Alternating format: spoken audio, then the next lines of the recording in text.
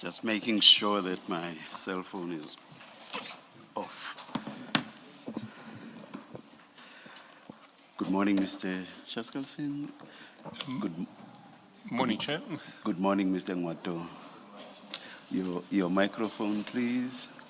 Thank you. Good morning, Chair. Please pull one of them closer to you, whichever. Yeah, thank you. Good morning. Good morning, Sergeant Nkosi. Good morning, Chair. Yes. Good morning, Commissioners. Perhaps I should start because I don't think the presence of Sergeant Nkosi has been publicized. If it has been, that's not to my knowledge. So perhaps there's a need to explain that publicly. Well, on the 13th of March 2026, I made an order that recalled the order in terms of which Sergeant Nkosi has been testifying remotely and off camera. Reasons were to be given at a later stage, and these are the reasons. On 13 March 2026, I made an order directing that Sergeant Fannie Nkosi, who until at some point between my order of 30 January 2026 and 13 March 2026 was identified as witness F, should appear physically in open session when his testimony resumes before the Commission today, that is Monday, 16 March 2026. The order of 13 March 2026, which was not accompanied by reasons, varies the order I made on 30 January 2026 and repeated on 3 February 2026, in which I ordered that the testimony of Sergeant Nkosi be presented without mention of his name and publication of his image. On 3 and 4 February 2026, Sergeant Nkosi gave evidence on the Microsoft Teams platform from an undisclosed remote location with the evidence leaders and commissioners present at the Commission's hearing venue.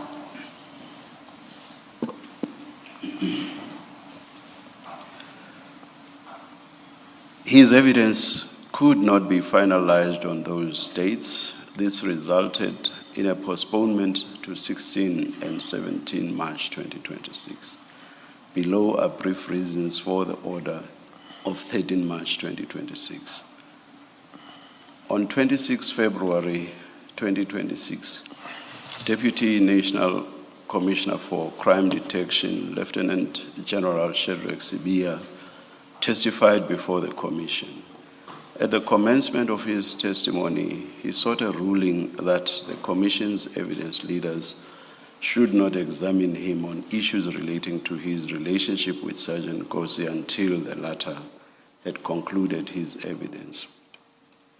I refused to make that ruling, as at the time the Commission's term had not been extended and was to end on 17 March 2026, and I held the view that if General Sibia's testimony regarding his relationship with Sergeant Nkosi was deferred to a later date, there was a real risk that the Commission's term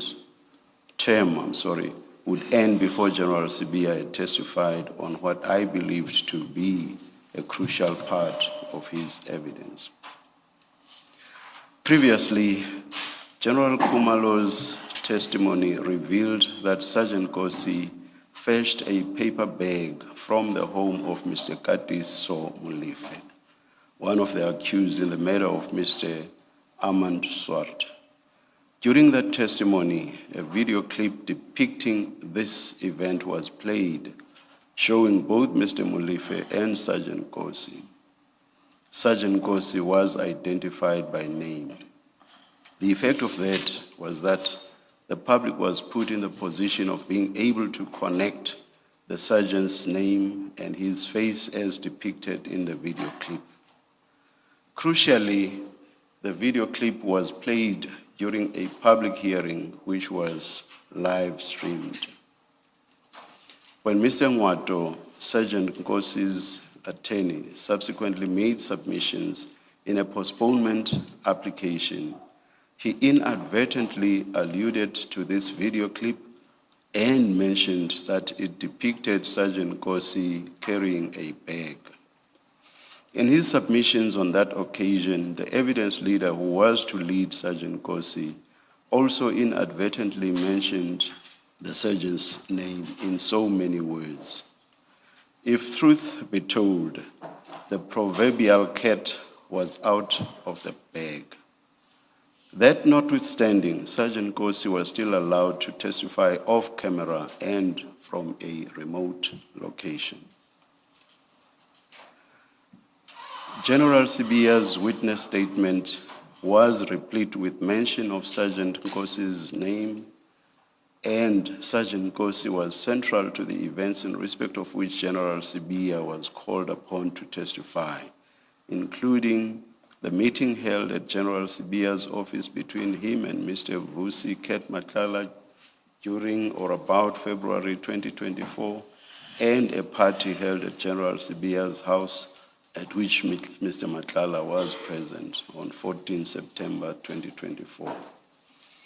This led to numerous references to witness F in General Sibiya's testimony.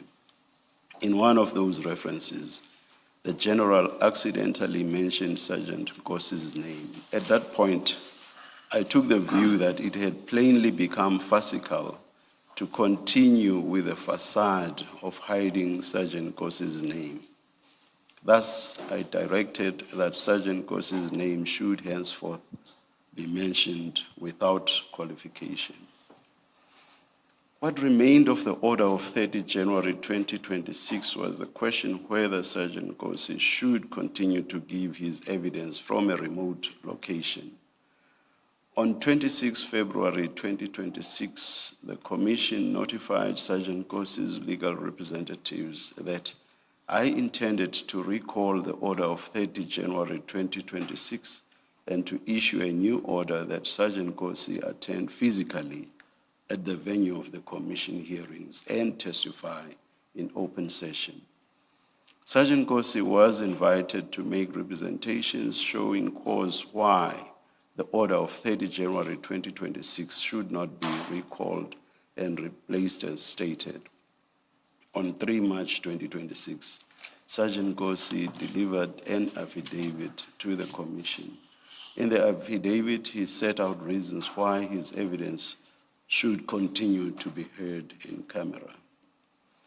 I have considered Sergeant Nkosi's witness statement filed at the Commission dated 16 December 2024, as well as the transcript of his evidence given on 3 and 4 February 2026. The witness statement is only 4 pages long. In his witness statement, Sergeant Nkosi deals with his relationship with Mr. Jotham Msibi, Mr. Matlala, Mr. Katiso Mulife, General Sibiya, and General Shibiri. He does not implicate any of them or any other persons in criminal activity or wrongdoing, which falls within the Commission's terms of reference. In his testimony, he did not incriminate or implicate any person, and there is no suggestion that he intends to do so in his further evidence. The fear expressed by Sergeant Nkosi, which was meant to justify testifying remotely and off camera and without mention of his name, was that if this were not allowed, he could easily be identified by spotters who would then relay his whereabouts to persons that might want to harm him. Based on what I have said above, Sergeant Nkosi's name and physical identity are now out in the public domain. Having heard his name, any would-be spotters need only look for the video clip that was played during General Khumalo's testimony. That will give them the sergeant's physical features, Continuing with having Sergeant Nkosi testifying remotely and off camera is no longer justified by the facts before the Commission. In the affidavit dated 3 March 2026, filed to show cause why the order of 30 January 2026 should not be recalled, Sergeant Nkosi states, open quote, "It is quite presumptuous to suggest that I have not implicated anyone yet, as I may implicate more people as the testimony progresses," close quote. He goes on to claim that since he last appeared before the Commission, his safety risk has increased tremendously after he allegedly received calls or texts from, open quote, the African National Congress, Parliament, Portfolio Committee, ANC Soshanguve branch, close quote.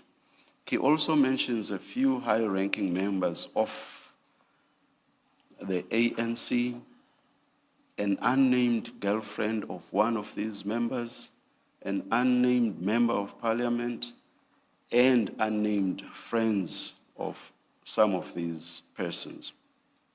Supporters and loyalists of two of the high-ranking members of the ANC.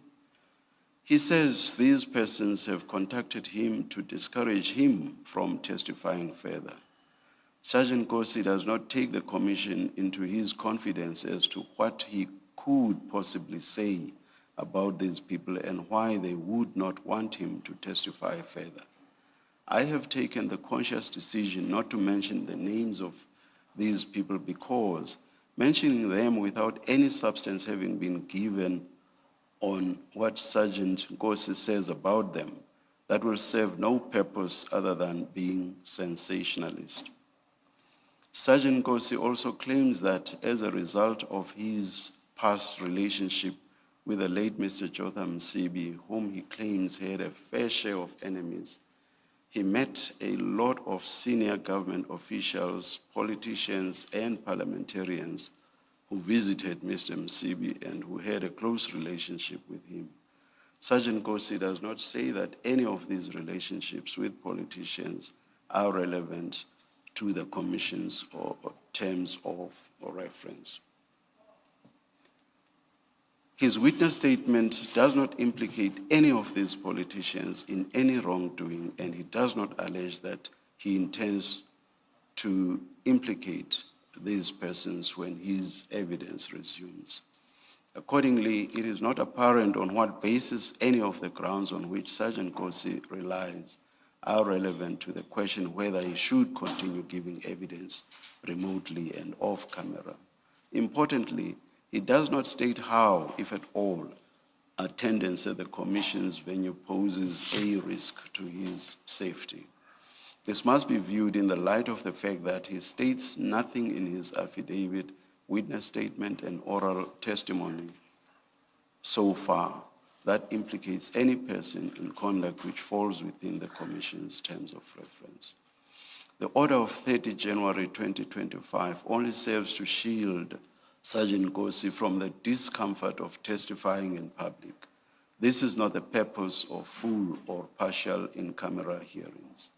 The sergeant will be questioned about his visit to Mr. Katiso Molife's house, during which he was seen leaving with a paper bag, evidence already presented by an earlier witness which showed his face and identified him by name.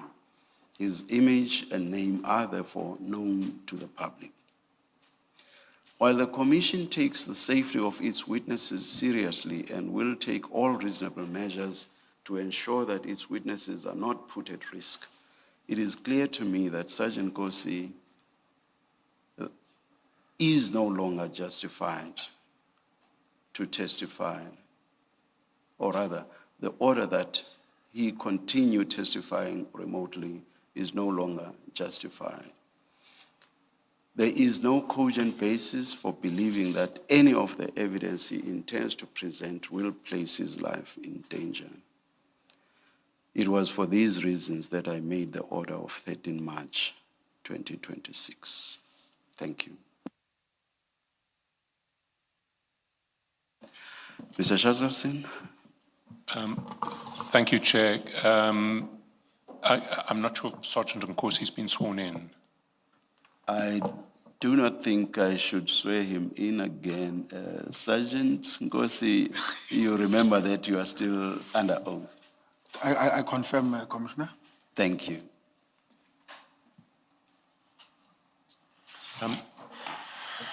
Good morning, Sergeant. Good morning, Mr. Chancellor.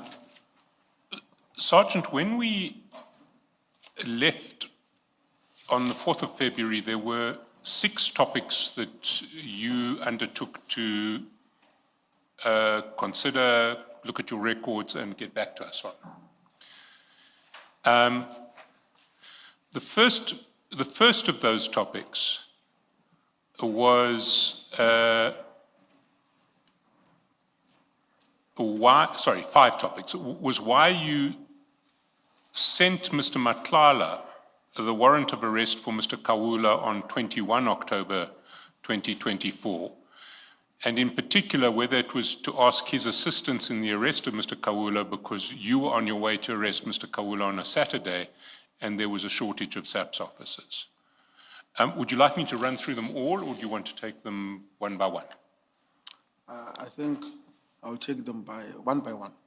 Okay, Before you do so, Mr. Shaskalson, can you please advise us which files, because there are 10 files, can you please advise us which ones we should have in front of us right away, please? Commissioner. Thanks. Yes, Mr. Ngwado. Thank you, Commissioner. Before we started, I spoke to Mr. Chakalson in terms of which method he intends to start with, so that I can allocate the files to the witness. The witness has not been allocated files as yet, as we do not know which file he's going to start with.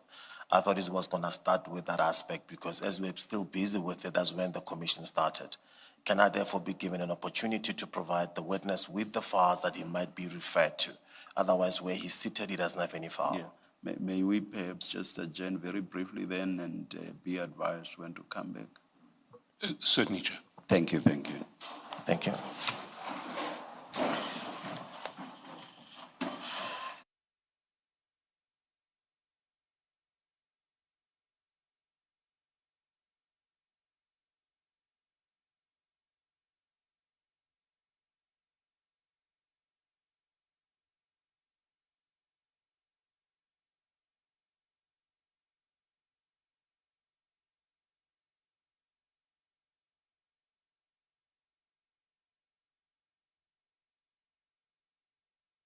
There are, if I count them, 8 files.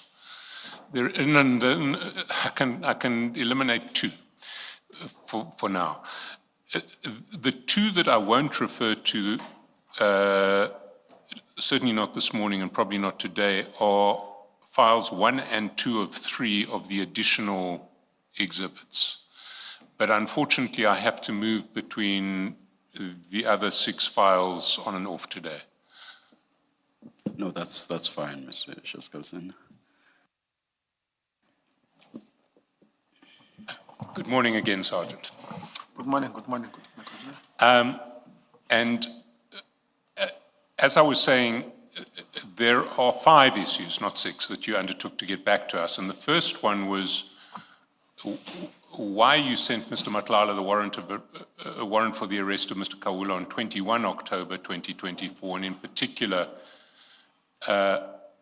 was it to ask his assistance in the arrest of Mr. Kawula because you were on your way to arrest Mr. Kawula on a Saturday when there was a shortage of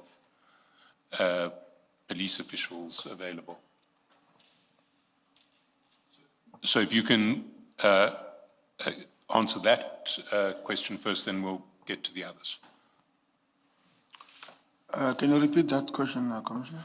Which is why you sent Mr. Madlanga the warrant for the arrest of Mr. Kawula on 21 October 2014.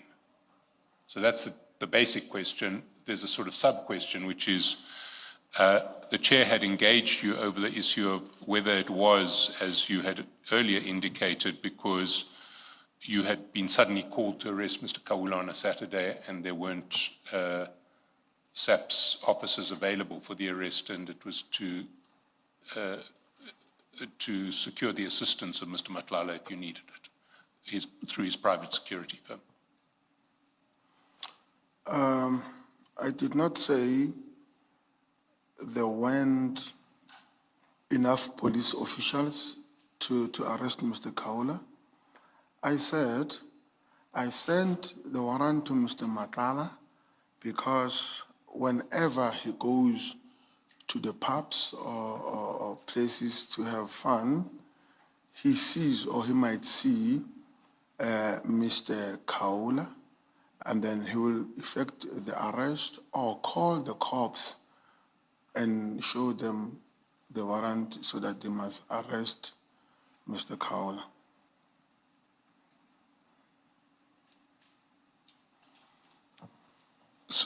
Sorry, I just want to get your explanations now. I'm not going to interrogate them, but I just want to find out what they are. So, is your explanation that you sent the warrant to Mr. Madlanga because he was someone who frequented similar places or similar pubs to those that Mr. Kawula was known to frequent, and you were hoping that he might spot Mr. Kawula at one of the places where he was attending, and then that he could come back to you and the arrest of Mr. Kawula could be effected? That's true. Sorry, that's correct. That's correct.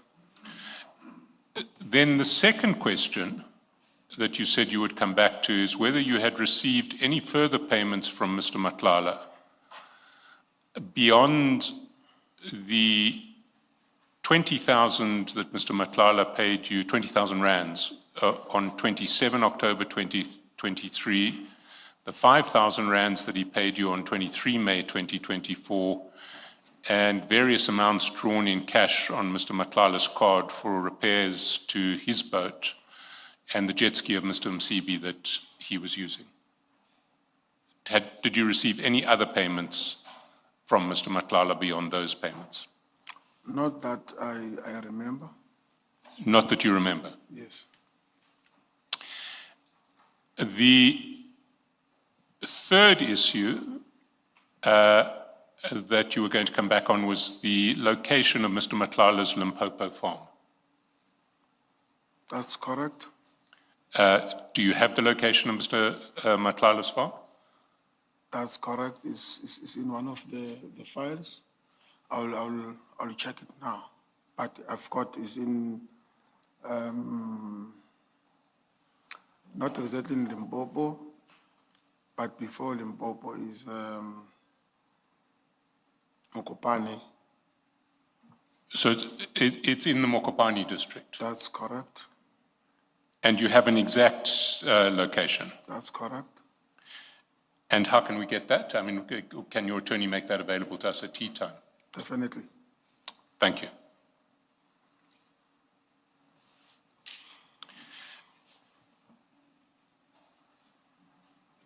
The next issue that you were going to get back to us on was when you brought Mr. Msibi's jet ski back from Mr. Madlanga's farm to Mr. Msibi's farm. Yes, it was around September, but I'm not quite sure. But I'll just confirm now with the attorney.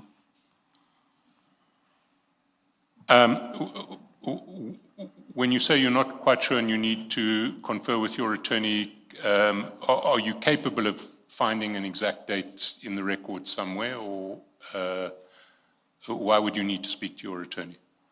I'm not capable of finding exact date, but the month I can try, yes.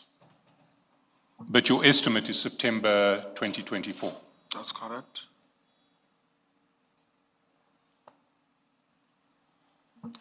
And the last issue was the exact date that Mr. Madlanga came to visit General Sibiya at SAP's head office when you took him upstairs to see General Sibiya in his office. Can you repeat that question?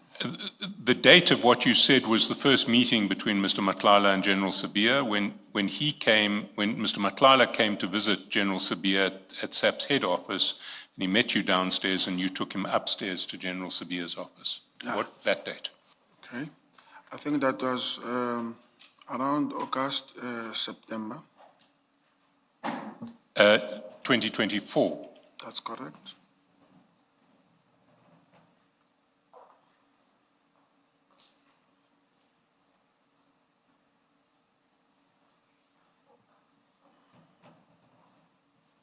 And you're saying that that was to the best of your knowledge, the first time that Mr. Matlala had met General Sabia? That's correct.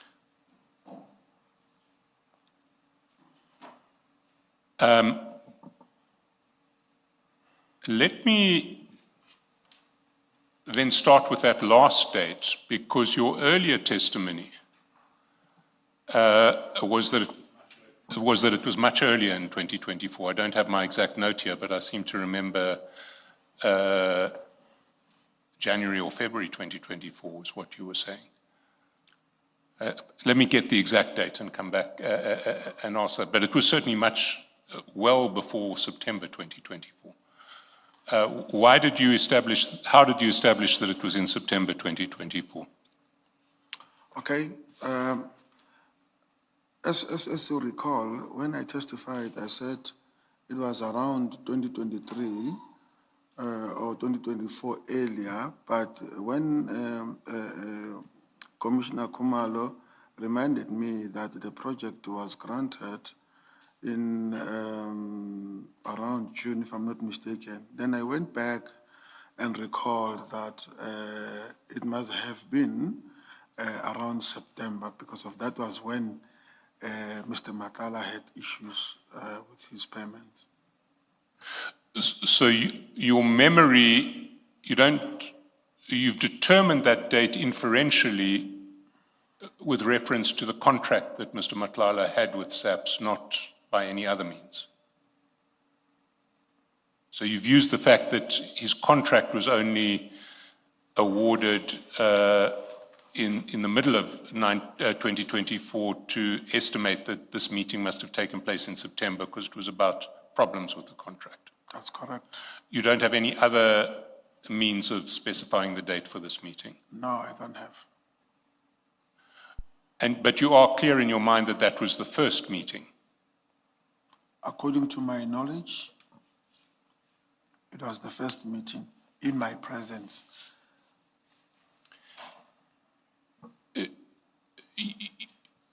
And was that meeting before or after General Sabia's Thanksgiving, what you described as a Thanksgiving celebration, what General Sabia described as a celebration for his son? I think it was before. Because we have a date for the Thanksgiving meeting.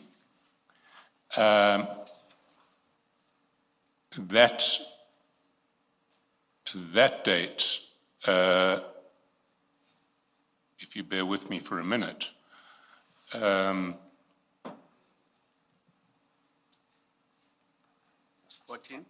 September. 14 September 2024.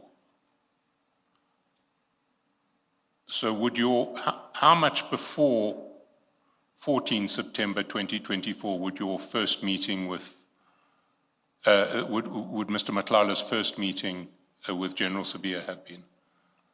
I would say the Thanksgiving came after the meeting, because of that is when I started to communicate more often with Mr. Matlala after their first meeting that I was aware about. But how often, how much before that meeting at SAP's headquarters how much before the Thanksgiving meeting would the meeting at SAP's headquarters have been? I can't be exact. Is it plausible that that meeting could have happened in September, and already on the 14th of September, General Sibiya was inviting Mr. Matlala to a Thanksgiving celebration at his home. There are possibilities that the meeting occurred before the month of September or in September, but I can confirm that the Thanksgiving came after the meeting. And we know also that as early as March 2024, you were making arrangements for impalas to be delivered at General Sibiya's home by Mr. Matlala. Are you saying that the impala exchanges on the 21st of March 2024 were 6 months before Mr. Matlala had met Mr. Sibiya, General Sibiya? Point of correction, Commissioner, I was not arranging for Mr. Sibiya to get impalas. Sorry, you were not arranging?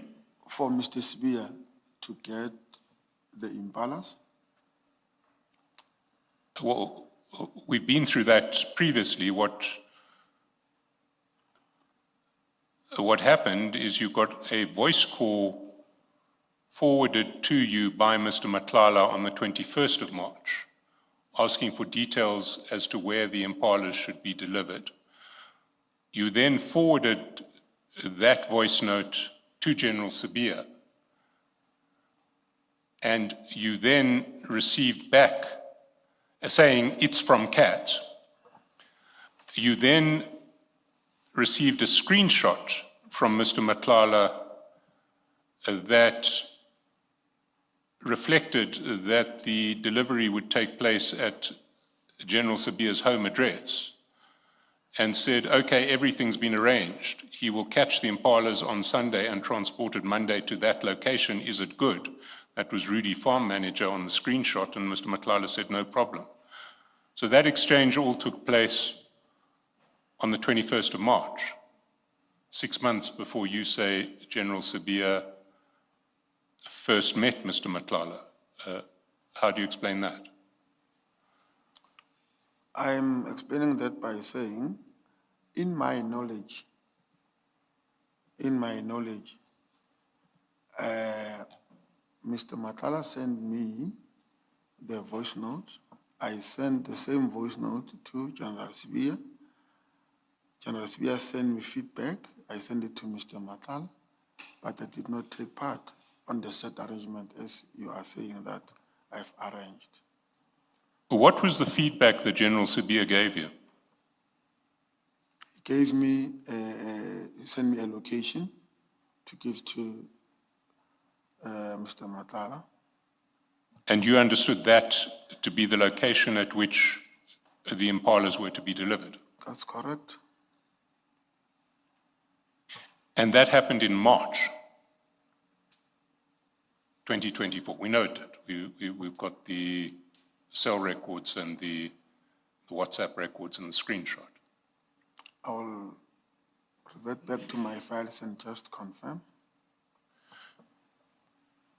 And your message to General Sibiya on the 21st of March at 7:25:24 in the morning was, morning, it's from CAT. That was the message that went with the voice note that you sent 30 seconds previously. So you understood that on the 21st of March, General Sibiya would know who CAT was.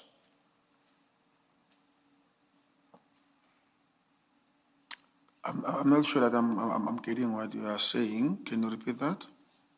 Well, maybe we should go to the document so that you can see what they are. And if it's page 214 of the exhibit file, file 104, 214.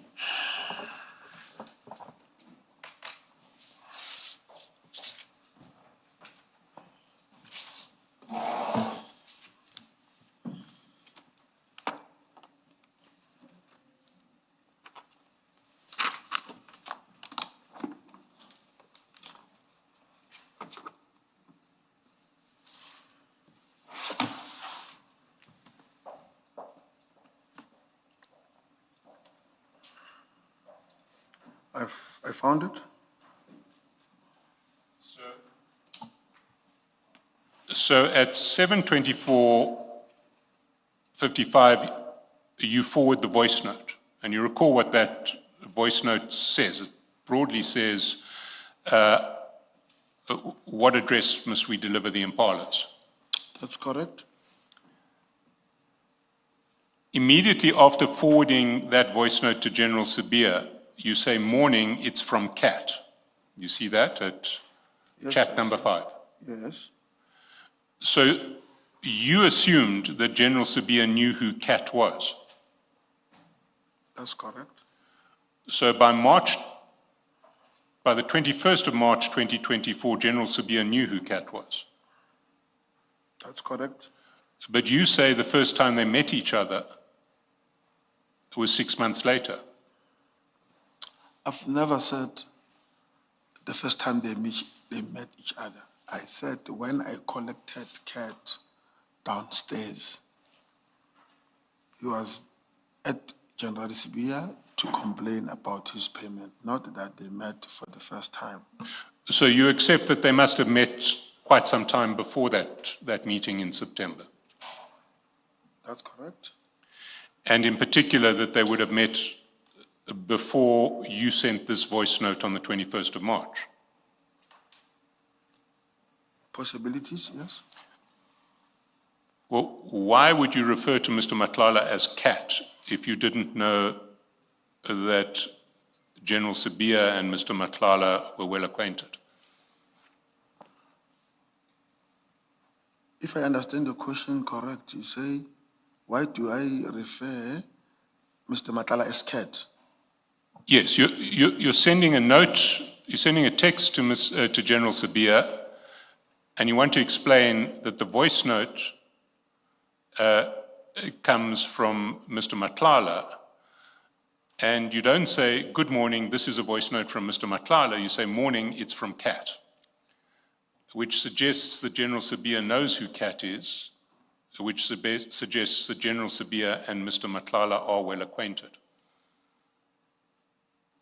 To just rectify that issue of Cat and Mr. Matala is one and the same person.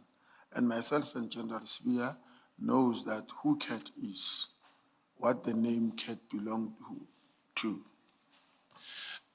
And but does that not suggest that he and Mr. Matlala had met at some stage prior to the 21st of March 2024? That's correct, it's possible. When you forwarded this voice note to General Sabia, you'll see that he called you back at 8:39 in the morning. That's correct. In the course of that call, did he ever say to you, I don't want impalas? No? Sorry, was that a no? Yes. And did he say to you, I certainly don't want anything from CAT because CAT is a supplier? No? Can I take you to General Sabia's evidence?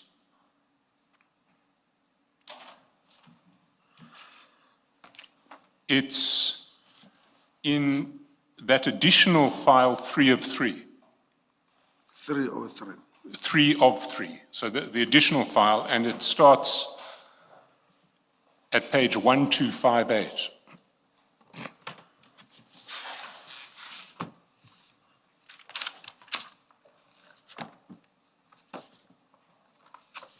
Let's go to 1261.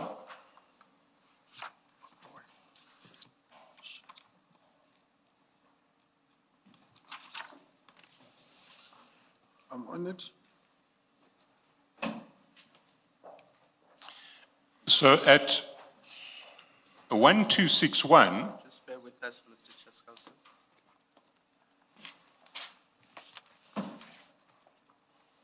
Yes.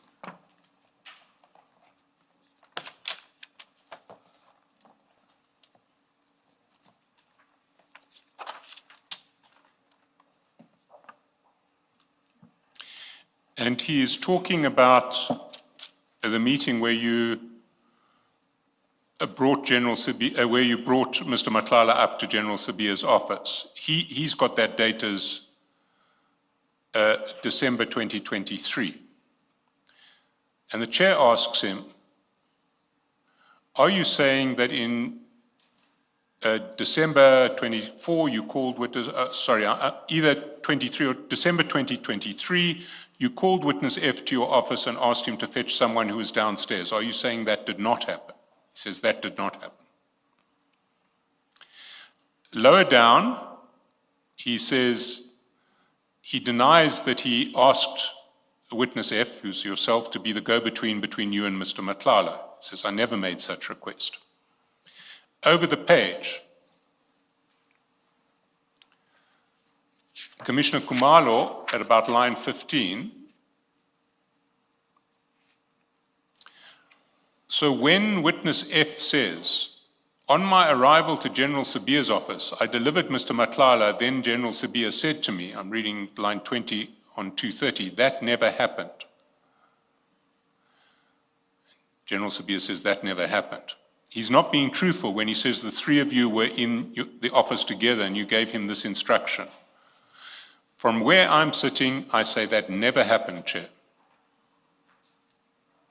And then over the page on 1263, about line 16, witness F was never in my office. He was not working in my office. So can we take this evidence of General Sibiya one step at a time? Let's start at the end where we've just picked up. 1263, he says you were never in his office, you weren't working in his office. Is that true or false? That's false. How often have you been in his office? Many times, more than I can count.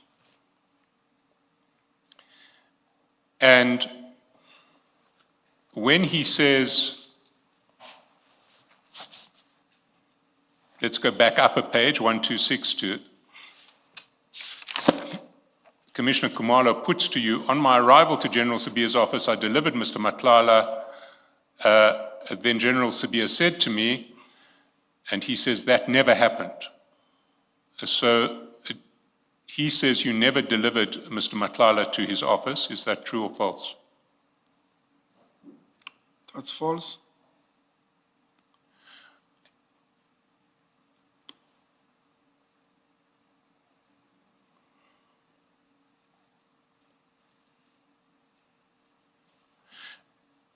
Let's then move to the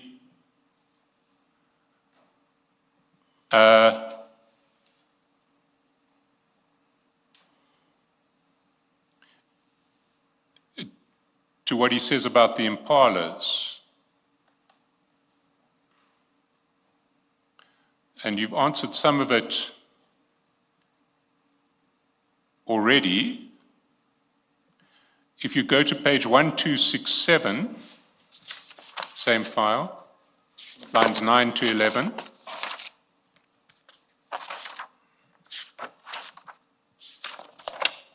And here,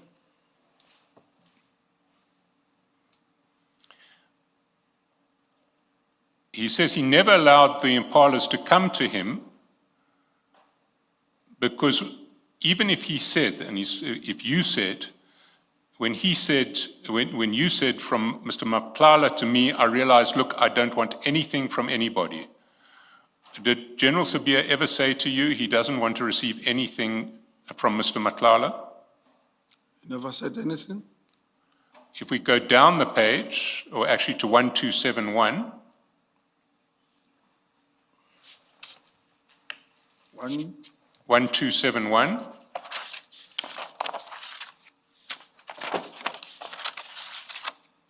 Here, Line 12. If the message proceeds immediately, say from Cat, and it was about that because I don't have any devices over and above, I was not going to receive anything from a service provider. Did General Sibiya ever tell you that he didn't want to receive anything from a service provider? No?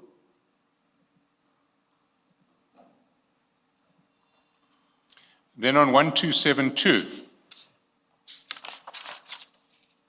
Yeah. line 9.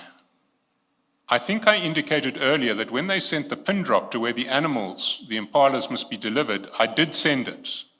So he admits that he sent the pin drop. Is that correct? Did he send a pin drop to you? That's correct. I also said, but when I got a break or during lunch or whatever the case may be, I called Nkosi and I said, please make sure it's not impalas because I don't need impalas. I cannot keep them and they die. And did he ever say that to you? He said he called me. He said he called you and he said, make sure that it's not impalas because I don't need impalas. I can't keep them and they die. Did he ever say that to you? No? So what he says in this passage is also false. Correct.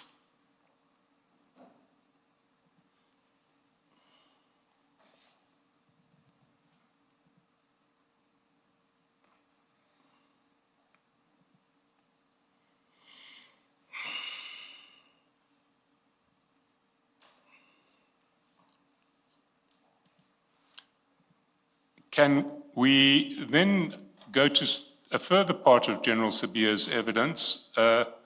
Now he's talking about the Thanksgiving celebration or the function for his son on the 14th of September 2024. And his evidence was that when he asked you to ask Kat to make a turn, he was asking you to ask Kat not to come to his Thanksgiving celebration, but rather to fetch his wife who was drunk. Is that correct? At which page are you now? I'm at page 1281.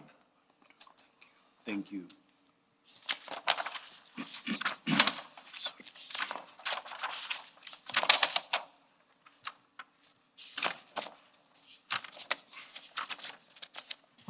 And you can see the record of what General Sabia says in his statement is not complete in its quotation there, but his version in his statement and indeed in his evidence was that he didn't want Mr. Madlanga to attend the function. He wanted Mr. Madlanga to fetch his wife who was drunk. And that's why he asked you to ask Kat to make a turn. Is that correct? That is his vision, but to me, he never stated that. He just said, tell Kat to make a turn. And I did that.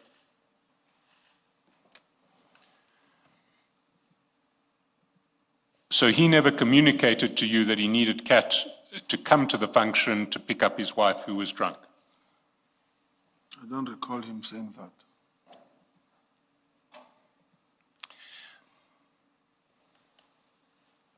If we go to page 1306,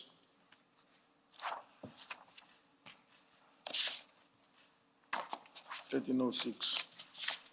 1306.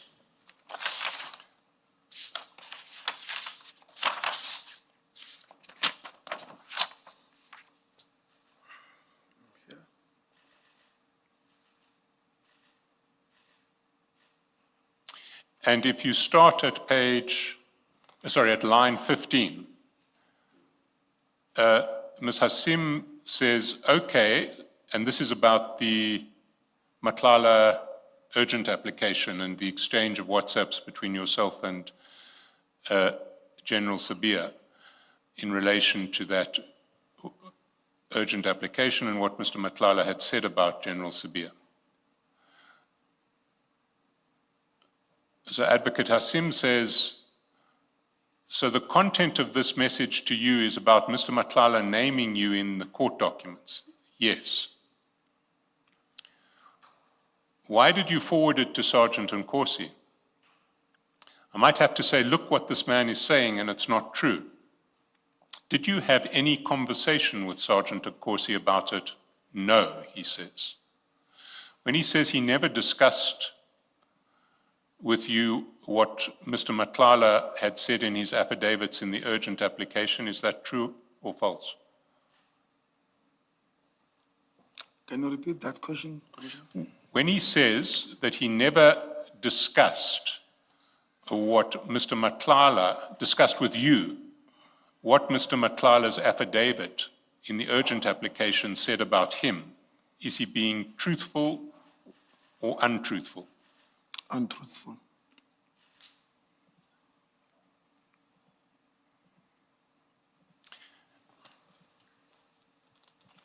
Can we then go to page 1292?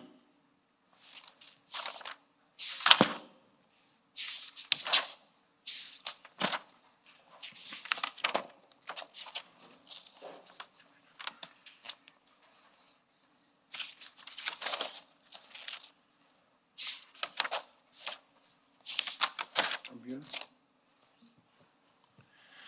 There you will see that Advocate Hassim at around line 15 says, you would agree that it is improper for Sergeant Nkosi to be sending this to Mr. Matlala, and he's talking about the warrant for the arrest of Mr. Kawula. So the question is put to to General Sabia, would you agree that it's improper for Sergeant Nkosi to be sending the warrant for Mr. Kawula's arrest to Mr. Matlala? And the answer is, fully agree, says General Sabia.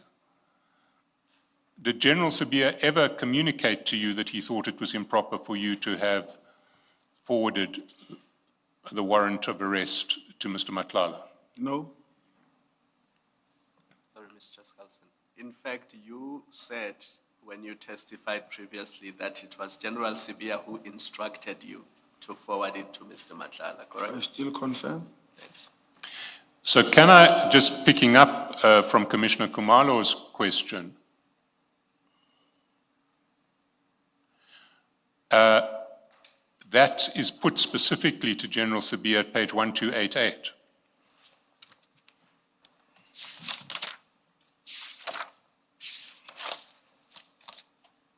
Line 18, and it's from Commissioner Kumalo.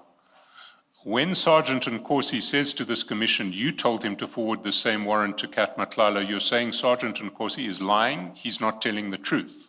Did I understand you correctly? And Lieutenant General Sabia says yes. And he then repeats that 2 pages down. Sorry, Mr. Chaskalson, we are not picking that up at 1288. 298, 1298, 1298, Thank you.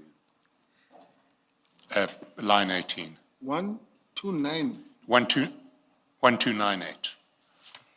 Did I say 1288? Yes. I apologize. 1298. Let's do it again.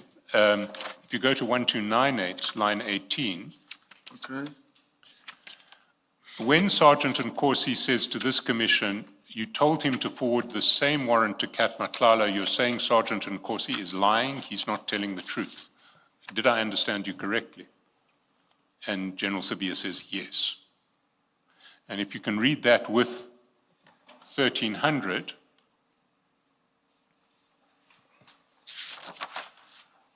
where your evidence is put to General Sabia, line 7, on our way, we received a call from General Sabia telling me that I must forward this warrant to Mr. Matlala because at that time Mr. Matlala had a security company. According to Mr. Matlala, to General Sabia, Mr. Matlala and his security company always have the provision where Musa usually goes on the weekends. Now, do you stand by that evidence? That's correct. And it was General Sabia who told you that Mr. Matlala will know where Musa goes on the weekends. That's correct. And lower down, you see that in 252, so let me not misquote anybody. I've read it for you. This is the reason Sergeant Nkosi gave us the instruction that was coming from you, and he says, I deny the allegations made by Sergeant Nkosi. It is not correct, Chair. So is Lieutenant General Sabia giving false evidence when he makes that denial on page 1300, and when he says on page 1298 that you were lying when he said that he told you to forward the warrant to Mr. Madlanga? Maybe he forgot, but according to me, he did give me that instruction.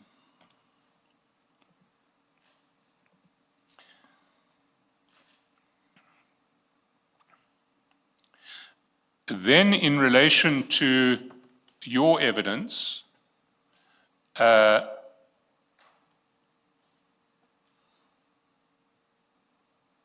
let's start on 1294, line 20, so that you can see your evidence.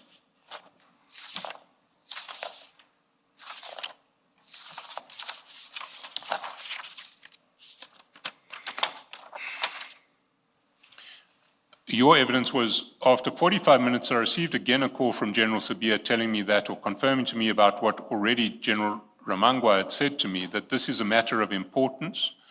The person involved there did not mention who he was, but he mentioned to me he's getting pressure from head office. Head office, the office of the Deputy Minister, is getting pressure from them. I then asked Deputy National Commissioner, what's so important about this charge? Because according to me, there's no sense of urgency. He said this guy insulted a member of parliament. He told me now the member that he created a crime against is Fikile Mbalula, the secretary of the ANC. The other is Mr. Z. So basically, they were the complainants. So this matter was putting him under pressure. That's the reason we had to leave everything and attend to it. So at 1296,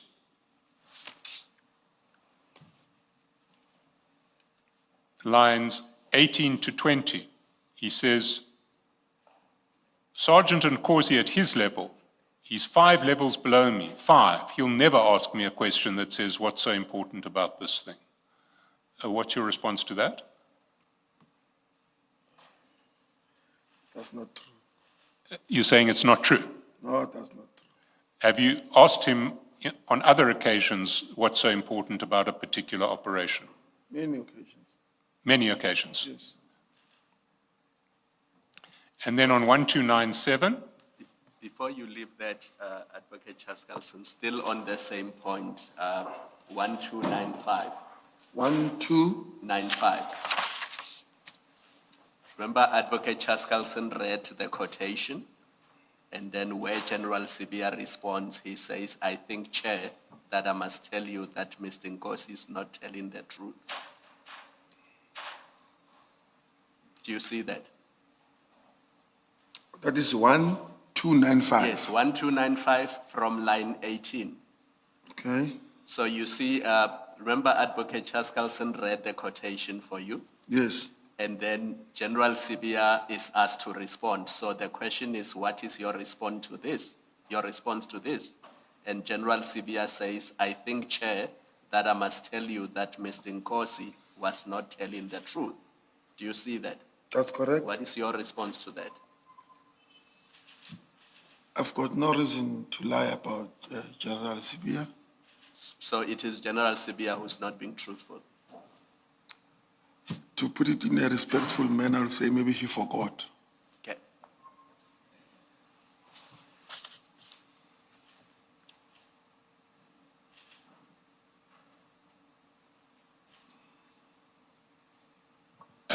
then on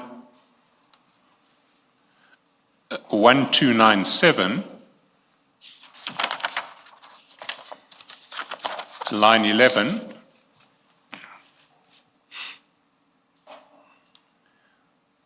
all I'm saying is I don't remember calling Nkosi specifically and say I have pressure from the Deputy Minister. It never happened.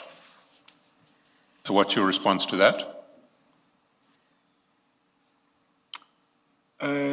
When you called, I was with Captain Zungu in a vehicle, and General Sibia was on speaker. I still maintain my words. He said that. And Captain Zungu would confirm that? That's correct.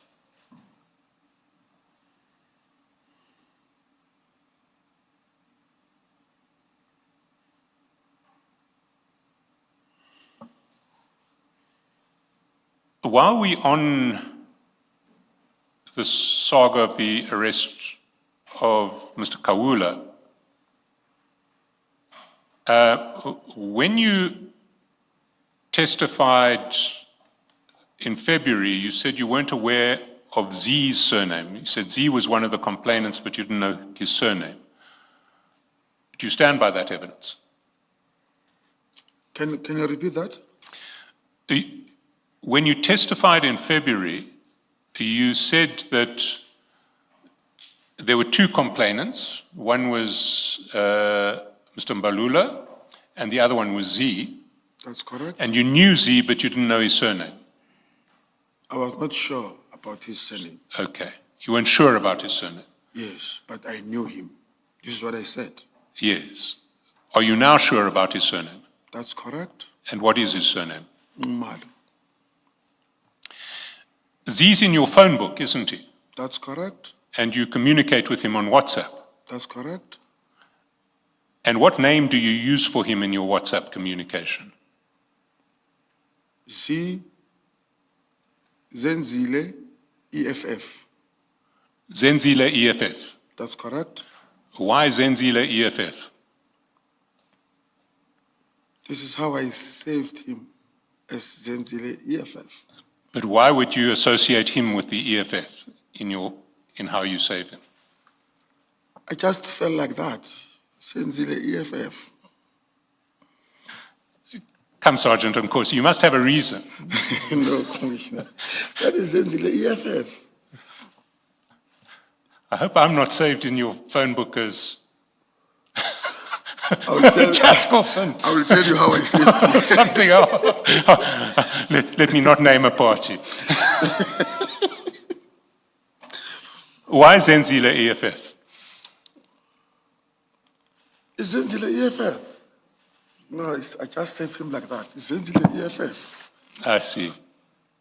But Sergeant, what I sometimes do, say I'm meeting somebody for the first time, and I'm not sure that I would remember their name down the line. What I will do is save the name, but also save something that will remind me of who they are. And when I search and I have indeed forgotten the name, I will search for what I used to remember the person. Surely, it must be because you were doing something similar. And what Mr. Jaskelson wants to know is why your something similar referred to the EFF. Hey, no, I think Mr. Charleson is pushing me somewhere.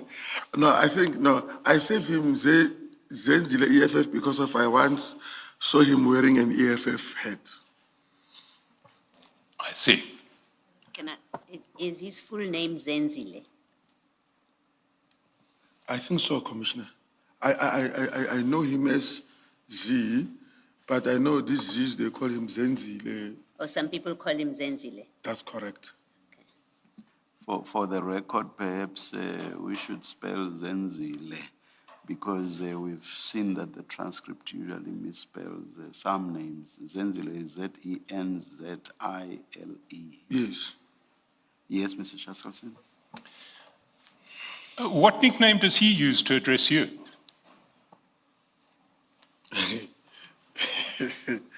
00. 00 or 007? No. 00 or double. I'll ask you to go to 1177, the same file. 1177. 1177. 77.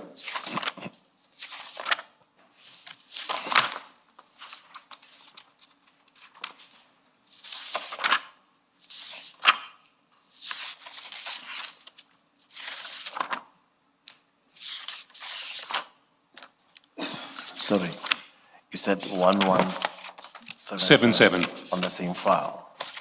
Same file. Same file. Do you have it? Would just wait for me.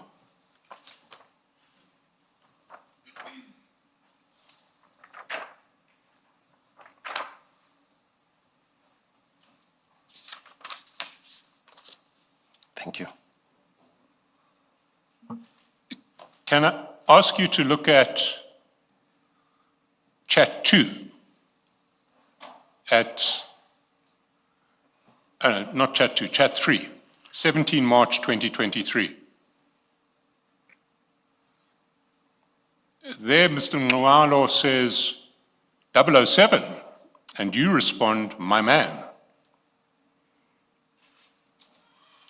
I see it. So he calls you 007, does he not? Here he called me that. And we saw last time out that Jerry Kazi and the nephew of former Deputy President Mabuza also called you 007. You remember that? I remember.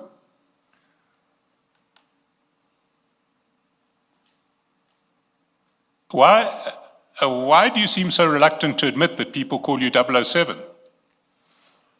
I think it's because the way you painted the word or the name 007, as in a licensed killer, and you painted this name on a script, acting script that says 007, it's a license to kill person. So I don't want to distance I don't want to associate myself with a license to kill person, no. But I think It you was were on those bases. You're right, I did mention that, but it was only after you showed some reluctance to admit that people call you 007. So your reluctance preceded my reference to license to kill.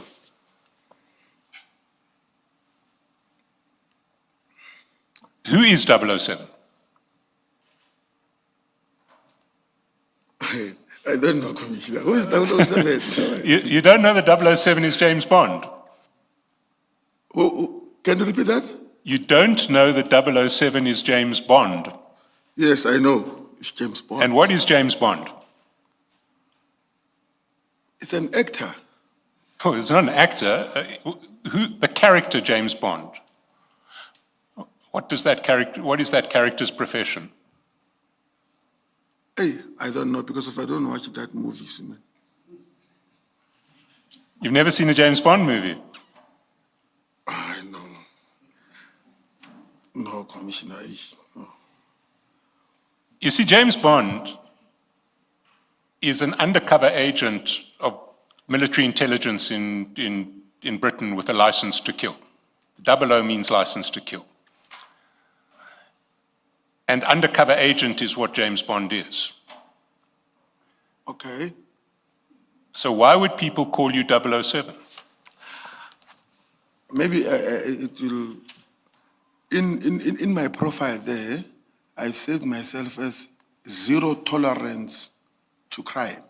So now these people, they take this 0, add another 0, and say 007. This is what I'm saying. And where does the 7 come in all of this? Hey, you know, commissioners, some, they call me 10111, some, they call me 458. You will see the charts as it goes. So I would not control on how people call me, even though I don't object to that. As long as it's not insult to me, but 007 is not me. You are also Night Rider. Night Rider, that's correct, Commissioner Kumalo. See. Well, let me put to you that Zenzile EFF seems to have regarded you as his secret agent. What do you say to that? No. Well, let's look at your chats with him.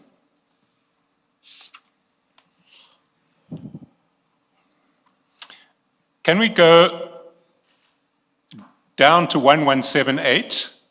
1178. The next page. Okay. And 18 March 2023. At 2:49:14, Mr. Nxumalo as Zenzile EFF sends you 2 documents. And you'll find those documents on page 1219 and 1220. So can you go to 1219 and 1220? 1. 219. On the same file. Same file.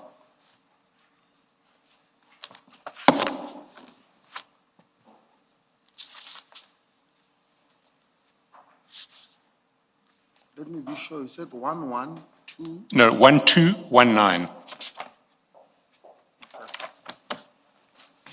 Ms. Yes, if there's nothing to be redacted, can you please project it? The lettering is very small on here.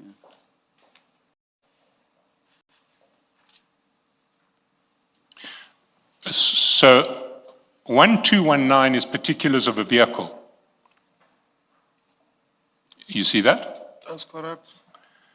And 1220, there may be a need to redact here because particulars of an individual, they may have been redacted already. 1220 is particulars of a person. Yes. It's got his cell number, his date of birth, full name and address.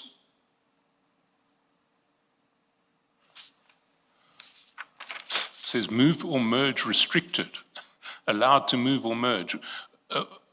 It's got a home address. So after he sent you these two clips, Zenzile EFF says, go back to 1178.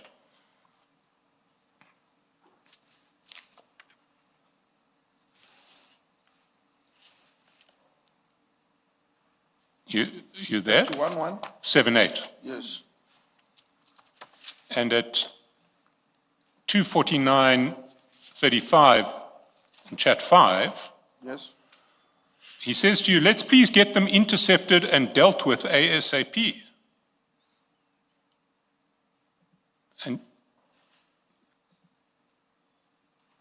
you see that? That's correct. So on what basis does Zenzile EFF give you instructions to intercept vehicles and people? Okay. He did not necessarily maybe give me instructions. I think it was people, if I can recall better, it was suspicious people that were roaming around. It was suspicious people that were roaming around his area, or he suspected that they might have following him for quite some time. So he took note of that particular registration. Then he sent it to me. Why would he send it to you?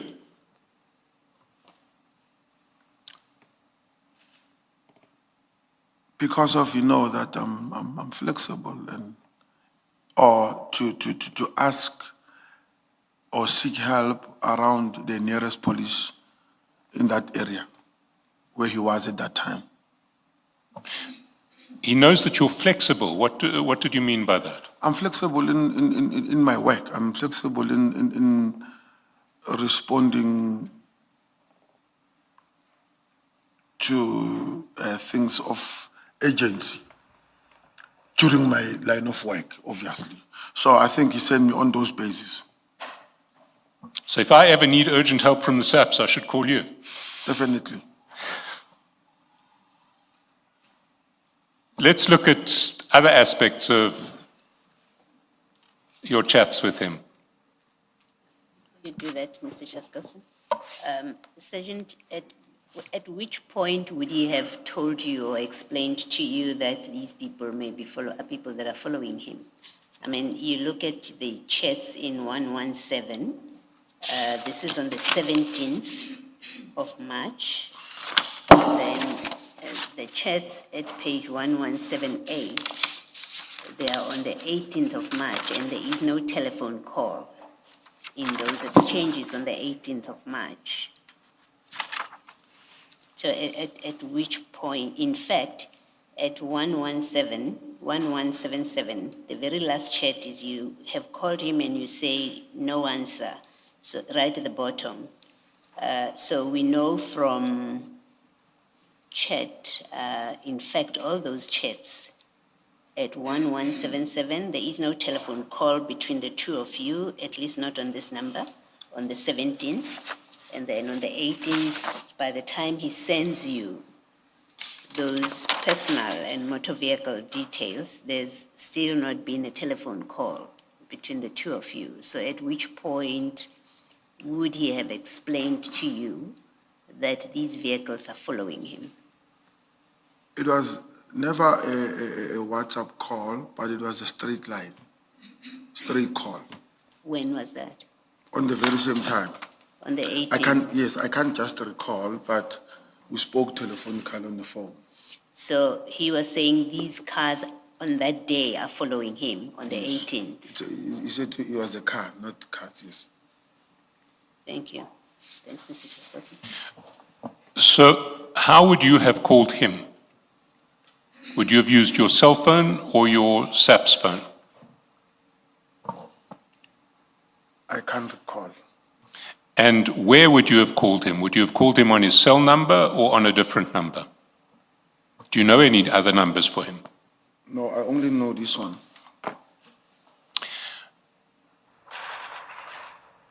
Well, we aren't in a position to check that answer now, but we may be tomorrow, because we can see if there were calls between you and him on that day. Your evidence is that there would have been. Yeah, no, because of you, I do usually talk to him a lot.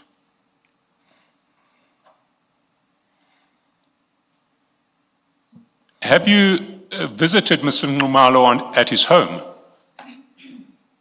That's correct. For what purpose? He's my brother. And you weren't sure of his surname? That's correct. Maybe I can maybe elaborate on that. You know, we African males, I can call you my friend, for a long time, not even knowing your name. In our nature, it's like that. Most, the one that I know. So, to me, the surname was not an issue. As long as I call him my brother, that is how we address each other. You see, Sergeant, I'd accept that if we were dealing with someone who doesn't have a high public profile. But Mr. Nxumalo does. So your evidence is still that despite the fact that Mr. Nxumalo, his face is all over the media, you didn't know his surname? I wasn't sure, not knowing, I wasn't sure about his surname. So I was just avoiding to give. So when you false surname. saw his face in the media, did you think that looks like Z, but it may not be?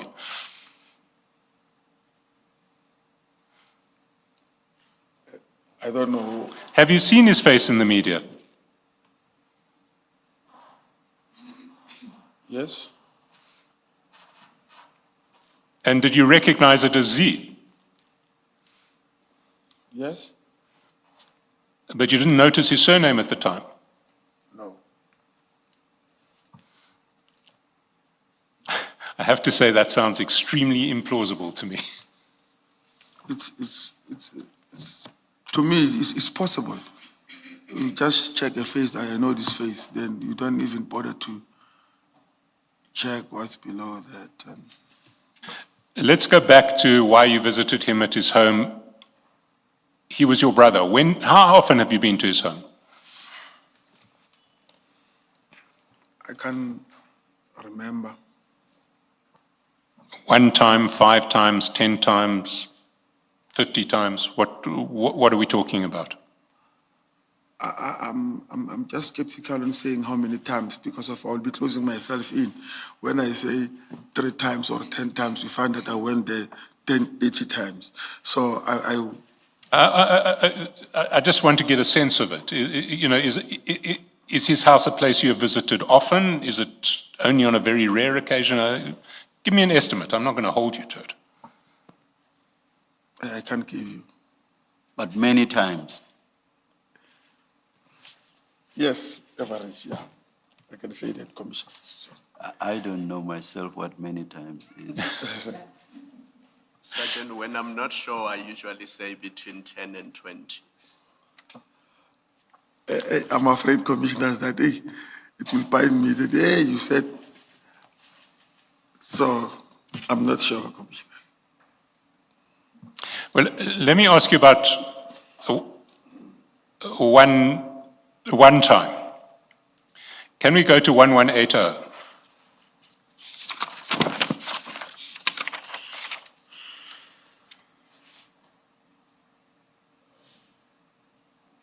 It's the 22nd of March, 2023.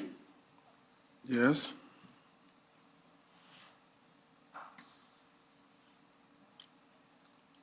And if we start at, let's actually start on the previous page, 1179.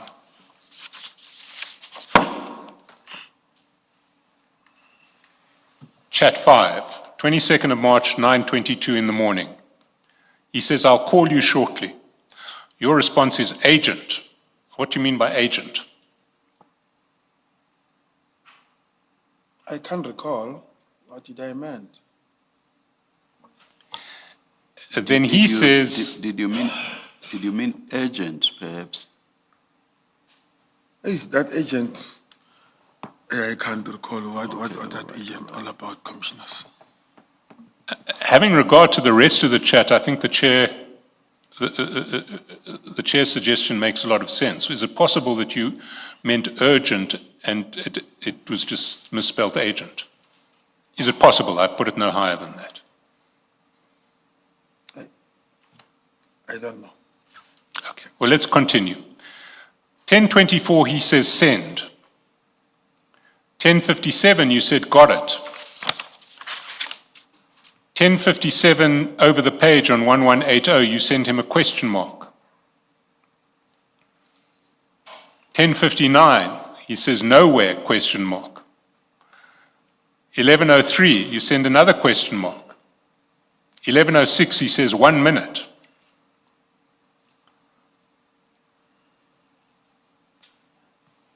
That's 11:03.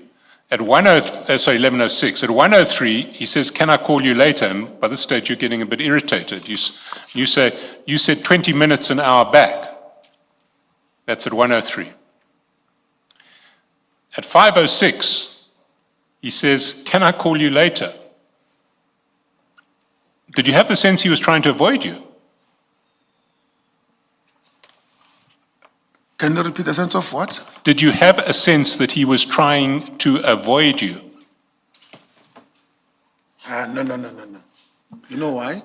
Because of he's always busy. Sometimes I will pester him and he's always busy. So I would not say he was avoiding me. Well, let's continue. He says, you say to him, when he says, "Can I call you later?" "On my way to your house." So he wants to call you later, and you are saying, "I'm coming to your home." You Yes, see that? yes. His response is, "Wait, Boetie," at 5:25. You say, "Aish." An hour later, he's saying, "Wait, Boetie," at 6:13.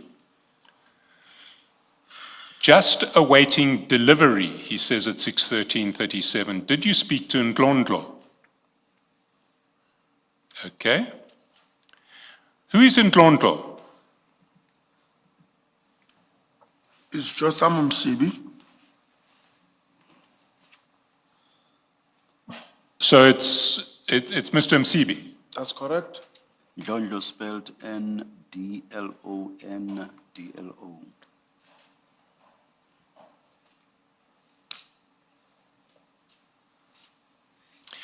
So he's saying, just awaiting delivery.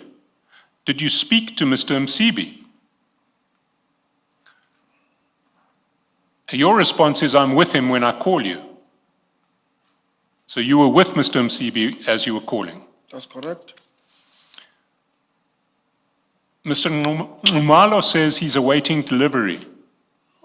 What was he having delivered? Okay.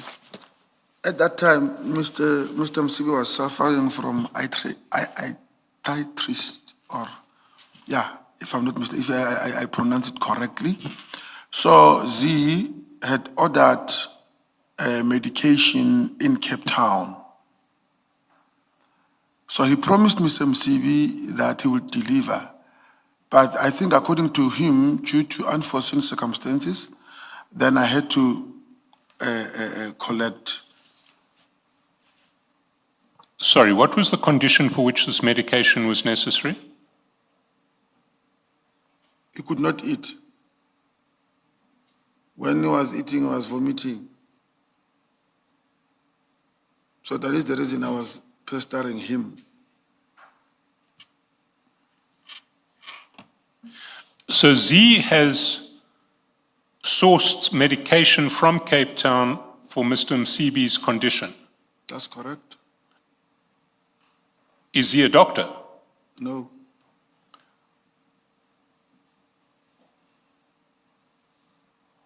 Is he a pharmacist? No. But he deals in medication. Yes.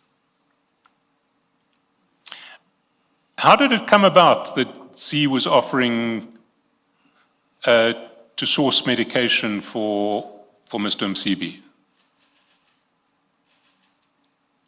I would not know. Maybe he might have had a similar or known someone with a similar sickness to Mr. Msibi. Then that is when maybe he made calls so that they might find such medication in Cape Town. I don't know exactly what was the arrangement all about. All I knew, I was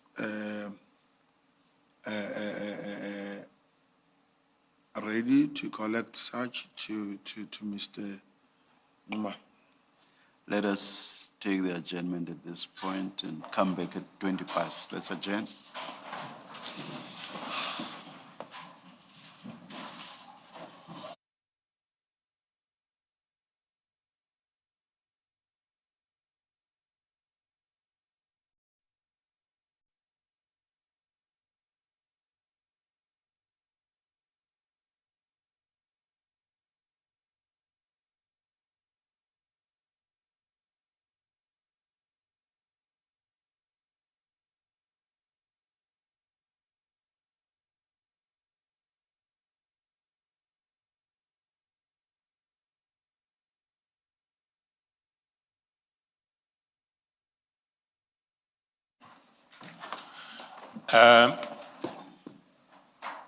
You've said that you were with Mr. Msibi when you called.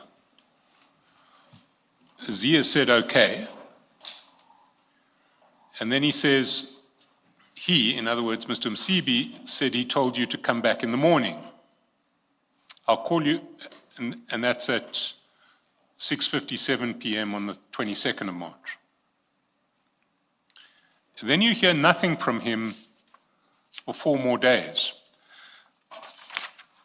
Now, this medication that Mr. Msibi needed, presumably he needed it quite urgently.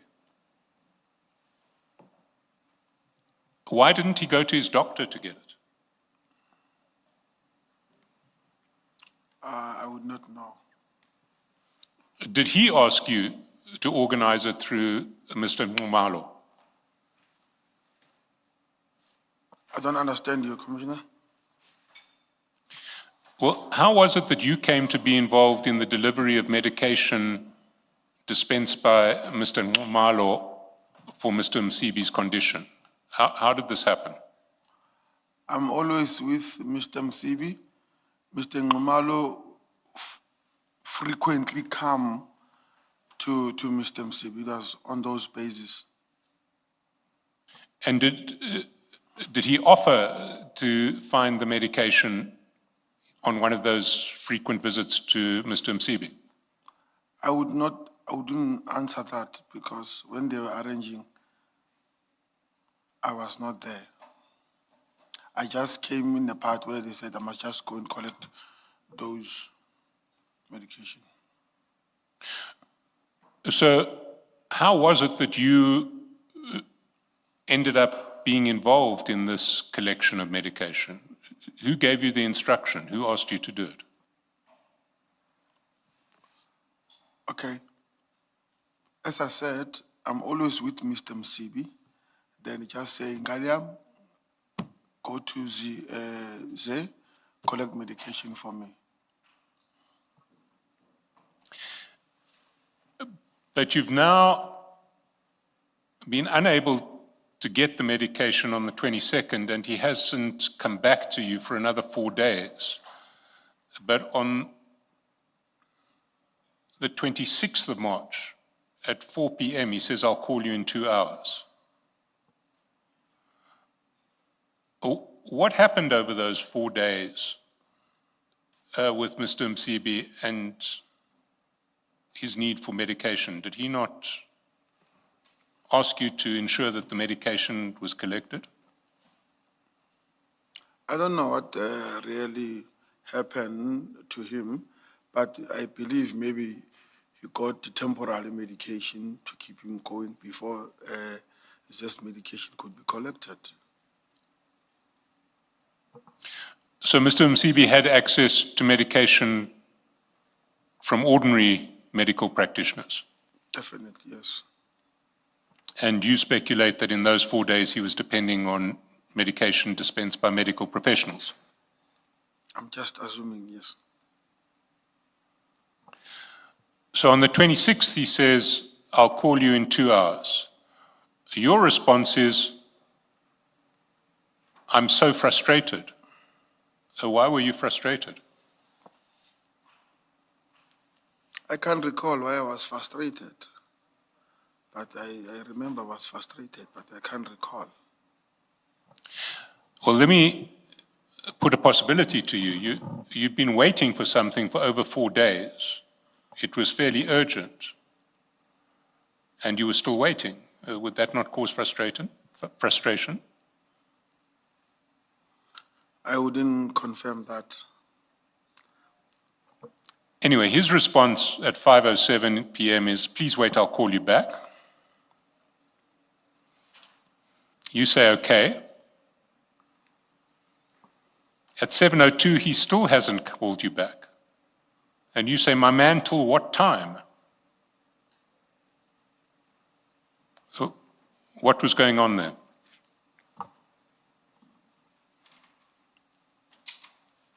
I can't remember. Can I suggest that you were getting increasingly irritated with Z, who kept on putting you off, kept on avoiding you? I would not say that. Well, he continues with that pattern at 7:03. When you say, my man, till what time? He now says, please come in the morning tomorrow. The guy will only drop off late tonight.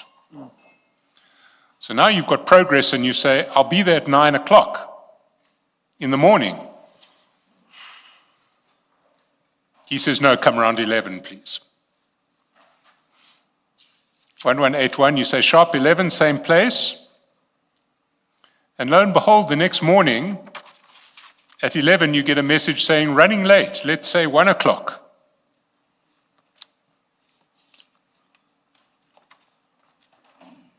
(11:26), you say, okay, we'll be around the area. And then he pushes you back further. He says at 12:49, I'll tell you once drop-off is done and then you can come. Eventually the drop-off finally takes place. It's at 2:23 on the 28th of March, he sends you a text saying, it's ready.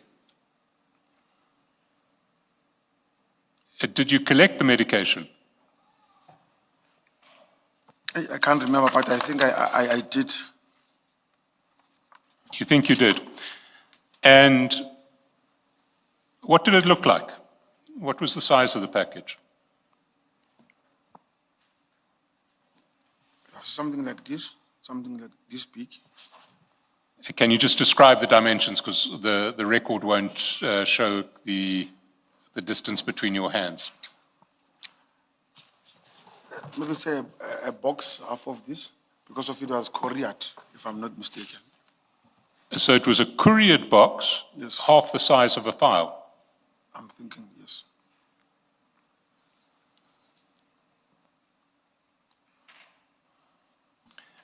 And when did you deliver it to Mr. Msibi?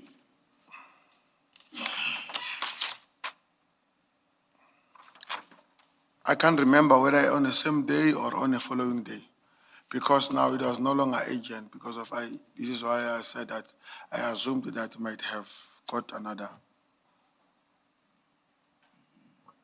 So you say it was no longer urgent because he now had got different medication.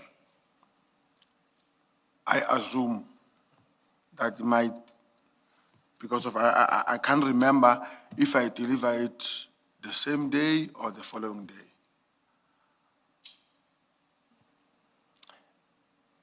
Let's move to a different topic now, but still with Zenzile EFF. And let's look at the Kawula arrest. Can I ask you to go down to 1188?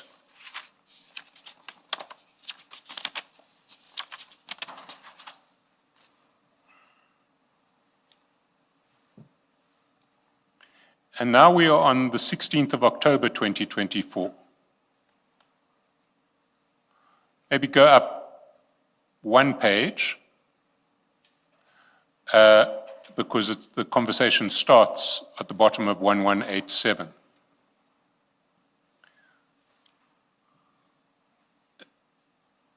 Z writes to you, brother, at 9:02 p.m. on the 16th of October. What page is that? Is 1188? 1187, the bottom line on 1187. Okay. Brother, at 9:02 p.m. You got it? Yes.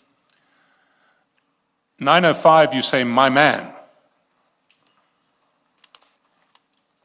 And at 9:05, he says, how far is, and there's a military helmet icon. Does that military helmet mean general?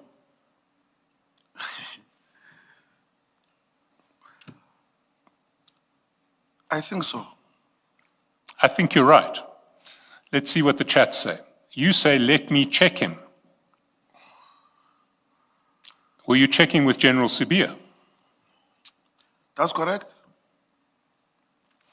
And your answer is in fact confirmed,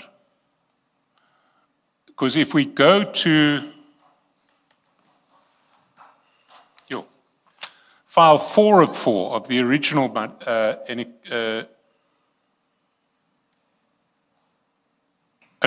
file 1 of 4, file 1 of 4.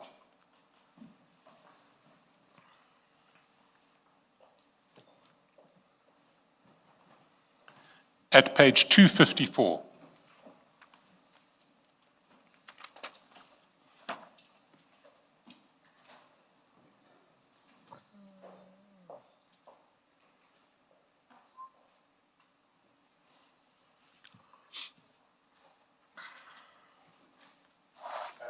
Do you have it?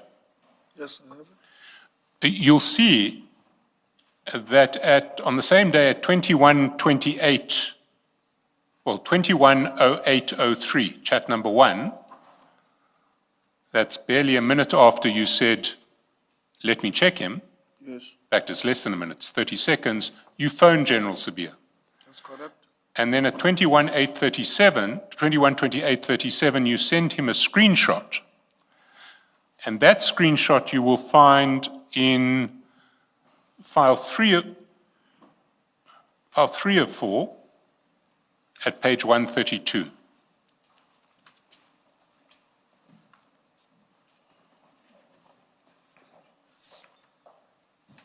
Same or is another one? Or is this one? Is this one or is this one?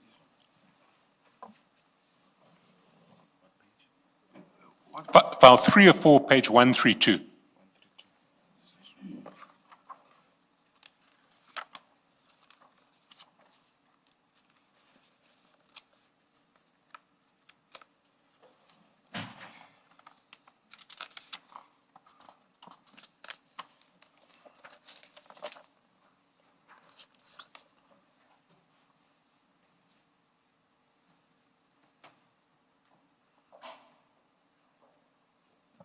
Do you have it? Yes, And you'll see what you've sent him, what you've sent to General Sibia is your screenshot with Zenzile EFF, which ends with how far is general, and you've said, let me check him. You see that? Page 132.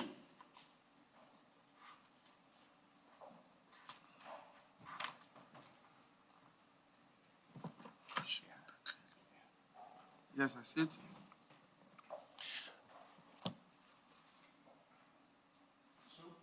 So why was Mr. Nxumalo so keen for you to contact General Sibiya?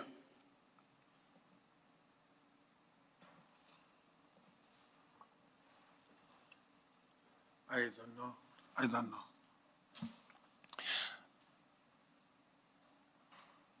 Well, let's look at what happens the next day. And for that, we need to go back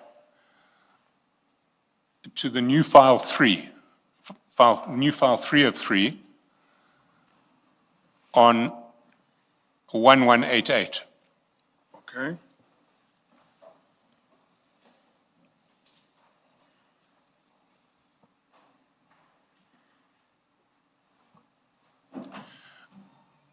You see at 1:54 p.m. he calls you.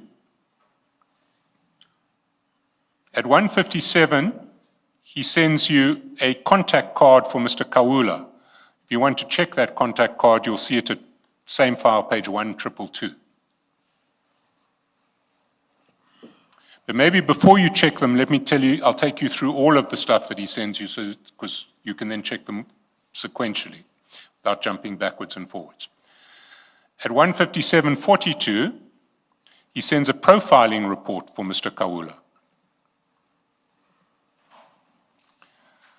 At 1:57:44 over the page, on 1189, he sends a consumer trace report for Mr. Kawula. Okay. And then at 1:57:45, he sends a document providing identity details of Mr. Kawula, and including an address. And underneath that message at 1:57:58, he says he works from this address. Now, you'll find all of the documents that he sent you from page 1222 to, sorry, 1122.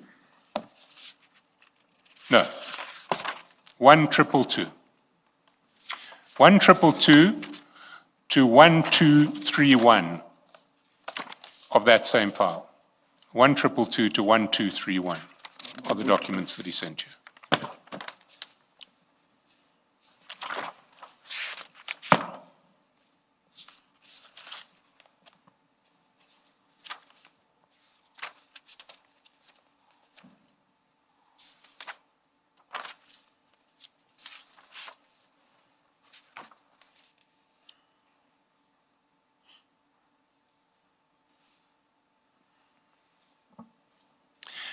And while you're at it, look also at 1232, which is a contact card for Sergeant Mabunda, who was the investigating officer in Mr. Kawula's case, because that's going to be sent to you a little later.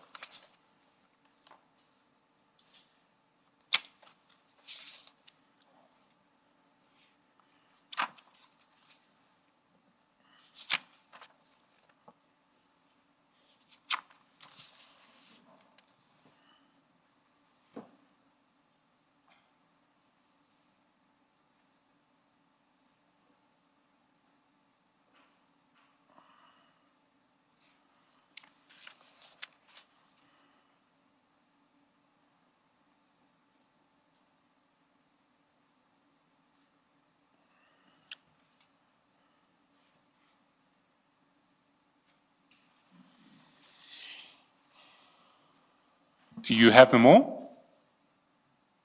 Have you seen all of those documents? Yes, I have. And those were what Mr. Nxumalo sent you on the 17th of October, 2024. That's correct. The contact card for Sergeant Mabunda was sent, in fact, on the 21st of October 2024. You'll see that at the foot of page 1189, chat number 6. Okay? And you confirm that Sergeant Babunda was in fact the investigating officer in the case against Mr. Kawula. I confirm. Then over the page, also on the 21st of October, Mr. Nxumalo sends you a copy of the warrant of arrest, Yes. 1190. And he helpfully points out to you, in case you couldn't recognize what the document was, that it is warrant of arrest. Yes. You see that? That's correct. So this, in fact, is how you received the warrant of arrest. You received it from Mr. Nxumalo. I received it from Brigadier Ramangwa. Normally it was an extension, but Brigadier Ramangwa, Sorry, you received it from Brigadier Ramangwa, yes. but you, at the very least, you also received it from Mr. Nxumalo. I confirm. And you received it from him at 11:39 in the morning That's correct. of the 21st of October. That's correct. And if you go to the warrant, you see that it was only issued by a magistrate on the 21st of October. That's correct. So on the day that the warrant was issued, Mr. Nxumalo had it, and he sent it to you. Yes.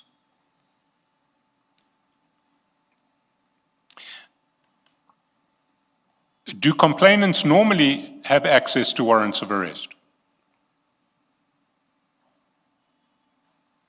That's correct. They do? That's correct. If they are complainants, according to me, Which other complainants have you seen in possession of warrants of arrest? none. None. Yes. This is the first time you've come across a complainant who had a warrant of arrest. Yes. What's your answer? Sorry? This was my first time, Commissioner.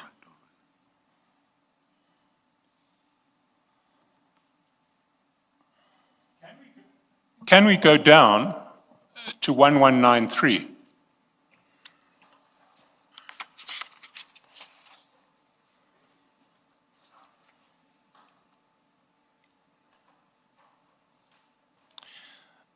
And there, you'll see that on the 22nd of October, at 8:04:56 p.m.,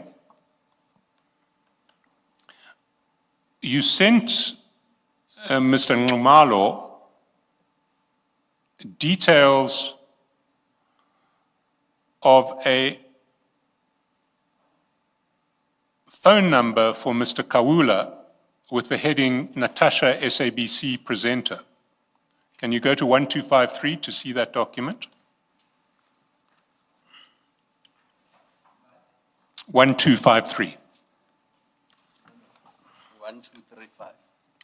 1235. Sorry, 1235. 1235. Yes, I see it. Is the number there a phone number for Mr. Kawula? No. Oh, So the number that says Musa, and then Yes. there's a number. yes.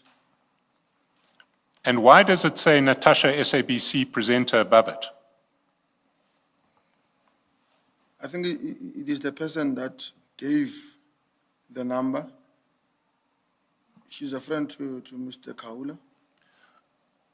So Natasha, the SABC presenter, who is a friend of Mr. Kawula, gave you that number for Mr. Kawula.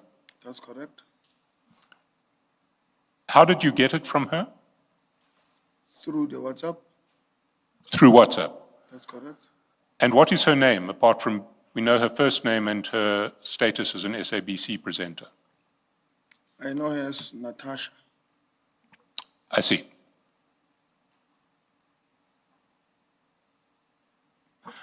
So you have now established a contact number for Mr. Kawula, and you share that with Z. Is that correct? That's correct. Why? I can remember exactly why, but I think it was in connection with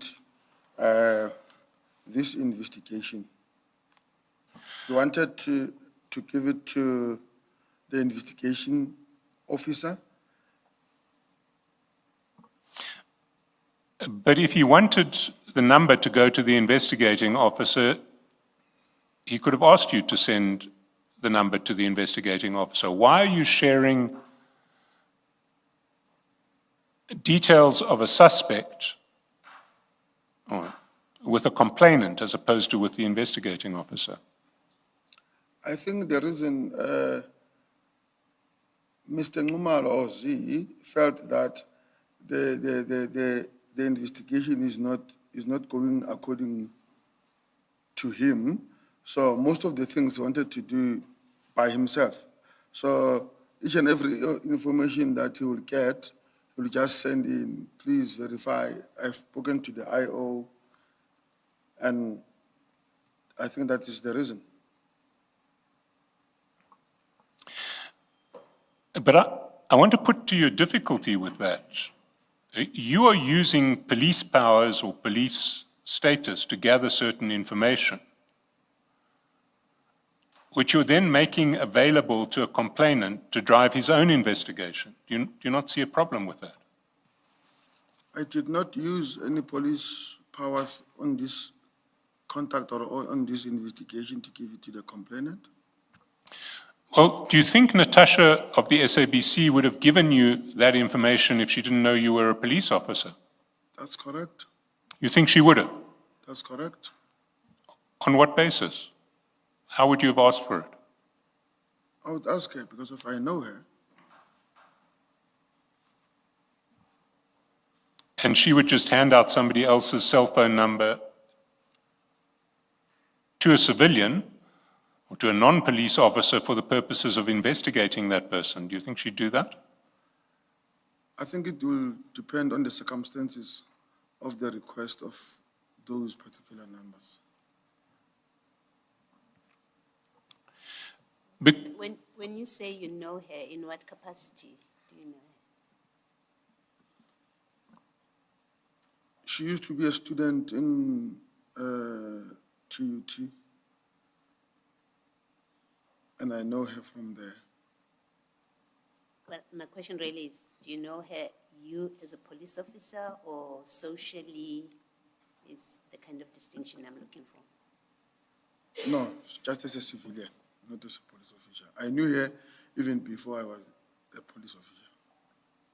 Okay, thank you. did you pay her for this information? Can you repeat that message? Did you pay her for this information? No, Are you sure about that answer?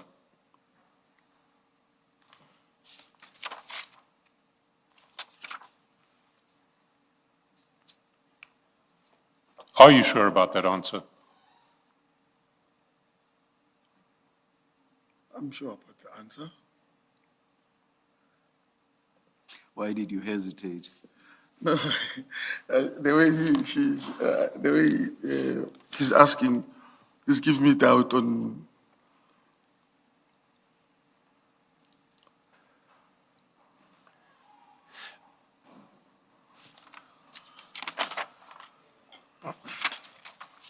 You see, we haven't given you your chats with Natasha SABC, so I won't put anything to you, but I'd invite you to go back and look at your chats with Natasha SABC and see if you did pay her. What page is that, Commissioner? I don't want to confront you with materials that we haven't given you. But I would invite you to look at your chats with Natasha, SABC presenter, to see if you did pay her for this information or not, and we can maybe go there tomorrow. Okay.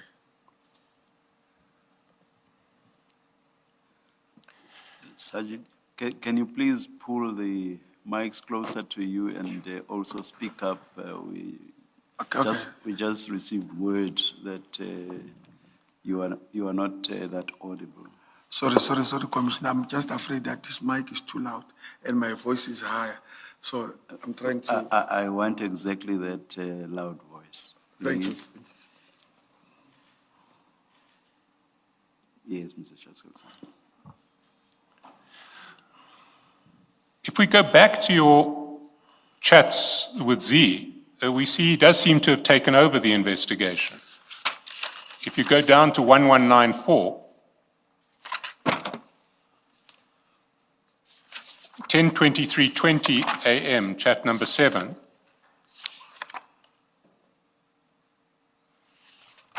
he tells you, presumably referring to Mr. Kawula, he's now in PMB. You see that? That's correct. Was he referring to Mr. Kawula? Yes. Did you do anything about the fact that Mr. Kawula was in PMB? Pietermaritzburg?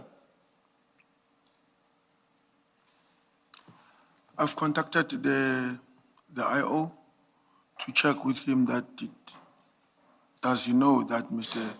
Kawula is in Pietermaritzburg? He said he's following that up.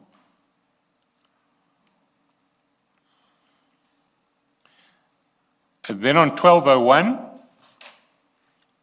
1201, if you go down to 1201,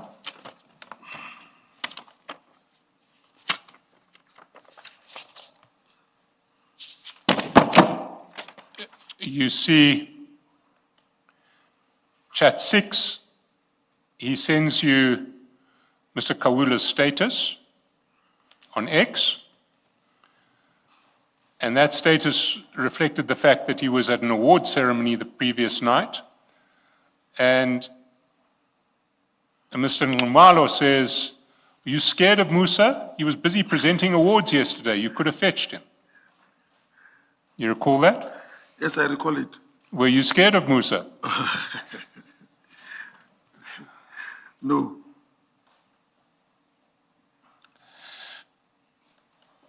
And then on 1202, the 1st of December, he sends you a number and says, "This is Musa Kawula's number that he's using." You see that? Chats 1 and 2. Page is still on 1202. 1202.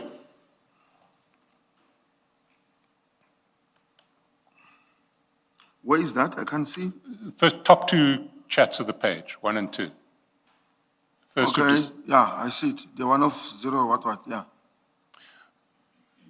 What did you do with that information? Nothing. Didn't you send it to the investigating officer?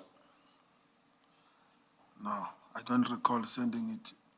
Maybe I was too busy at that particular time. I can't just recall. Did you at any stage tell Z that he should actually deal with the investigating officer, not you? No, I did not tell him. Why not? This wasn't your case.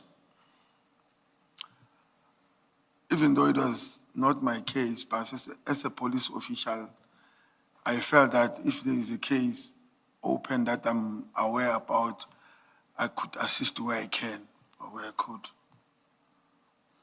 But you're being called upon to assist a great deal here. He's phoning you on a regular basis. Can you repeat again? You are being called upon to assist a great deal here. He's phoning you on a regular basis. I don't know what maybe the commission he means when he say assist on a great deal. Well, he's making very many requests of you. He keeps on pushing you with information about Mr. Kawula, which he expects you to act on. Is that not correct? I don't feel, I never felt that he was pushing me. I felt maybe he was just venting out the frustration that you open a case and there is no movement, then he calls people that think might help. So I took it in that version. I see. Did you discuss this matter with General Sabia at all? That's correct. And what was General Sabia's attitude to the matter? Okay, maybe to start back. When he started to communicate me about this matter, automatically the team, Brigadier Ramangwa and the team were also investigating this matter. So because of I'm part and parcel of Brigadier Ramangwa's team reporting to General Sabia, that is the reason I got this information. So were you part of Brigadier Ramangwa's team That's correct. on this case? That's correct. And Brigadier Ramangwa would report regularly To General Sabia on this That's case? correct. And did you feed all of your information to Brigadier Ramangwa? Each and everything that I get from Z, General Sabia, Brigadier Ramangwa. And how does Brigadier Ramangwa's team interface with the investigating officer, Sergeant Mabunda? They were communicating regularly. So, although there is an investigating officer, there's a separate team under Brigadier Ramangwa investigating Musa Kawula. That's correct. Why? Did you ever find out? Musa Kawula had many cases. He had, I think, 3 or 4 warrants on him other than this one of Z. I think it was on those bases that, no, maybe they should address it. That is according to me, but I did not ask why. I see. Can I take you back to your evidence in February? Can I just ask the question, Mr. Shaskalson?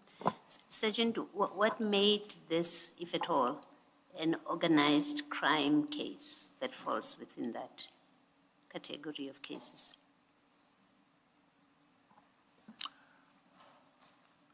I don't know if I will be answering correctly. In my level, we don't ask, we execute. I accept that, and now I'm asking you, as an organized crime police officer, you Yes, fall under Commissioner. that unit. Yes. Was this, according to you, forget what you've been instructed to do? Yes. According to you, understanding the functions Yes, of the organized crime unit, I think that's what it's called. that's correct. Was this one of those kind of cases? This complaint by Mr. Ngumalo against Mr. Kawula, does it fall in the category of organized crime cases? No. It does not fall on organized crime. Yes. But according to me, based on Mr. Kawula is being arrested, given bail does not appear, warrant of arrest is issued, and then is not arrested somewhere again, does not attend, and then another warrant of arrest is issued. Then, as organized crime, we start to dig into why is this one not being arrested? Then we start to get involved. That is according to my... So you suspected him, because he's been missing appearances, you suspected him to be involved with organized crime? Yes, Is that what it is? that's correct. Okay. And was this a provincial or national matter, the docket that was with Sergeant Mabunda? It was a station. It wasn't at national? No, it was a station. Thank you. Thank you, Commissioner. Thank you, Mr. Shaskalson. Sergeant, I just want to take you back, take issue with your answer that you don't ask questions, you just execute. Because that was essentially General Sabia's statement about you that you said was false. Remember when he denied that you had asked him what was so important about this investigation into Mr. Kawula, he said He'd never asked me that. He never asks. He's five rungs below me. He would never ask me a question like that. And you said, no, that's false. I often ask him a question like that. Yes. So you do ask questions about what's the purpose of this sort of investigation when you think that you need to know what the purpose is. It depends on the relationship. My relationship with General CBA was a relationship where I could ask. And now my relationship with Brigadier Ramangwa is the relationship that I just take instruction that because of he took instructions from somewhere. So I'm answering on that basis. That the reason that this docket came to national office, I did not ask. It was just like that. But you knew that General Sabia was interested in this case. You knew that General Sabia was interested in this case against Kaula. I don't know how to answer that. Well, your evidence earlier was that General Sabia had said he's under pressure in relation to this case because the complainants are Minister Mbalula and Z, and they carry political weight. Yeah, that was the time now we started to execute, but I did not know that he had an interest on that before. Sorry, you did not know that? I did not know that he did have an interest before. I only knew when we started now to push in. That is when I said I got instructions from him. Yes, but you'll recall that conversation That's correct. was on the 21st of October. That's correct. And we're now long past the 21st of October. Pardon? We're in December. I can't hear you clearly. We are long past the 21st of October. We're already in December now. Yes. And throughout the period, from the 21st of October onwards, you're getting constant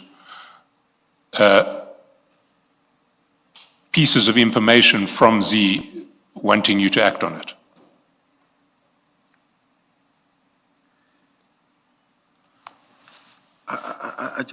I'm not avoiding the question. This wasn't really a question there, I must confess.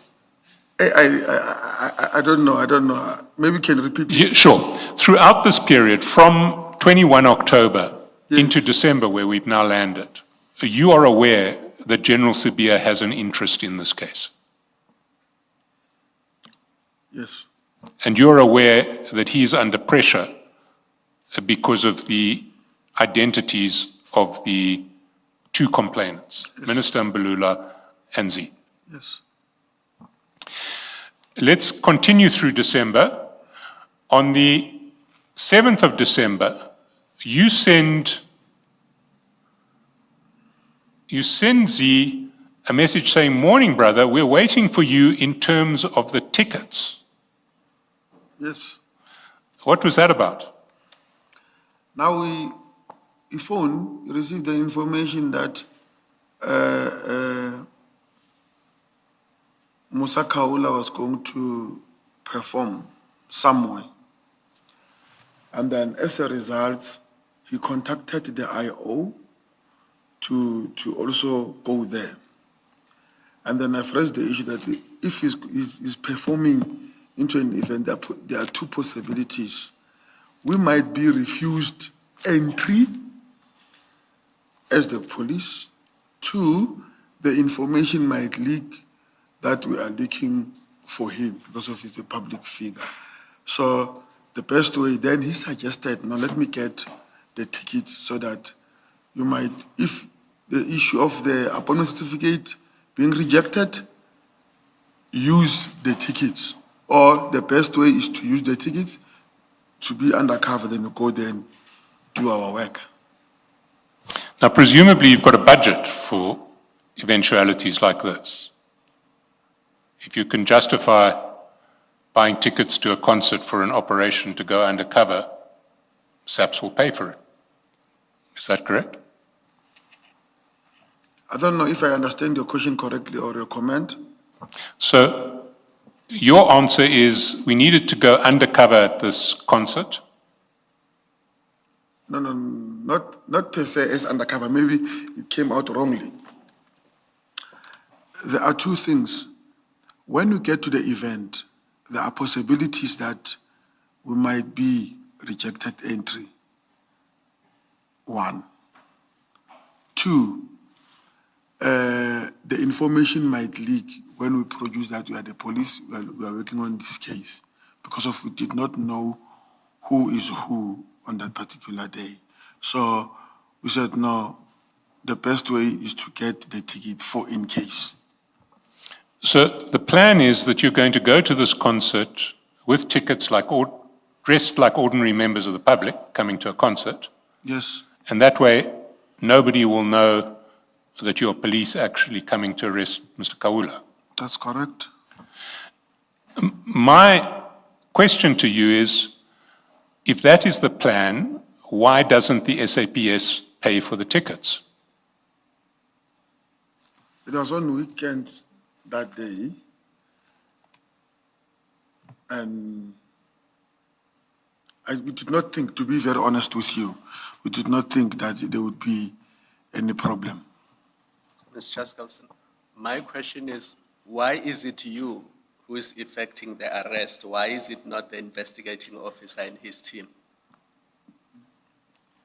The investigating officer was already in his way there, according to the information that I received from Mr. Kaula.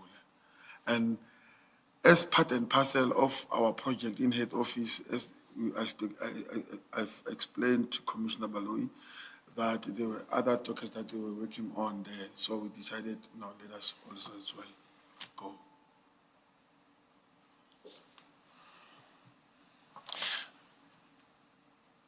Your exchange with Mr. Kaula in relation to the tickets takes place at 6:18 in the morning on Saturday, the 7th of December, 2024. Yes. Are you saying to me that between 6:18 in the morning and when the concert begins that afternoon or evening, it's not possible to arrange for SAPs to buy tickets themselves? It's the weekends. Usually finance offices, they open during the course of the week. And at that particular time, I'm just being honest, we did not think it's a problematic thing to do. So what happens then is Mr. Kaula gives you tickets, does he not? Mr. Nkumalo gives you tickets. Yes, send them. Can I just ask this? You have this conversation about tickets at 6:18:45 a.m. So the conversation would have started earlier. So this is a Saturday morning, you say. The conversation about Mr. Nkumalo giving you tickets must have happened earlier than 6:18, and I want to suggest on a weekday, such as Friday. No. No. When did this happen? On the very same day. On the Saturday itself, Yes. that he told you before 6:18? Yes. And how do we see that in these chats? That you would have had an earlier conversation? When myself and sometimes it's through the WhatsApp, sometimes it's a straight phone call. I don't recall, Commissioner, that how did you communicate, but on Friday, we did not communicate about it. This would have been a straight call, one of those straight calls, if it's not in your chats. Yes, I'm just assuming. But it was on that day that we were communicating. Thank you. So he gives you the tickets. That's correct. And we see the tickets at page 1238.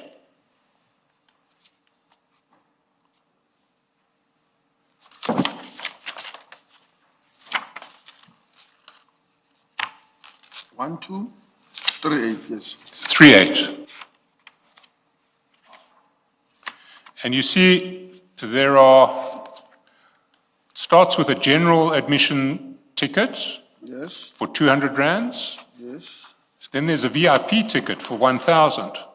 yes, Another VIP for 1,000. yes, Another VIP for 1,000. yes. And then 2 more generals for 200. So you had 3 generals and 3 VIPs. Which one did you take?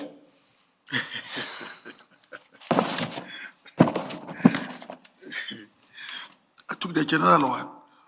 Did. Can we go to page 1244? 1244.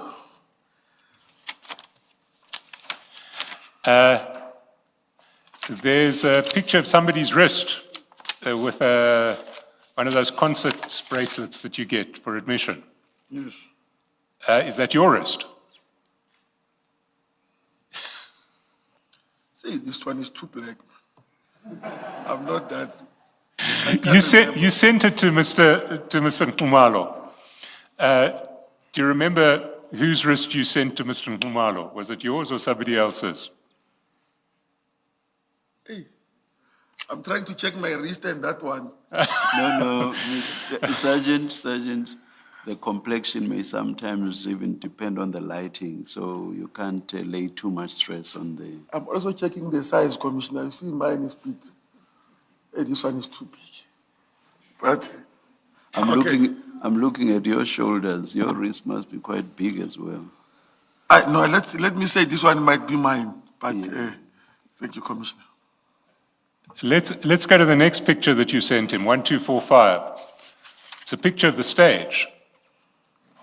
That's correct. Did you take this picture or did somebody else take it? I took it. You see, I want to suggest to you that you can only take a picture like this if you've got VIP access, because a general admission is not going to get you to the side of the stage. I had a general admission because of there was no order here, we just cross in and come back. But I had a normal ticket, not this one VIP. So you sort of like wandered in and out of the VIP area too. Can I ask, was this operation to arrest Mr. Kawula successful? No, No. Why not? he was not there. He wasn't there. That's correct. Did the SAP ever reimburse Mr. Nkumalo for the 3,600 that he'd paid for these tickets for you to go to the concert? I advised him to write a short statement that he assisted with his personal finances on this particular investigation. Then they must send it to the office of the Brigadier Ramang, and then we'll make application to reimburse him. I don't know. I did not make a follow-up if he did that or not. I see.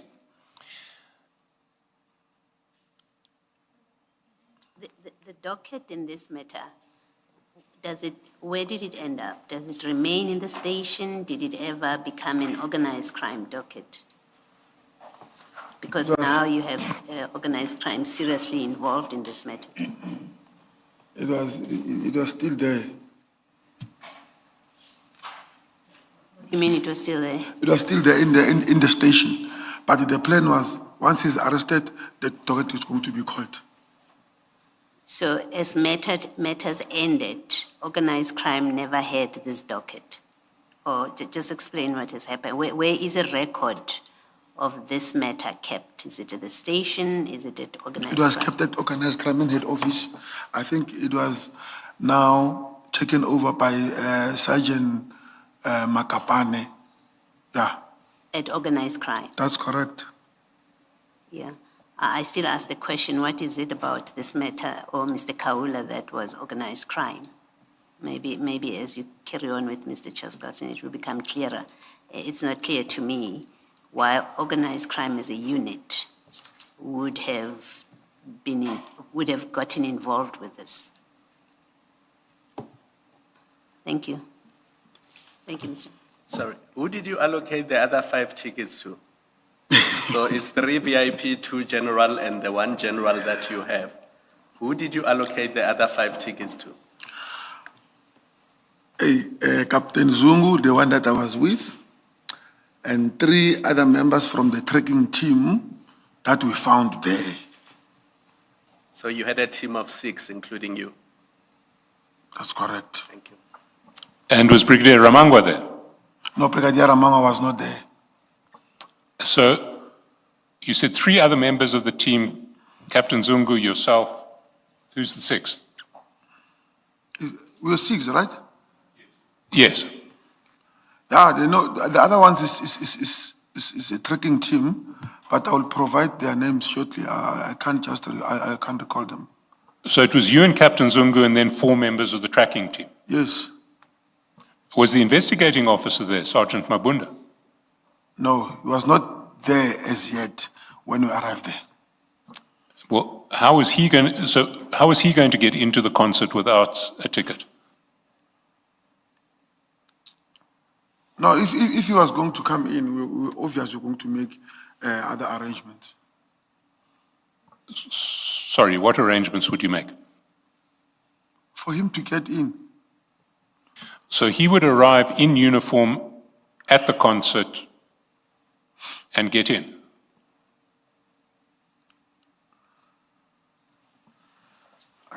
I don't understand. You see, I mean, I'm the one who's struggling here. I also don't understand. I thought that the whole purpose of this operation was to have SAPS members at the concert not identifiable as SAPS members so that they could establish where Mr. Kawula was and arrest him. That was the purpose. Yes. But the 6 tickets are not given, or none of the 6 tickets are given to the investigating officer who is going to effectively, perform the arrest. Okay. So how is he going to arrest Mr. Kawula without a ticket? No, it's us who they were going to arrest. So you're going to do the arrest, and then what? How does the investigating officer fit in here? Is he going to play no role? Okay. According to me, when I phoned him, that the information said or suggests that Mr. Kawula is at the concert, the investigation officer promised to follow us there. But on that particular time, when we arrived, he was not there. So it was a blessing in disguise because of the tickets were 6, I gave them and they took mine. But why wouldn't you provide a ticket for the investigating officer if the plan was for him to come there with you? He's not there. No, but you didn't know that when you got the tickets in the morning and you decided who was going to come to the concert.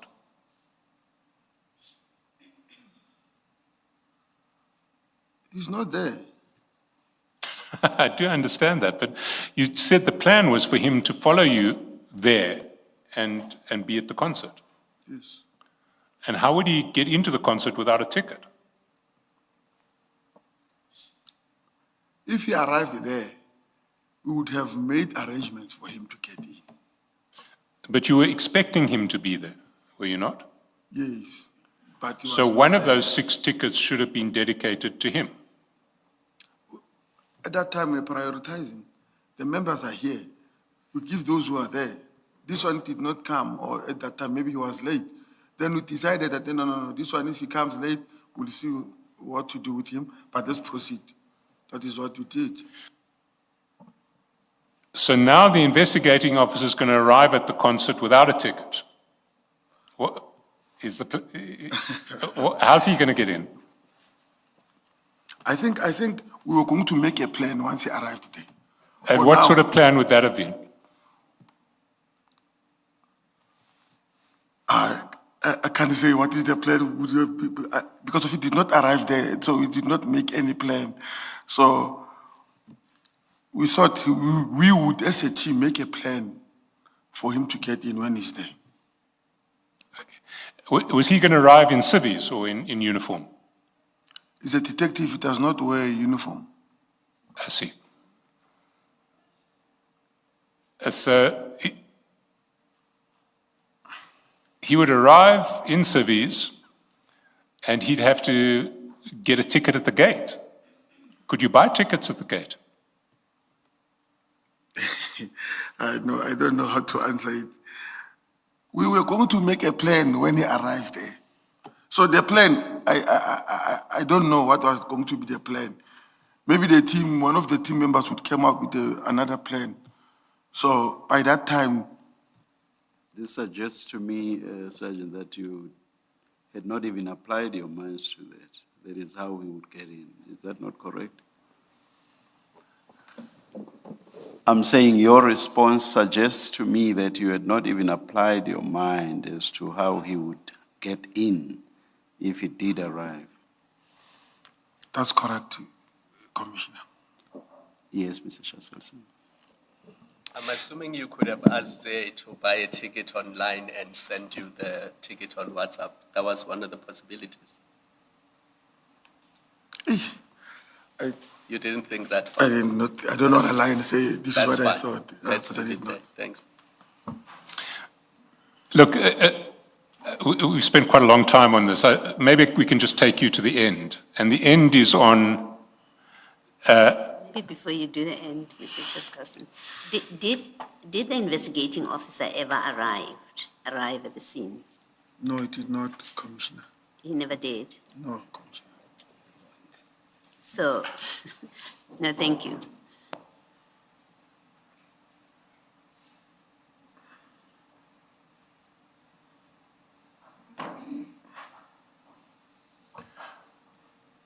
so the end starts on page 1207 when Mr. Kawula is arrested on the 8th of January 2025. 1207. 1207. 1207.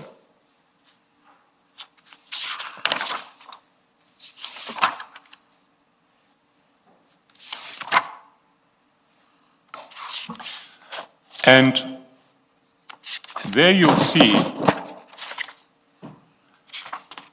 at chat number 6,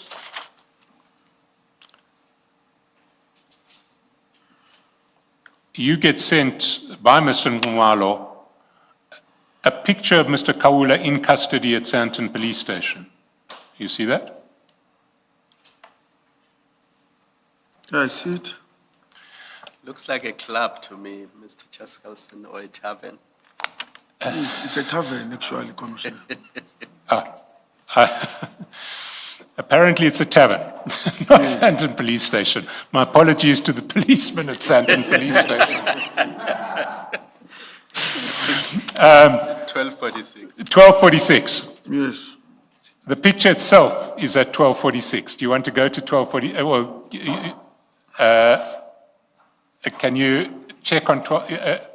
Heavens, it is most definitely not the Sandton Police Station. 1246. But then,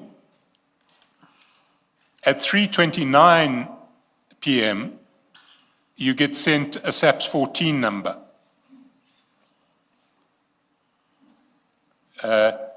It says SAPS 14 is 30/1/2025. What's a SAPS 14 number? It's a constitutional right. A constitutional right? No, I think it's a book. It's a book to receive the prisoner, if I'm not mistaken. Cell register. It's the arrest register, is it not? Yes. And then at 3:29, there's a picture of Mr. Kawula in custody, Yes. 1247. You see that? At page 1247. Yes.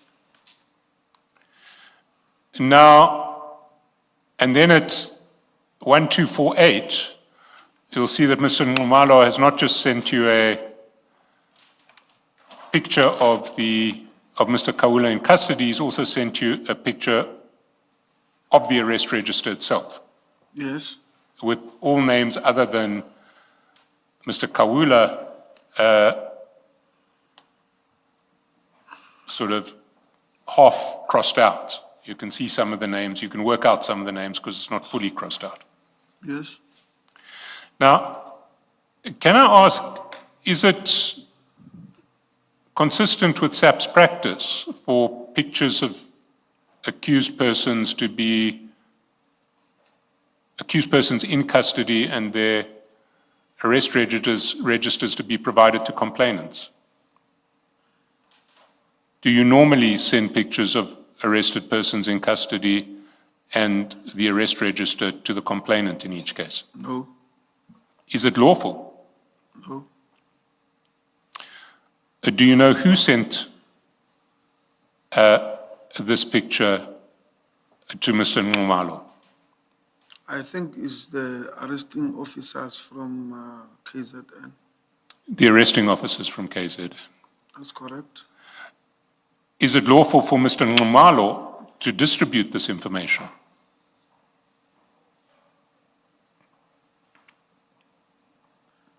I'm not sure.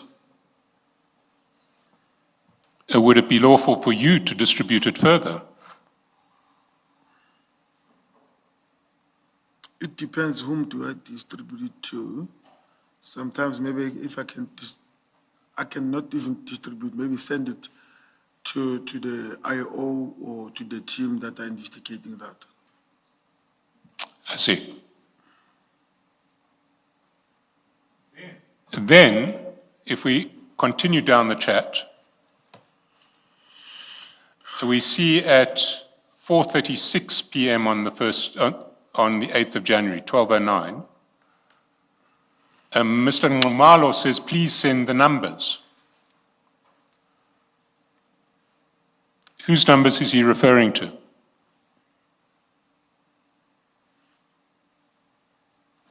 He asks you to send numbers. Whose numbers did you understand him to be referring to?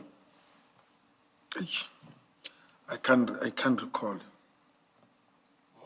Let me help you. The first number you send him at 4:41 is Brigadier Ramangwa's number. Okay. So why would you send him Brigadier Ramangwa's number? Why would I send Brigadier Ramanga's number? It's That's because- correct. Yeah, Brigadier Ramanga was the leading investigator on the project. So he wanted you to send him the numbers of the lead investigator on the project, is what you thought. That's correct. Then he says, thanks, and Ubaba Koko. Excuse my pronunciation. No, it's fine. Baba Skoko. That's SGQOKO, and Skoko means head. The man with a hat. Who's the man with a hat? The man with the head. Yes, who's the man with a hat? General Sibia said it's him. They sometimes call him Skoko. Yes, because of his communist head. I just wanted to sit in the chair, but I'll answer, however, it's the general. It is the general. So why would you Thanks, want the Commissioner. general's number? No. You are confusing me now, Commissioner.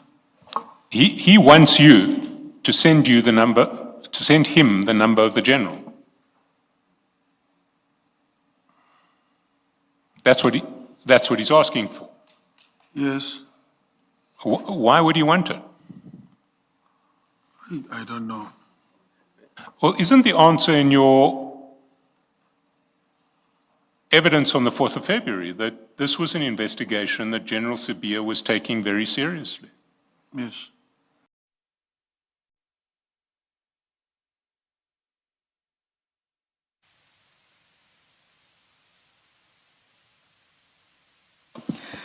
Yes, Mr. Chaskelson. Thank you, Chair. Sergeant, you'll recall just before we broke, I was asking you about the jet ski.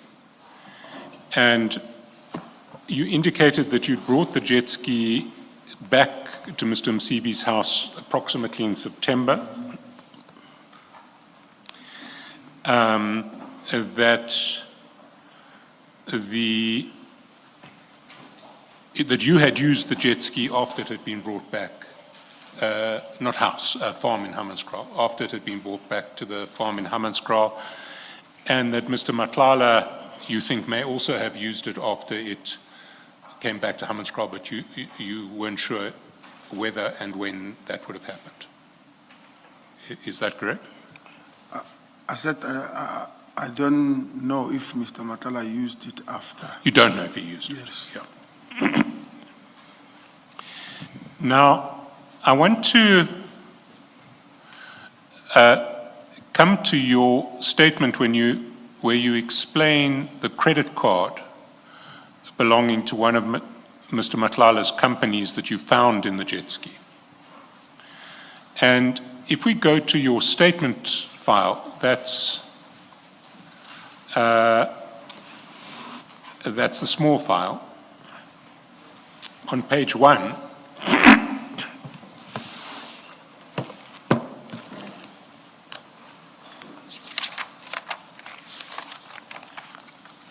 you say that on the 23rd day of December, you found that Mr. Madlanga left a Luxo African Brand Investments business gold card in the jet ski boat of Mr. Msibi. Now, can you explain the circumstances in which you found it? Did you find it, was the jet ski at Hammanskraal when you found it? Was the jet ski somewhere else? I found it on my way back Sorry, on your way back? to collect it, yes. On my way back to collect the jet ski. To collect the jet ski from where? From the farm where it was at Mr. Madlanga's place, Mr. Madlanga's farm. So you, on the way back from Mr. Madlanga's farm, Yes, you found the card in the jet ski. yes, Was this when you collected the jet ski to bring it back to Hammanskraal? that's correct. But then that would have been in September 2024, not December.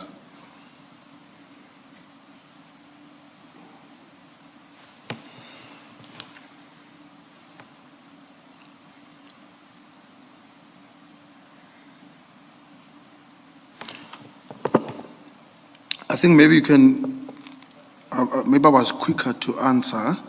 Maybe can you repeat your question so that must be clear? Where were you when you found the card inside the jet ski? I was in the dam, Which dam? RTPS Port Dam. Hartbeespoort Dam. And when was that? When or where was that? When? I can't remember exact date. In your statement, you say it was the 23rd of December 2024.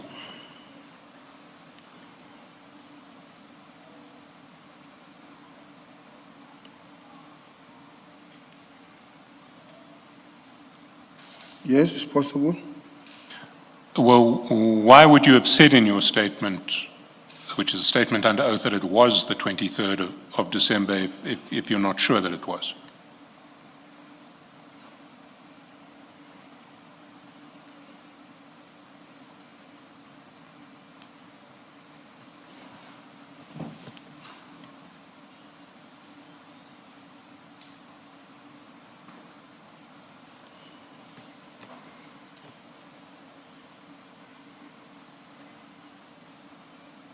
And the statement reads like you were certain that you found the card on the 23rd of December.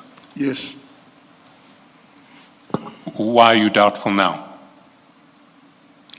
Why am I doubtful now? Yes. I'm not doubtful. So you found the card on the 23rd of December. Yes. But earlier you said you found the card on your way back from Mr. Madlanga's farm when you were bringing the jet ski to Mr. Msibi's farm. I think I was quick to answer on that. Slow down with your answers. Stomach is full. Now, you say you found it at Hartbeespoort. How did the jet ski get to Hartbeespoort? I took it there.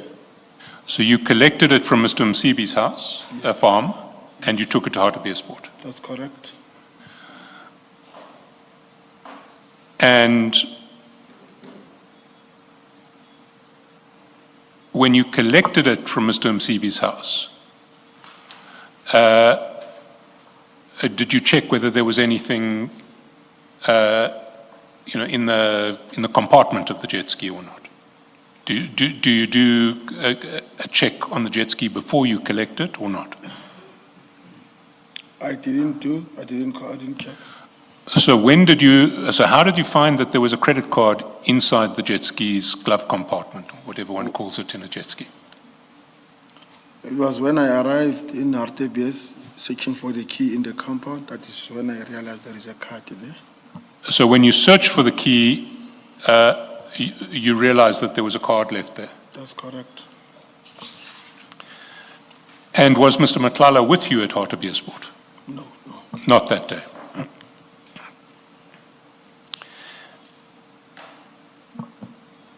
So, had you taken the jet ski to Hartbeespoort previously, between the time that you returned it from Mr. Matlala's farm and the 23rd of December? So that would be between September and 23rd of December. Had you been to Hartbeespoort with the jet ski before? No. So that card may have been there since you collected the jet ski from Mr. Matlala's, or when you collected the jet ski from Mr. Matlala's farm in September. I think so. It may have been. Yes. And do you know if Mr. Matlala used the jet ski between September and December when you found the card? I don't know if he might have used it, but I know that he had an access to it as well. He also had access to it, so it's possible he used it. Yes.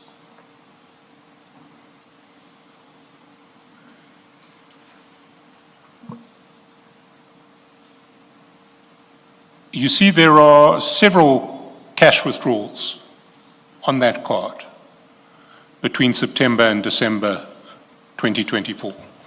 Okay.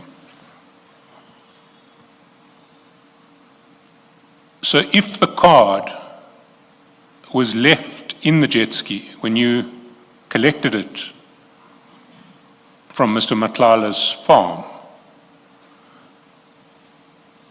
then it is not possible that Mr. Matlala would have made those withdrawals.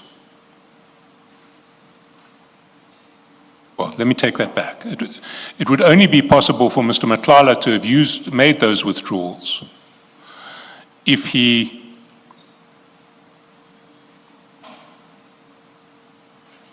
found the jet ski in Hammanskraal, found the card in the glove compartment, took it out of the glove compartment, withdrew some cash, put it back in the glove compartment, and then forgot about it again. That's the only way it would be possible for Mr. Matlala to have withdrawn that cash.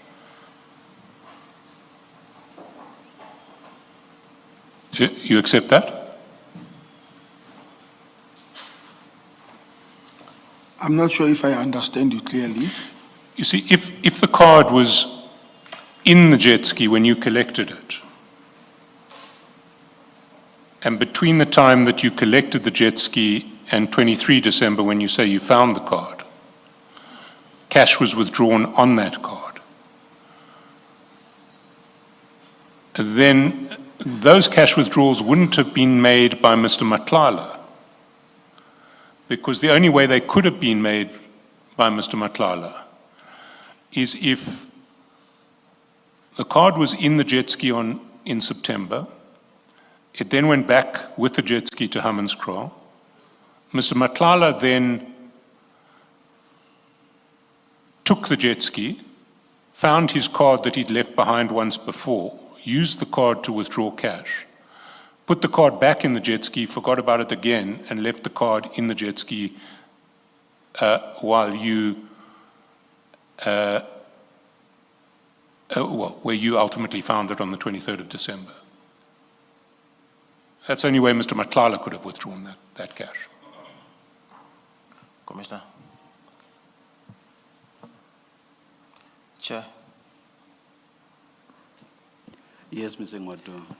I don't recall if the witness has the bank statement of Mr. Madlanga to confirm if there are withdrawals, number one.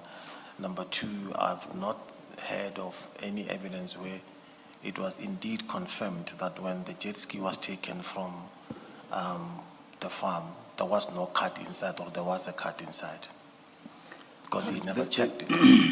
I understand the first part about withdrawals. I'll ask Mr. Chaskalson to respond.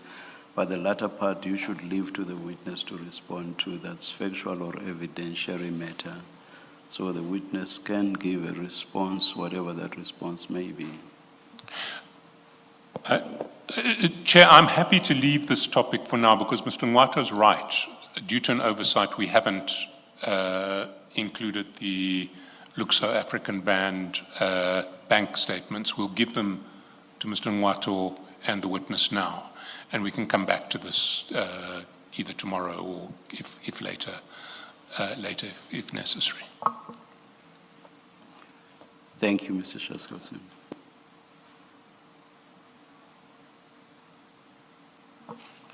So if I move to a completely different topic, Sergeant, can I ask you to go to page 56 in file 104?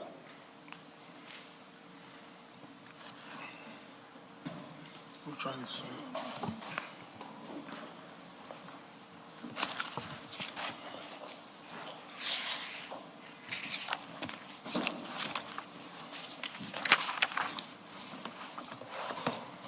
Mr. Chaskalson, can we close? 104, 56. Should we close the statement file, put it away? The statement file can go away for a while.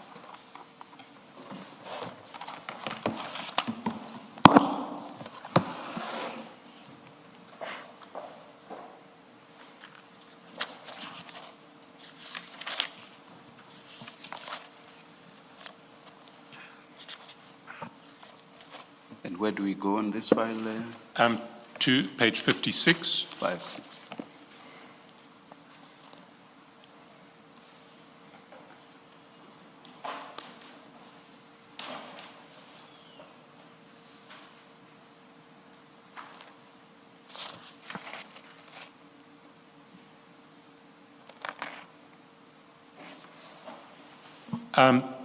There you'll see that on the 25th of November 2024, Mr. Madlanga at 1348 sends you 3 SAPS payment screens. You see them? That's correct, I see them. Underneath, he sends a text saying maybe it will reflect tomorrow. And then he sends a text below that that appears to be forwarded to him and says, yes, it is paid on 24 November 2024, but deposited into account will probably be tomorrow, but I will monitor. Did you understand that second text to be Mr. Madlanga speaking himself, or him forwarding a text from somebody else who said they would monitor? It was Mr. Madlanga forwarding the message.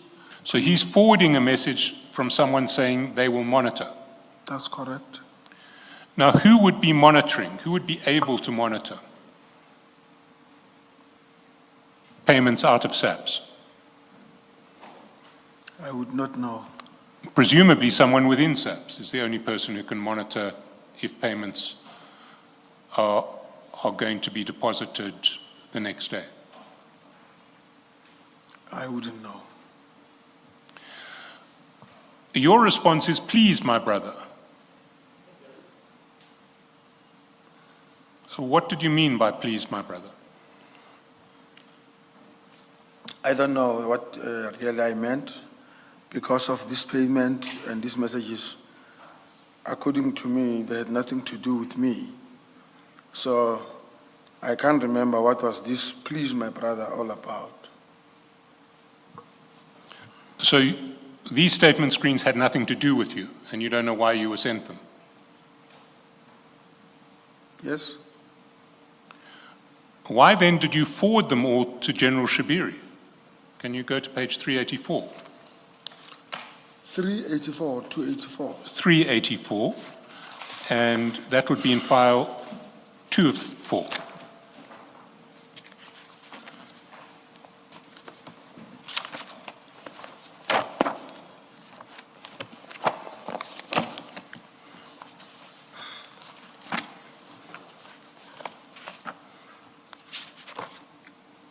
$284.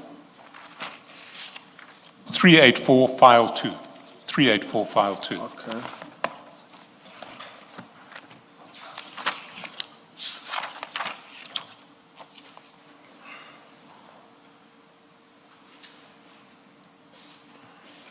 Yes, I see. Well, if they had nothing to do with you, why did you forward them to General Shabiri? I assumed it was for him. That's why I've sent it to him. Well, why would you assume it's for him? Okay. If I recall, Mr. Matala had an issue with the payment from SAPS. And this was one of the reasons I sent it to General Shibiri, because I know for a fact he was talking about same with General Shibiri and General Sibia. That is the reason when he sent to me, immediately I pushed them to General Shibiri. So you thought they had nothing to do with you, but you thought they might have something to do with General Shabiri. Yes. Why? What would the payment screens, why would that be of relevance to General Shabiri? I know that Mr. Matala also complained to him about the payment that were late from SAPS. So when he sent me those proof of payment, I forwarded to General Shibiri.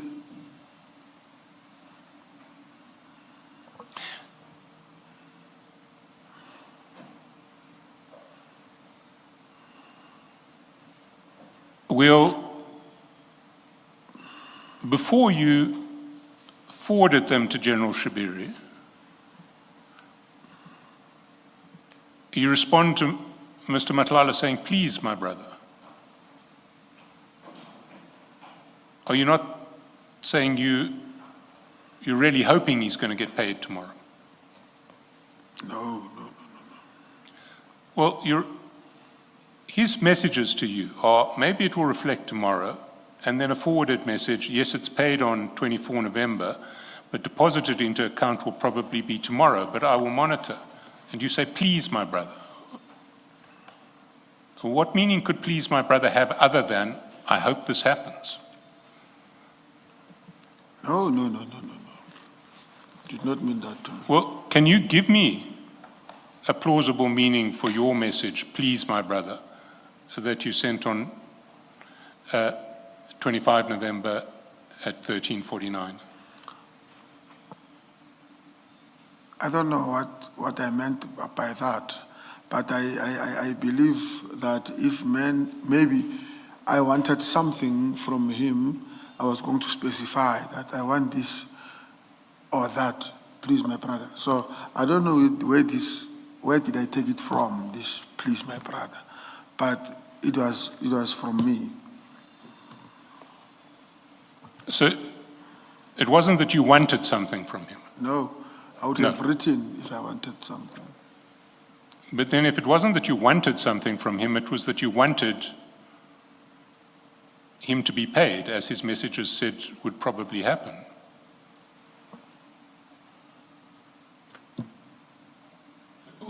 What's your response to that? No? Well, so you can't offer us any plausible meaning of what you had in mind when you said, please, my brother? No.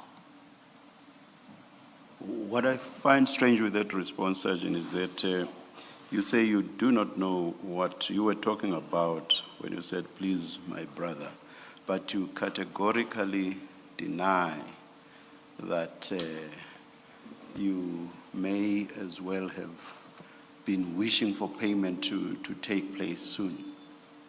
How can you not know what you meant, but at the same time be sure of what you did not mean? I find it difficult to understand that response. I did not recall what I meant, Commissioners. But you know what you did not mean. That's my difficulty.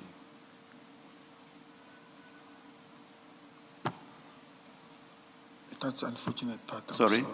I said that is an unfortunate part that I can't remember what I meant. Is it not because you actually know what you meant, but you do not want to tell us what you meant? No. I'm not like that. If there is something to tell, I will tell the Commissioner as it transpired. Yes, Mr. Shaskelson.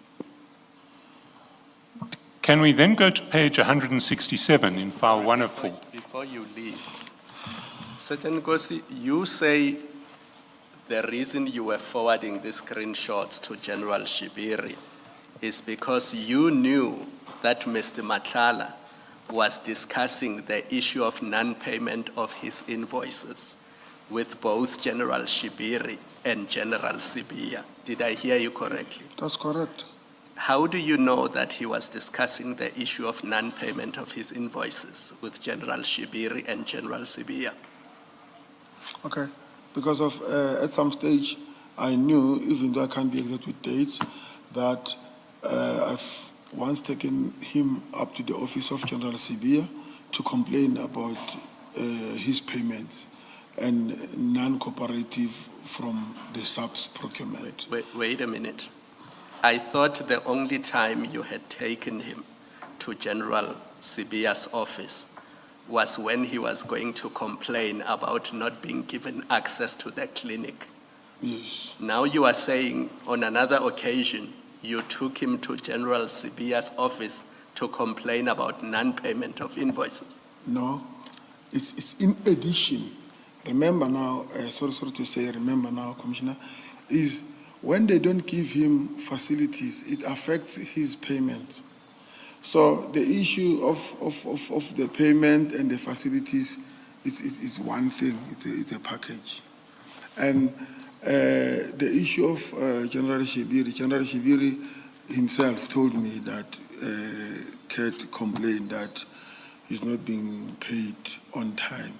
That is the reason when Kurt sent me such, I don't even hesitate to send it to General Shibiri.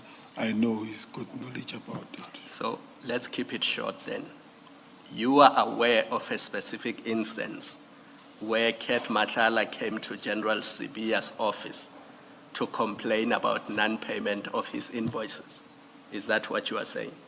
Yeah, but not exact data, but I know that. No, I'm talking about the subject matter of the Yes, discussion. yes. You are aware that at some point, Madlanga came to General Sibiya's office to complain about Yes. issue of non-payment. That's correct. You're just not sure when it was. Yes. Okay.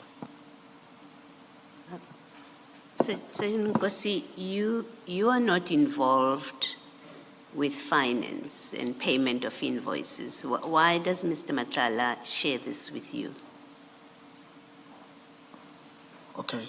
If you're not discussing with him about his invoices, why would he share this with you? I think, even though I'm not involved, but when it is something to do with issues of his project there in college, he would send me those things. So I think I took it from that angle that this is one of the things that why is he sending me is because of the previous complaint. And then the person who are relevant to these things, I just send it to them. So he sends you this so that you know he's getting paid? Because this is what these texts are about. Yes. He's telling you that I'm getting paid. Yes. Why would he tell you that I'm getting paid? Have you, before this, been discussing with him about payment of his invoices? And why would you be discussing it with him? Because you're not involved in payments. I think, to answer that, it was a matter of giving feedback that at least after my complaint, now they have paid. I then failed to send it to relevant people that he complained to. And if he's giving you feedback, why do you pass this on? If this is feedback to you, why is this being passed on to General Shibiri, who is not involved with payments? It's not his job. It has nothing to do with his job. In the same way that it has nothing to do with your job, why are you passing it to General Shibiri? I think, as I've answered, is that maybe he was giving feedback that my complaint at least is attended to. So he sent to me, then I sent to General Shibiri. You and General Shibiri had discussed this contract and the payments to Mr. Madlanga. No, I did not. So why would you send this to him? Why did you think he has an interest in knowing that Mr. Madlanga is going to be paid and the money is going to be in the account on the 24th, that kind of detail? General Shibiri had an interest. What was his interest in this? He's not the one that's buying the service or using the service. He's not the one that is making payments or authorizing payments. What would be his interest? I think his interest, it was based on the complaint from Mr. Madlanga, the same complaint that he informed him that Kat phoned me and told me that they are giving him problems with his payment. So that is the reason I said he had an interest, because of maybe it was because of that complaint. Is he not sharing this with you because you have used your position internally to assist him get payment, and he's now showing you that it's bearing fruit? Is that not why? I mean, he's complained to you, obviously expects you to do something about it. And if he's complained to General Shibiri, he obviously, otherwise he's a silly man.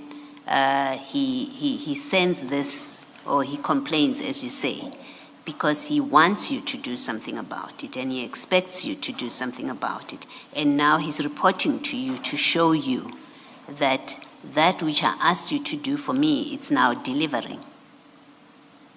That seems to be the picture here. Can I answer that? Yes.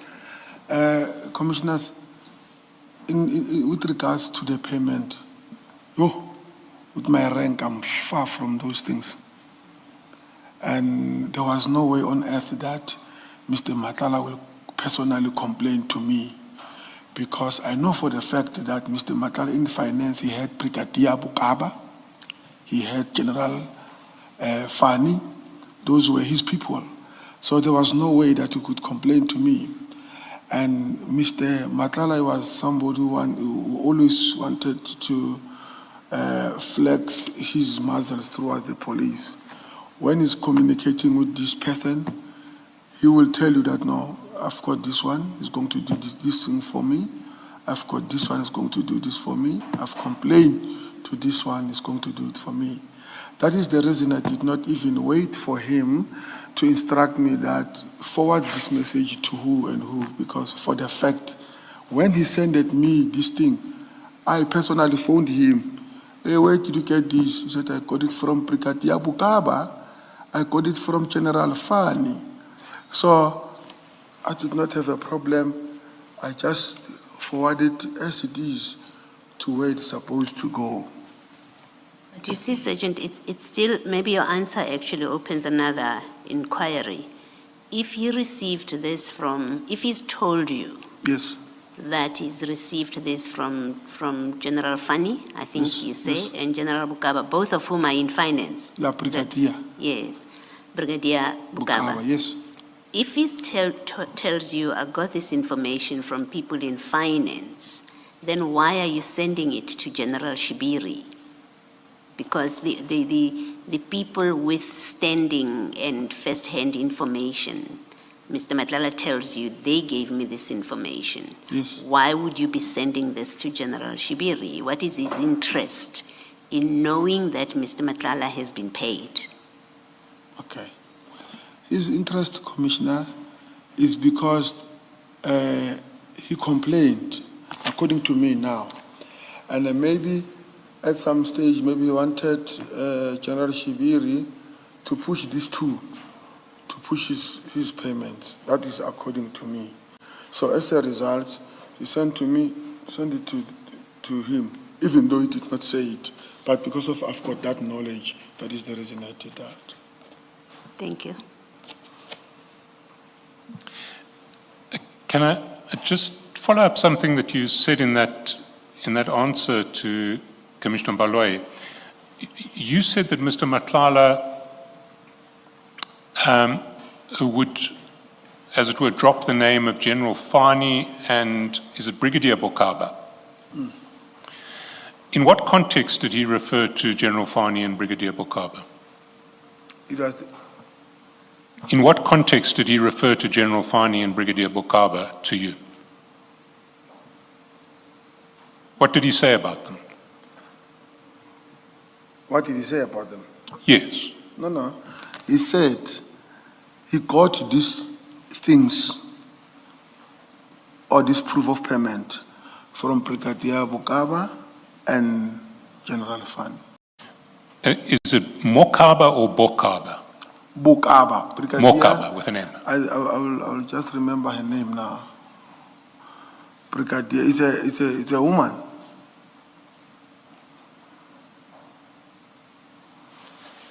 So you understood that these payment screens that we see in the chats were given to Mr. Madlanga either by General Fannie or by Brigadier Mokaba? Bukaba. Bokaba. Maybe I will through you, Chair. My attorney there can just give me the exact name of the brigadier so that I must be sure which brigadier, because there are many Bukabas. I want to exact one.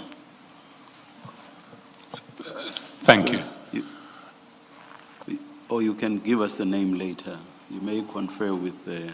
You've got the name, Mr. Watu, of that brigadier there. It's written there in my notes.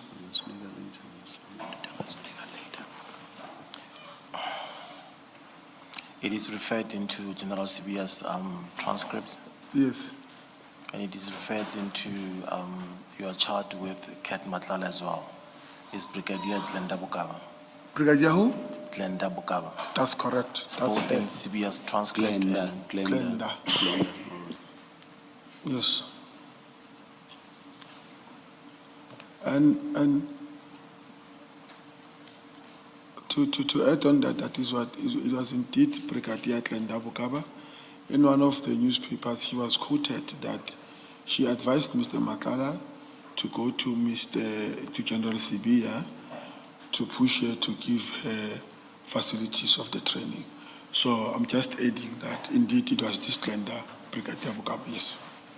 So Brigadier Bokaba is reported as having advised Mr. Madlanga to approach General Sibia to arrange facilities. That's correct.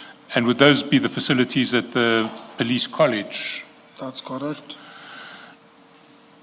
But in relation to the payment screens on the contract itself, as opposed to the question of facilities, did you understand that those payment screens were provided by General Fannie or Brigadier Bokaba or someone else? Yes. Who? These two. These two. Yes. They gave them the payment screens. That's correct. And how do you know that? He's the one who told me. Mr. Matlala told you that he received these payment screens from That's General Fannie and correct. Brigadier Bokaba. That's correct.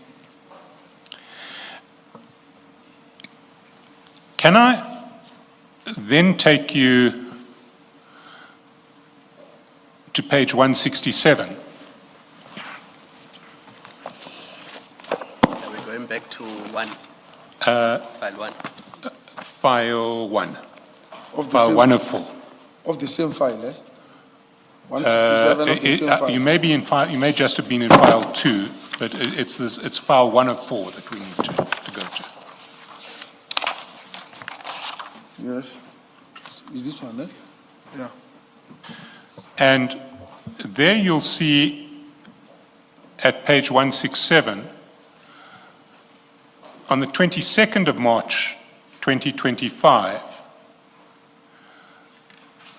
General Sabia forwards you, and I think we discussed this when you were last here, he forwards you 3 documents, Yes. actually 4.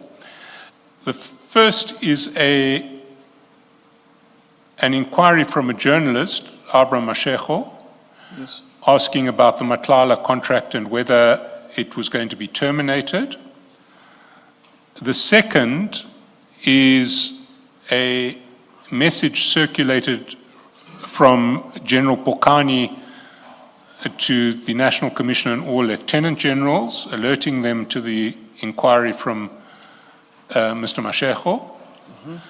The third is General Bokani's response. Good morning, Mr. Mashego. This is an internal matter regarding SAPs and suppliers. We reserve our comments for now.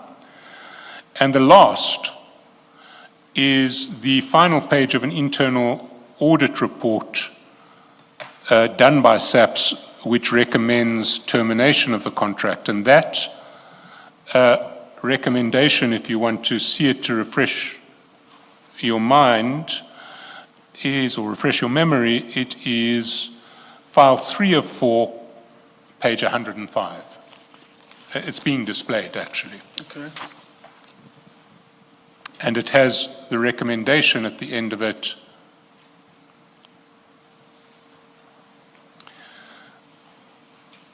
Based on the findings above, we recommend that the National Commission should consider the following. The expenditure incurred should be declared as possible irregular expenditure. For further assessment and determination, test investigation is required by the framework of the National Treasury. The bid should be terminated. The accounting officer should seek legal counsel on how to proceed with the termination. The termination of the bid is consistent with Section 23(1)(c) of General Condition of Contracts, which states that the purchaser, without prejudice to any other remedy for breach of contract, by written notice of default sent to the supplier, may terminate this contract in whole or in part if the supplier, in the judgment of the purchaser, has engaged in corrupt or fraudulent practices in competing for or in executing the contract. You recall receiving that from General Sibia? That's correct. Now, if you go to page 413, you'll see that later on the Page 413 on the same 413, it's now going to be file 2 of 4. File 2 of 4.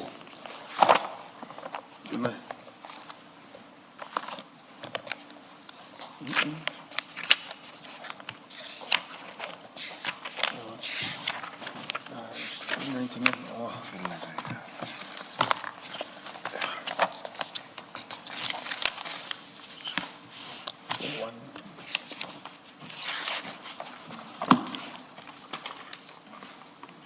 Or maybe while you're looking for 413, can I ask an earlier question, is why would General Sabia send these messages to you? What was the relevance of all of this to you? The fact that that a journalist was asking about termination of Mr. Matlala's contract and that there was an internal audit report recommending termination. Just a minute. I'm multitasking. Sorry. Sure.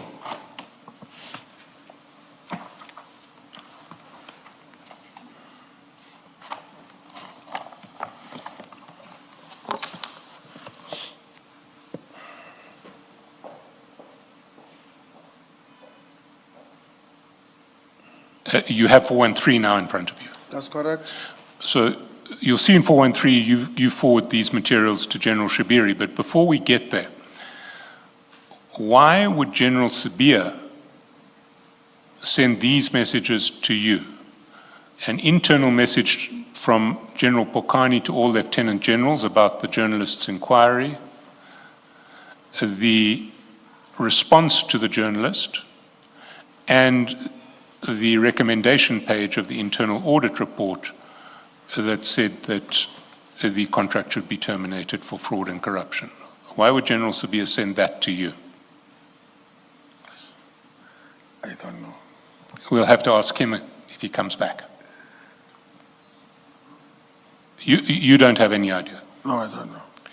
But you forwarded it to General Shabiri. Yes. We see in 413. Why did you forward it to General Shabiri? What I get from this side, I forward it to this side. I think my answer still goes back to that one that I said earlier, that maybe because Mr. Makala was also complaining to General Shabiri, that's why I felt that I should send it to General Shabiri. And do you think General Sibiya intended for you to send it to General Shabiri? I wouldn't know. Because of myself and him, past messages, then I forward it to this General Shabiri or vice versa. So you knew that Mr. Matlala had complained about termination of his contract, about problems with his contract to General Shabiri, and that's why you forwarded these messages to General Shabiri.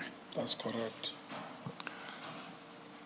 But he'd also been complaining to General Fannie, had he not? He also been controlled by two. Complaining about non-payment to General Fannie. Yes. And you didn't choose to forward to General Fannie. I don't have his numbers. You don't have his number. No.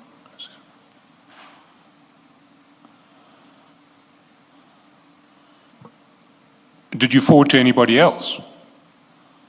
I forwarded to many people. Yeah? This message about termination of the contract. That's correct. Who else did you forward to? I forwarded to Kat himself. I forwarded to Mr. Mutsumi. These are people that I remember. So to Kat and to Mr. Mutsumi. That's correct. Why did you forward to Kat? I just assume, even though it was never said by General Sibiya, to send it to Kat. But why? I don't know. This was internal SAP's communication in relation to what SAPS internally was debating to do with Mr. Matlala's contract. Yes, I agree, but by the time I forwarded and then I called, he said, "Hey, I've seen it on." He said Instagram or TikTok somewhere there that his contract has been terminated. So when you forwarded it, he said, "This isn't news to me. I've seen on TikTok that the contract's been terminated." Yes, so But you didn't know that when you forwarded it to him. I did know that. You did know that. How did you know that? Because of it was in all the Facebooks. So Facebook is now saying that the contract's terminated. Is that what you're saying? Can you repeat your question again? You said that before you forwarded it to Mr. Matlala, you knew that he knew that the contract was going to be terminated. And I asked you why, and you said if I heard you correctly, that it's on Facebook. No, and I did not say that. But then I misheard you. What did you say? I said, I forwarded to Kat, Mr. Matlala. Yes. Mr. Matlala responded. He said, he already saw that on Facebook or on Instagram. Or TikTok was what you said first time. Yes. Yes, but then my question to you was, at the time that you decided to forward it to Mr. Matlala, you didn't know that he already knew. I knew. Well, how did you know? Facebook. So then you knew that because of what was circulating on Facebook, Mr. Matlala already knew. That's correct. Actually, General Sibia was sending me old news because of I knew. So you knew before General Sabia sent you these documents that the contract was going to be, that a decision had been taken to, a recommendation had been made to terminate the contract. That's correct. Where did you find it on social media? On some page, I can't remember, but it was on Facebook. I remember. No, let me just leave it at that. In Facebook. Why did you wait until General Sabia had sent you this correspondence to tell Mr. Matlala? You know, Facebook has got a lot of false stories, so I couldn't run with something that is not even confirmed or verified. So when General Sibia sent me, then I realized, oh, that means that thing of a Facebook is the truth. So you had seen something on Facebook, but you didn't know whether it was fake news or not. Yes. By the same token, Mr. Matlala would not have known whether it was fake news or not. I would not know. Well, if he said he only saw it on TikTok and Facebook, by your reasoning, he wouldn't have known whether he could rely on it or not. Yes. Mr. Shaskelson, Sergeant, I'm interested in what you said, I remember. But then you said, no, and you stopped yourself from saying whatever it is you remembered. I'm interested, what do you remember? I wanted to add more, but I didn't realize, I think it will be unnecessary for the commission to waste the commission's time. All right. Yes, Mr. Shaskelson. So when you sent this information to Mr. Matlala, you were providing confirmation that he could rely on that the contract was subject to a recommendation of cancellation.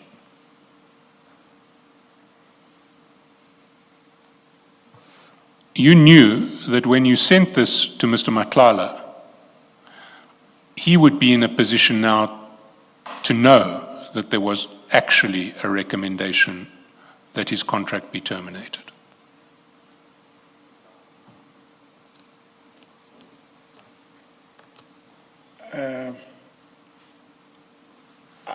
I'm not sure if I understand you. Maybe. So before Mr. Matlala gets this message from you, all he can depend on for his source of information is TikTok and Facebook. And he, like you, must know that there is a possibility of fake news on TikTok and Facebook. Okay. So when you sent him this message, this is the first time that Mr. Matlala gets confirmation on which he can depend that this news is not fake, it is true. You see, now I understand you clearly. I would not say Mr. Matlala heard it from me that this thing is not fake, is real, because Mr. Matlala had his own people within the SAPS. I think already he knew, as he said, but I was not the bearer of the bad news. His own people was. Who were his own people inside the SAPS? I've mentioned earlier Are you referring to General Fannie and Brigadier Bokaba? That's correct. And why do you more that describe... I don't know. Sorry? And more that I don't know. Well, have you mentioned any more? Who are the more to whom you refer? Pardon? Who are these more? I don't know.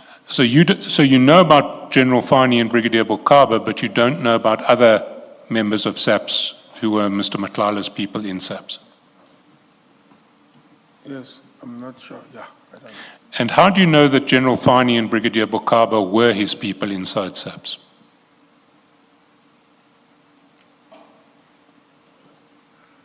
One, from him directly.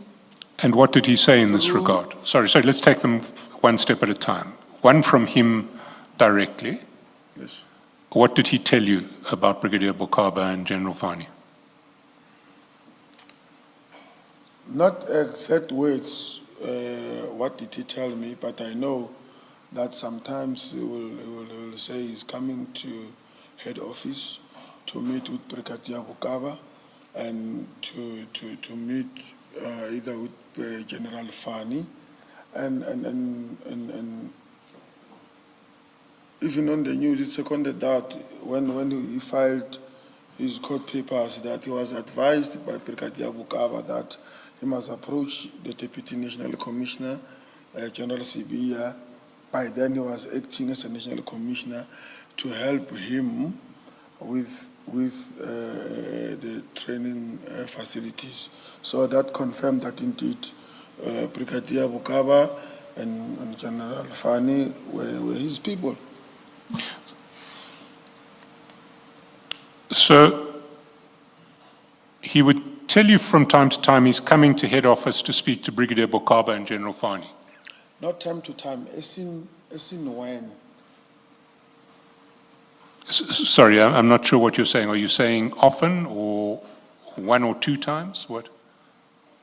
4 to 5 times, or like Brigadier Commissioner Commander said, maybe more or less 5 or 10. Yeah, let me measure it like that. And was there any innocent reason for him to be speaking to Brigadier Bokaba and General Fannie as far as you were concerned?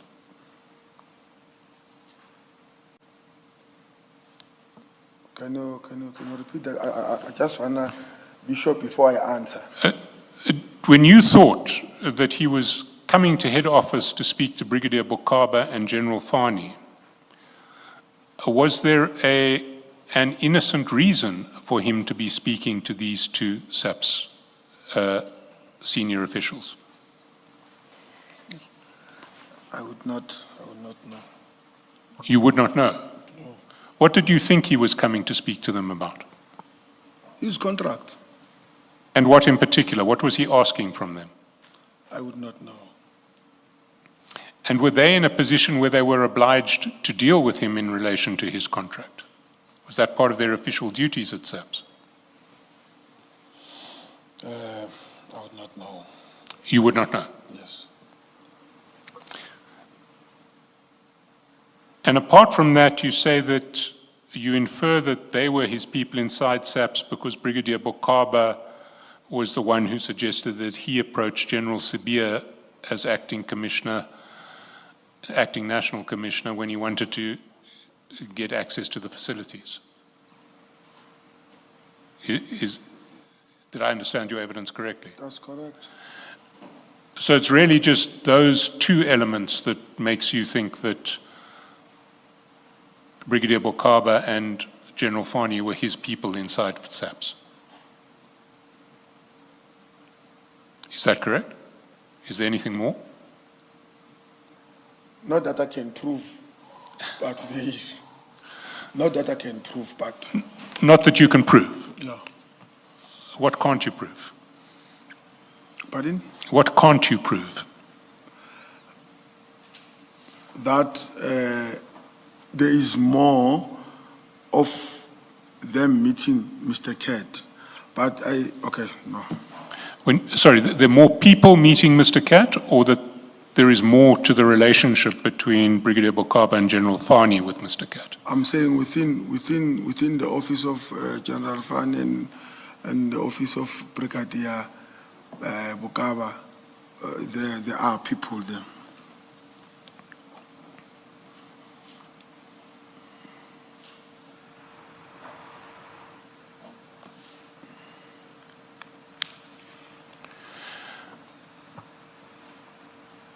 So when you forwarded all of these messages from General Sabia to Cat, or to Mr. Matlala, you thought that he would probably already know this from General Fannie and Brigadier Bokaba? I'm not sure about that, but I just assume. You assumed that? Yeah, I just wanted to clarify that part of saying I am the one who heard it from me. No, not from me. He might have heard it from somewhere else. Yeah. But why then did you send it to him? What was the purpose of sending it to him? I was just sending it. But he is about to get involved in a dispute with your employer, the SAPS. SAPS are threatening to terminate his contract. That's correct, is it not? That's correct. So why do you think it's appropriate to give him advance notice of the fact that SAPS are threatening to terminate his contract?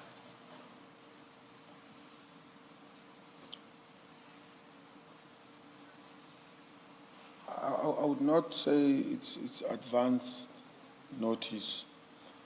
It was in public domain, so that is the reason I said I did not see any problem to send it to him. And knowing that he also communicated with General Sibia, and General Sibia sent it to me, I just assumed that I must just pass it. So Sorry, I did not think the worst of it. What was in the public domain? Are you saying this document on page 105, The one that was here, the audit report? that's correct. Where did you see this audit report before you received it from General Sibia? In a Facebook. I remember I was at head office, in my office at that particular, when I saw it. And are you aware that it's marked confidential? That's correct. So why do you think it's okay to share it with anybody else? If it's marked confidential, I mean, that must tell you that it's a confidential official document. Why do you deem it appropriate to share it with anybody else, especially people outside of SAPS?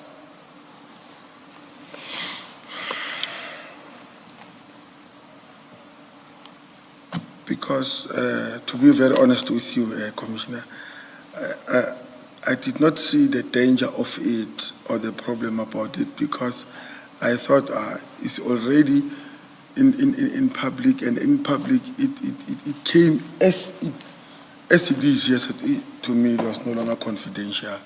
That is the reason I sent it. But why do you deem it appropriate? Because other people could have stolen it and leaked it and illegally circulated it on Facebook. You are a police officer. You come across an audit report belonging to SAPS, and it is marked confidential.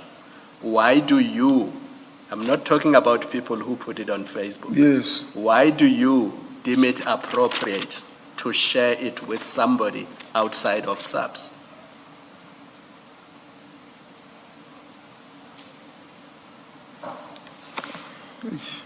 Can I give you an example? Yes. Say you give a statement to this commission, Yes. and then I see it on Facebook, but I'm a member of this commission. Are you saying because I see it on Facebook, I'm now entitled to share your statement with members of the public? No. No. So why did you deem it appropriate to share an internal confidential SAPS document with somebody outside of SAPS?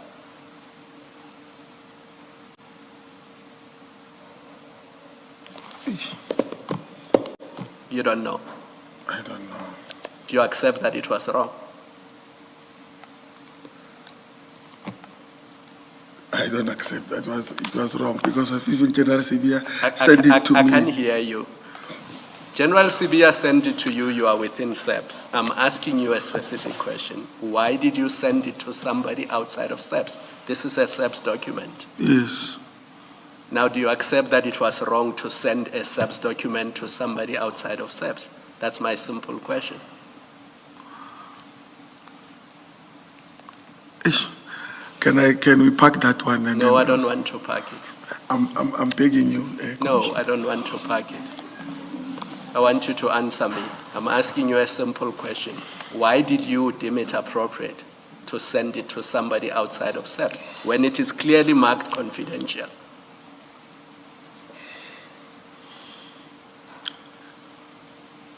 You think it was correct?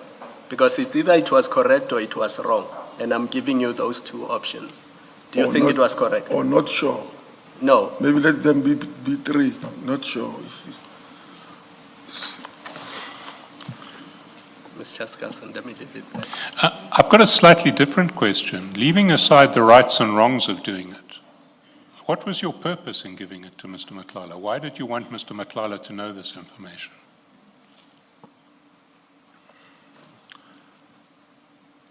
Is a service provider there.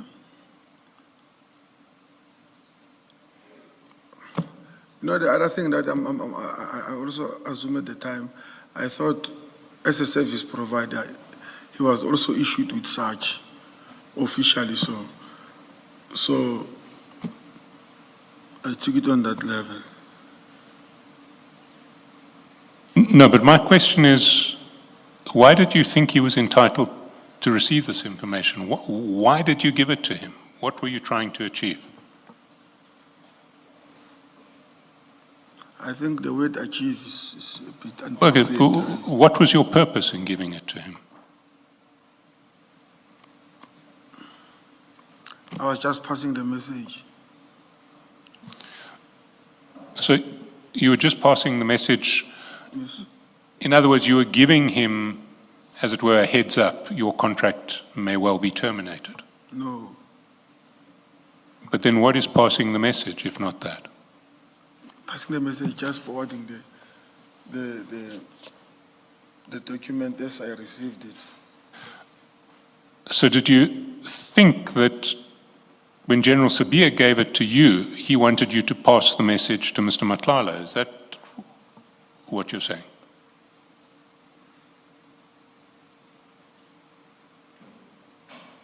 I can't say that in words that indeed he said I must send it. He just sent it to me, I sent it to Mr. Matlala. But bear in mind that the information that General Sibia, sometimes it is meant for Mr. Matlala, even that specific one, even though he did not say it. I just assumed on my own that maybe said pass it. I'm just...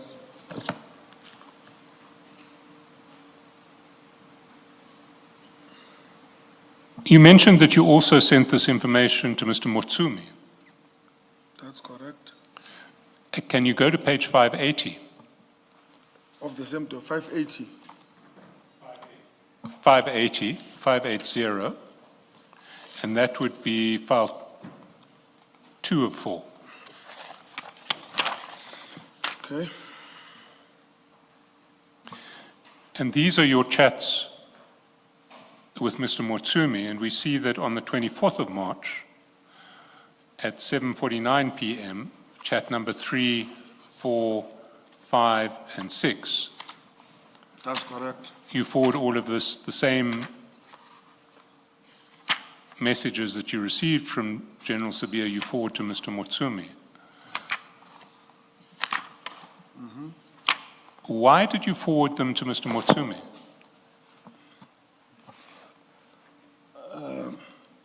Sorry, Commissioner. You said 5?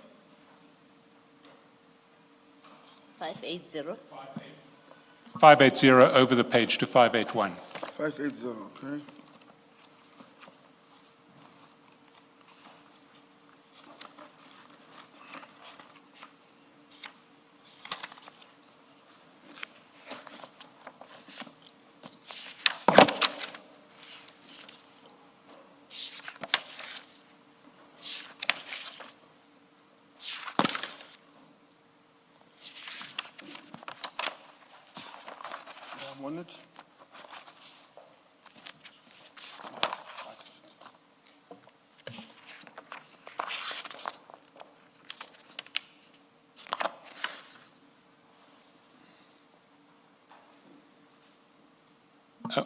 Why did you forward these messages to Mr. Motsumi?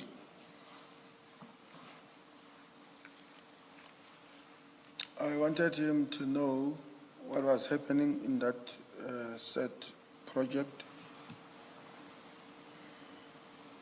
I'm sorry, I must apologize, I didn't hear that answer. You wanted him to know? Okay. I sent it to him to know what was happening on that contract. What was his interest in that contract, that he needed to know about what was happening on that contract? Mr. Matlala owed Mr. Mutumi money, so I was warning him that, hey, Baba, imali yakho angeke ibuye, your money will never come back because where he invested in Mr. Matlala's company. So I was making him aware that his contract is about to be terminated. So when you say he invested in Mr. Matlala's company, was that Medicare 24? Was he a silent partner in Medicare 24? I think not Medicare 24 per se, but I knew that Cat owed him money long before Medicare, and he promised that he's going to start making payment when this Medicare start to function properly. And how did you know that Kat owed Mr. Motsumi money?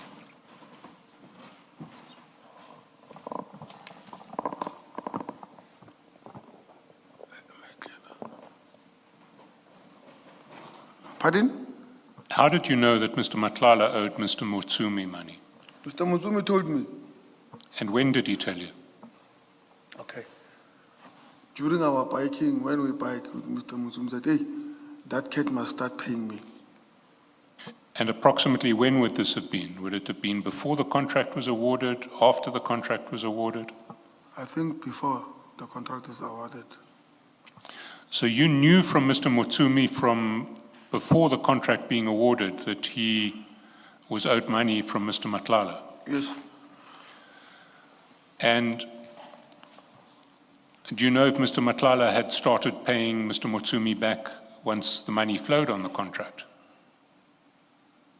Can you repeat that? Once the SAP's contract started paying Mr. Matlala, do you know if he had started to pay Mr. Motsumi back? No, You know, I don't know. you don't know. So Yes. you don't know whether Mr. Matlala had paid anything to Mr. Motsumi. Yes. And did you ever raise this with Mr. Matlala? The fact that he owed money to Mr. Motsumi? No. I think it was the matter of myself and Mr. Mutsumi gossiping about Matlala. So you were giving Mr. Motsumi this information about the Medicare 24 contract to let him know that Mr. Matlala was not going to be able to pay him back. That's correct.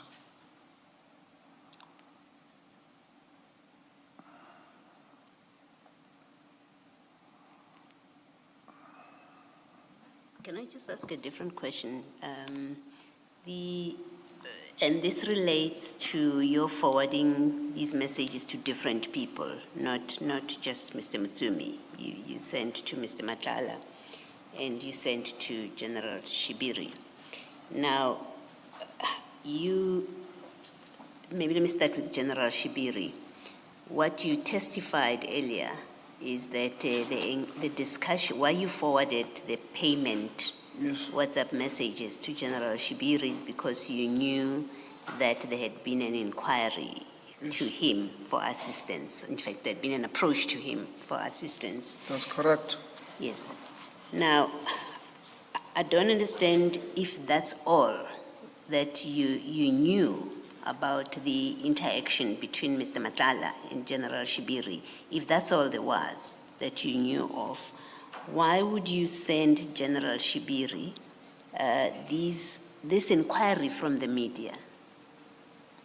And it's forwarding the next WhatsApp message where it's being forwarded, or a message is being sent by Pokane to generals, and then her response as well to Mr. Mashego. This is General Pokane, that it's an internal matter. Why would you share this with General Shibiri? Because it has nothing to do with payment. Okay, thank you, Commissioner. I think being used to share information with this cycle of generals, General Shibiri, General Sibia, I just forwarded it as it came. The thing though is this is not just any other information, it's very specific, and we do have evidence now. Yes. You would have heard that Mr. Madlanga paid monies to General Shibiri, which he says was a loan. So we now know that monies have passed between Mr. Madlanga and General Shibiri. So we know that he's got an interest in, at least where I'm sitting. General Shibiri would have an interest in Mr. Madlanga keeping that contract at the subs, or what's happening with the contract. This suggests to me that you knew that General Shibiri has an interest more than just helping with payments. That's why you're sharing. Look at what the media is now asking. That's what this is. It suggests to me you were saying, look at the media is now asking questions. Look at the response of the subs and see that extract from the investigation or audit report. You share them because you know that there's a deeper involvement or interest between General Shibiri and Mr. Madlanga, not just a random, oh, I'm not getting paid, help me out. Sorry. That's the only way it makes sense to me that you would share this information with General Shibiri, is because you know something more than just an inquiry or a request for assistance to be paid. Otherwise, it doesn't make sense that you sent this, and I don't see that this is just a random sharing of information that you do on a regular basis with generals. This is very specific. So I think what I'm asking you is there has to be a better explanation for why you're sharing this with General Shibiri, for one, other than, well, I'm used to sharing information with generals. To comment on that, maybe it came out wrong that I said I'm used to sharing information with generals. With General Shibiri, let me be direct with him. With General Shibiri, Commissioner, I share everything that I come across. Whether it's relevant to him or not, sometimes he will not even comment or say anything on it. But according to me, I just share it because I'm used to share information with him. And any other than sharing information, he never mentioned to me that he's got maybe personal interest in coming to benefit in Mr. Madlanga's contract. So on that part, I would not be in a position to answer that. Why did you think he needed to know that Mr. Mashego is making those inquiries? Why did you think General Shibiri needs to know that? I think, Commissioner, I took it from on the basis that Kat also complained to him about the payment. So that is when now the information about Kat, I also forwarded to him. Let me suggest to you what it looks like.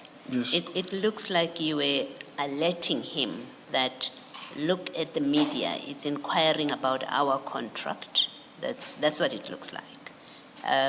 But in addition to that, you were alerting him, if he didn't know, that there is in fact an intention to terminate our contract and underline our contract. I say underline, and I call it our contract because your conduct here and his conduct suggests that you are much more interested in Mr. Matlala's contract than just random subs police officers who are assisting a member of the public.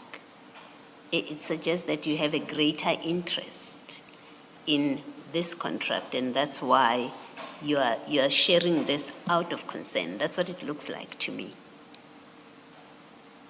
Do you want to comment? It's not like that, Commissioner. Sorry, say that again? It's not like that. It's not like that. Yes. And when you share with Mr. Matlala, it's the same thing. It is, you appear to me to be warning him that, look, journalists are now asking questions about our contract or your contract, but in fact, in addition to that, they are aware that there is a recommendation or instruction to terminate the contract. You are alerting him to that.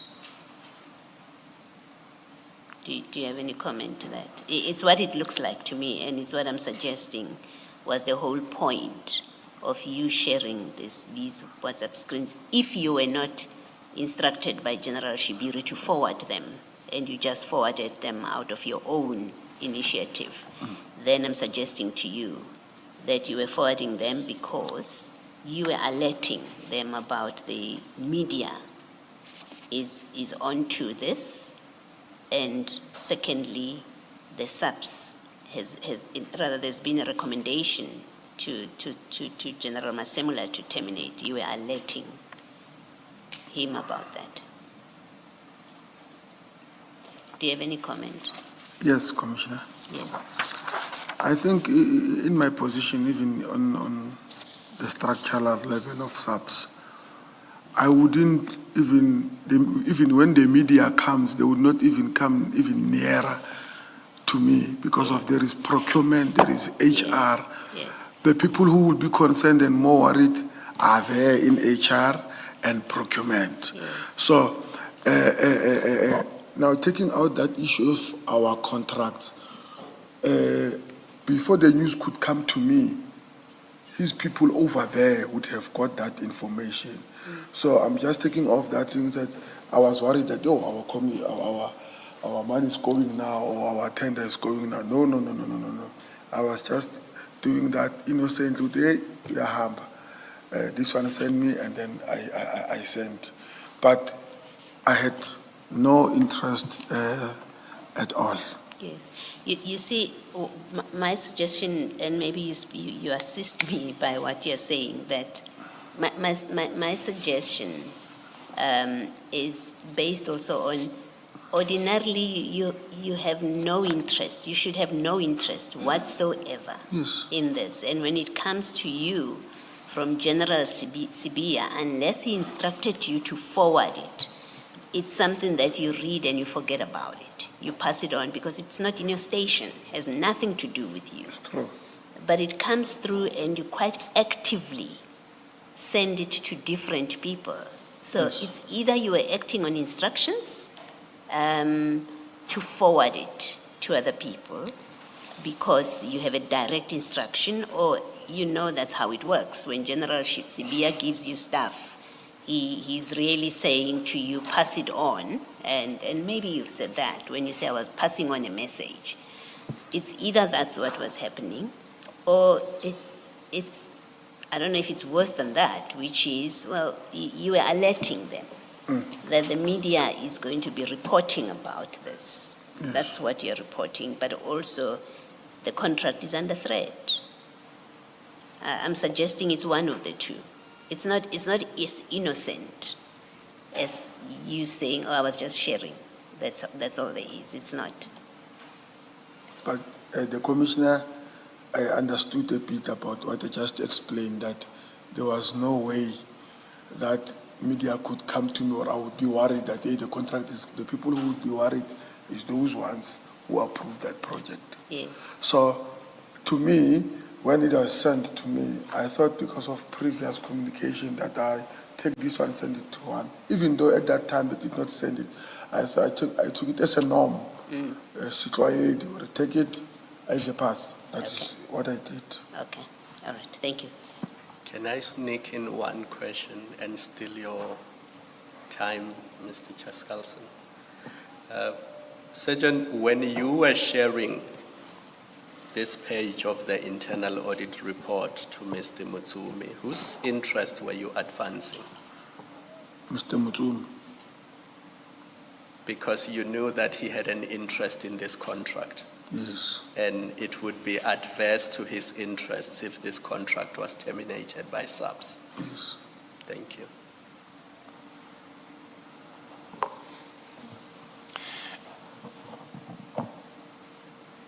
Can I ask you about meetings that you've had with Mr. Motsume? Now, I've been through the chats, and I can identify from March 2024 to September 2025, you have 12 different meetings with Mr. Motsumi that we can see on the chats. I can take you to them if you want, but I can assure you that there are 12 different meetings with Mr. Motsumi that I see either from invitations, sort of waterfall gates codes, or communications where you say you're at the gate or give me a code. That's correct. Beyond these 12 meetings, did you have other meetings with Mr. Motsumi that you're aware of over that period? And the period is March 2024 to September 2025. Okay.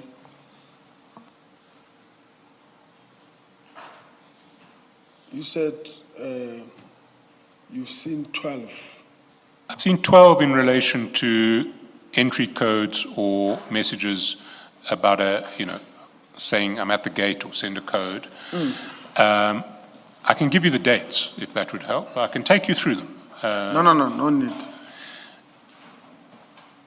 And one of those 12 is the meeting that we discussed last month with General Sabia when you appeared to be waiting with Mr. Motsumi, but he was stuck in a meeting with the National Commissioner and General Sentumule kept on talking longer than he expected. You remember that one? Yes.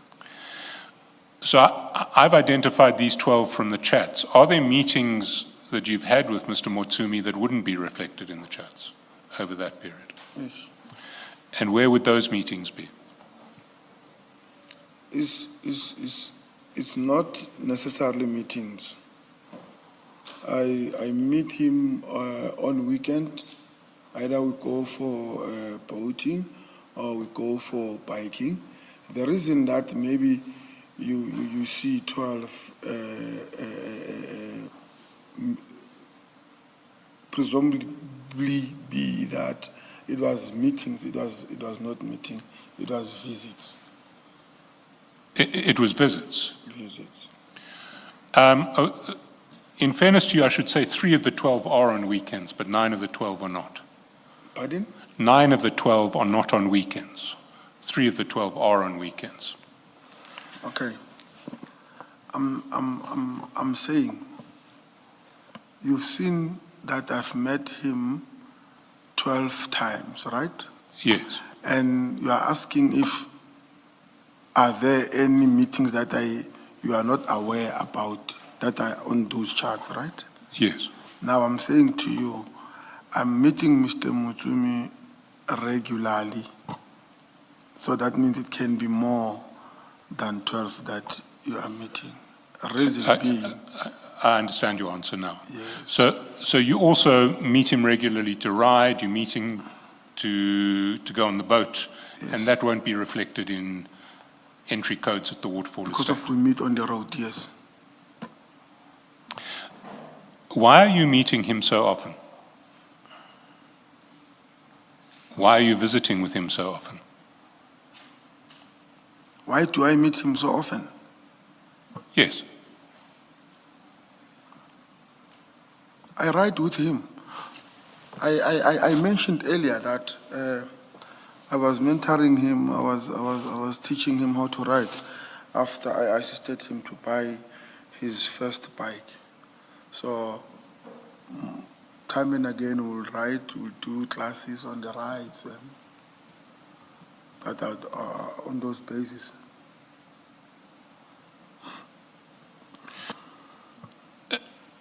So you meet him frequently to ride, and I presume to also to go on the boat. Even to chill. Okay, let me just take you through this. Mr. Mutsumi was Mr. Jotam's friend. So Sorry, he was Mr. Msibi's? I didn't get friend, family friend. So as I grew up, Mr. Mutsumi was on the picture as well with Mr. Msibi. So when they bought bikes, when I assisted them with bikes, it was both of them. So Mr. Mutsumi was more eager to learn faster. So after Mr. Musibi died, I became closer with Mr. Mutsumi. So we were doing rides and just social, sitting and just talking like a father and son. Not that there was anything specific that would phone each other, hey, let's have a meeting. No, there was nothing like that. It was a father and son.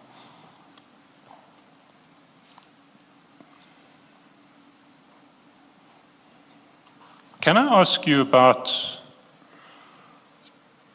2 of the 12 meetings that I have identified? On the 19th of May, 2025, if you go to page 591,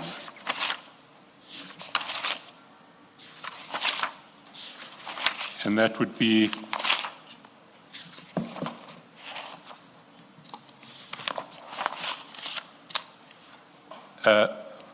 file 2 of 4. Yes. If you see there on the 19th of May, he sends you an entry code for the first time at 1420. He sends it twice at 1420. Yes. 2 different codes. If you then go to page 762,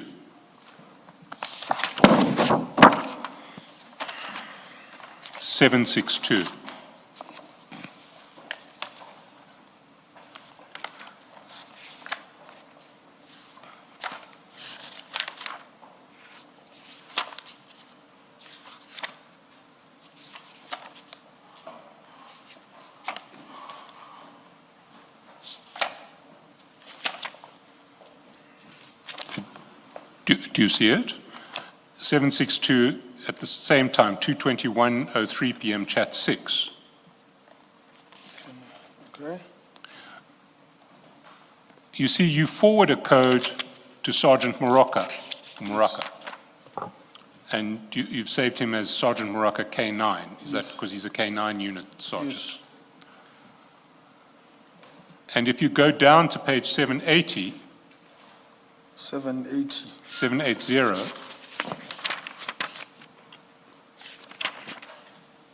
On the same day,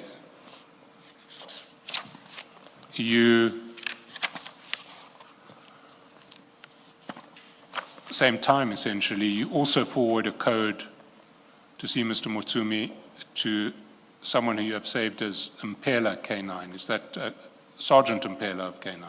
That's correct.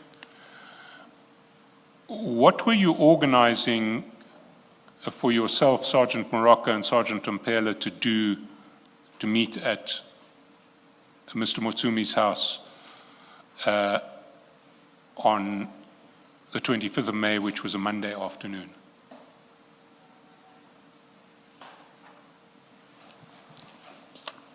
Sorry, the 19th of May, 2025, which was a Monday afternoon. Why were the three of you meeting with Mr. Motsumi? We're just meeting, not say meeting. We're just sitting there. But this is a Monday afternoon. You're all presumably on duty. Afternoon. Yes, if you look at those codes, they are codes. Let's just look at the one at 780. They're codes that are sent at 2:35 p.m. and they stop being valid at 17:30.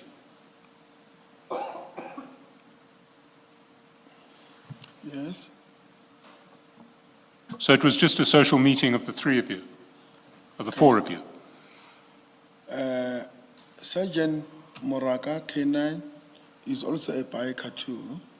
I usually go with him wherever I go on a bike. Same applies with other colleagues who are bikers that are not there. But on this one, I was with Sergeant Moraka. I got my coat, he got his coat. I think I was going to drop off the bike for service, and then Mpila was coming behind with the car. That is why I've sent him the coat as well. But these two, they've got no relationship with Mr. Motsumi. I'm the one who's got the relationship with him. But this is on a Monday afternoon. What are you doing with two colleagues going to Mr. Motsumi on a Monday afternoon? His social life is after work. No. We looked at the Sergeant Mpela code, which was valid until 5:30, and you said he came later. Take a look at the codes that are your codes and Sergeant Morocco at, let's go to Sergeant Morocco at page 762. Can you go to 762?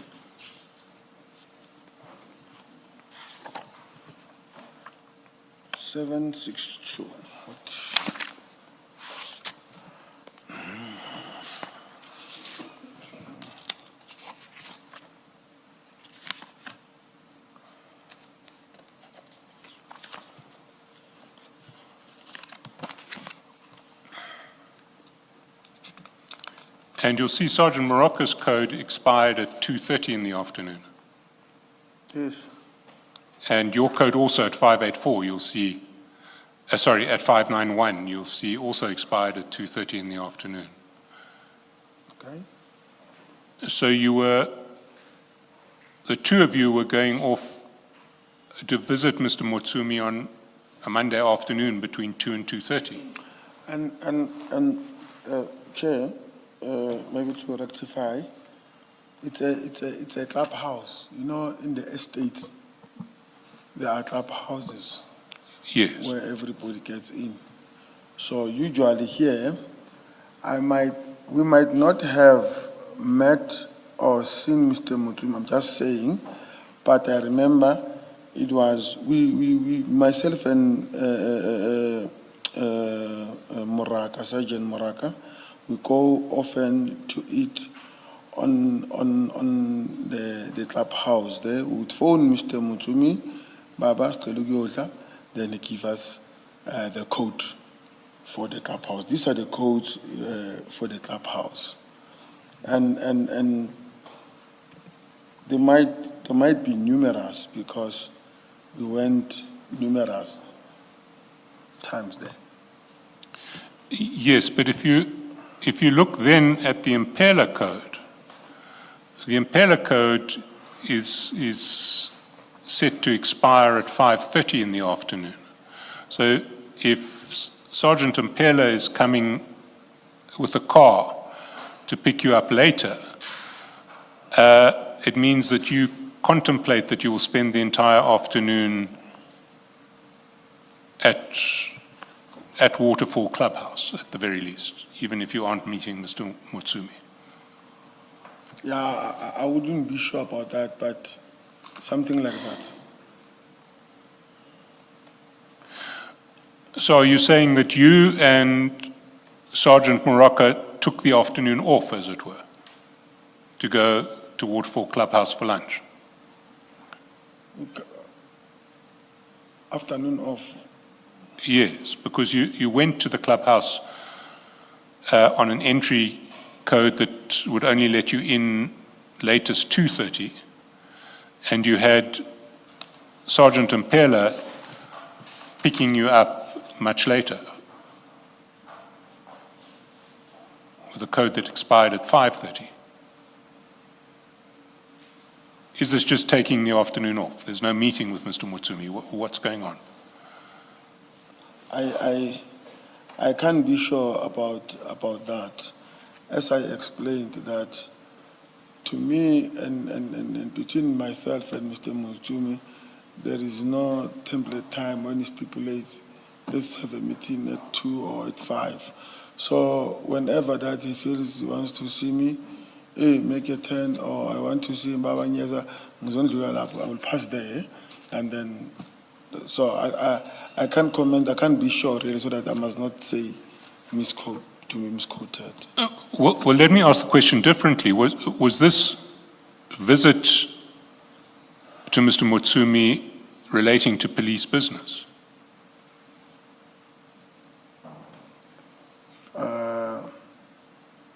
Police With Mr. Moraka, let me assist you here possibly. If you go to 763, you'll see that early in the morning, the next day, so this visit is on the 19th of May, Yes. and at the top of the page on 763, on the 20th of May at 7:53 in the morning, you send a license plate to Sergeant Moraka. Yes. Do you know why you would, presumably you're sending it to him for him to trace it? No, I can't remember. Well, why would you send a license plate to Sergeant Moraka? Okay. I've got in my phone, I've got the app that we usually use, we call it MCD, where you usually circulate vehicles and cell phone and so forth. Now, at that time I was revoked. Then when I'm revoked, I usually ask Sergeant Moraka to check for me. If he's not revoked, then he would. But in this matter, I can't recall on why did I send this registration, but I do send if there is a need.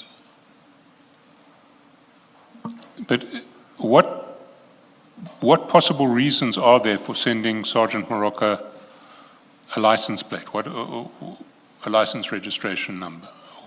What have you ever sent license registration numbers to him for? For what purpose? You see, when I look at your chats, I see you often seem to be sending him license plates to trace the registered owner. Even the very next chat, on the 29th of May, you send a picture of a man sitting on a car with a message, who's the registered owner of this vehicle? Yes.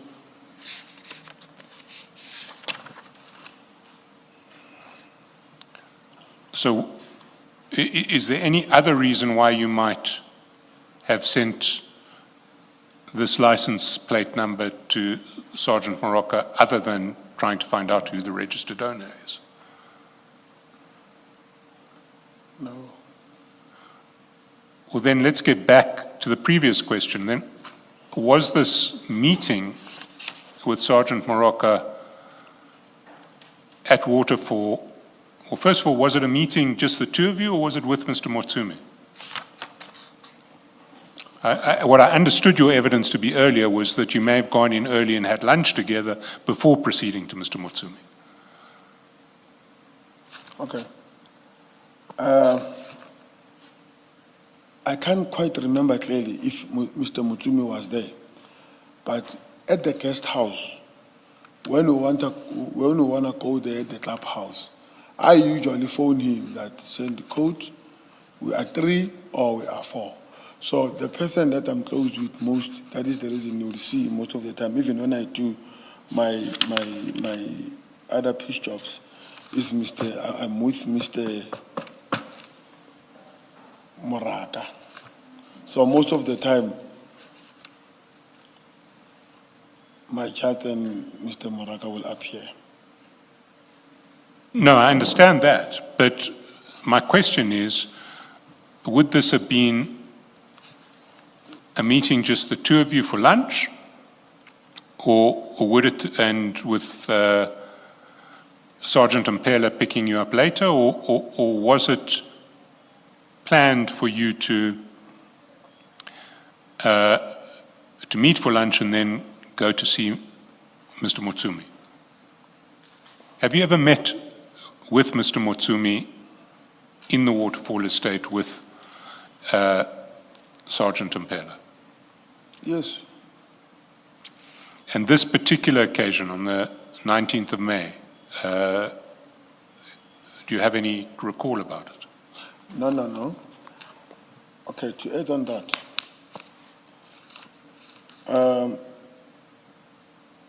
I do meet Mr. Mutsumi more often. It will depend on that particular day, who am I driving with. But Mr. Mpela and Moraka, they are my friends. Wherever I go, they are there. Sometimes the reason maybe this code is seen is because of he was driving a different vehicle.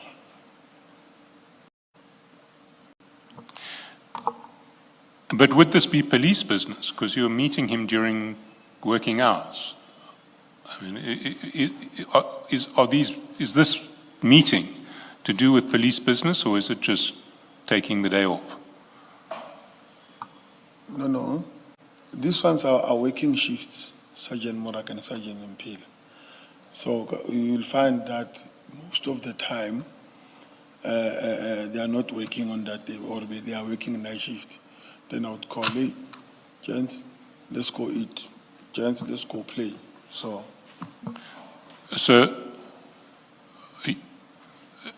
your assessment of the situation is that the two of you may not have been on duty, you may have been working shifts and off duty, and you phoned up Mr. Mutsumi to arrange to let you into the estate to have lunch at the clubhouse, and you may or may not have met Mr. Mutsumi afterwards, together, the three of you. Is that correct? I'm not sure if I understand your question. I'm trying to understand the nature of these, I'll call them meetings, Yes. where you go with more than one colleague, and you're all given entrance codes by Mr. Mutsumi, and you all enter,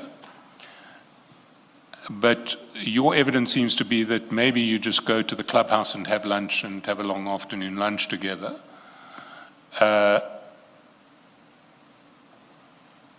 And then, even though it's a Monday, but you can do that because maybe you're not on duty. Is that what you're saying? Sort of, yes. Can I ask you about another one? If we go to the 25th of June, and that one is it starts on page 602 in the same file.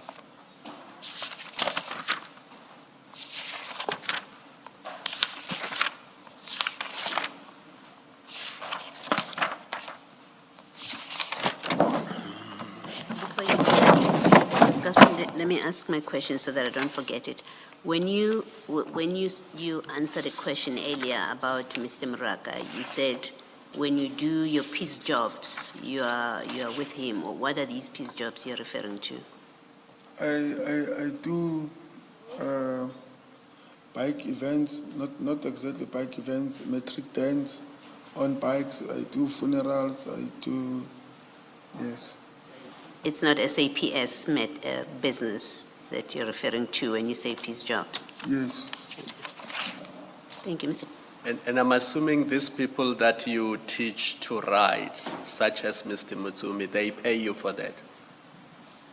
So when you teach him to ride a bike, when you give him lessons, I think maybe that's a better term. Does he pay you for that?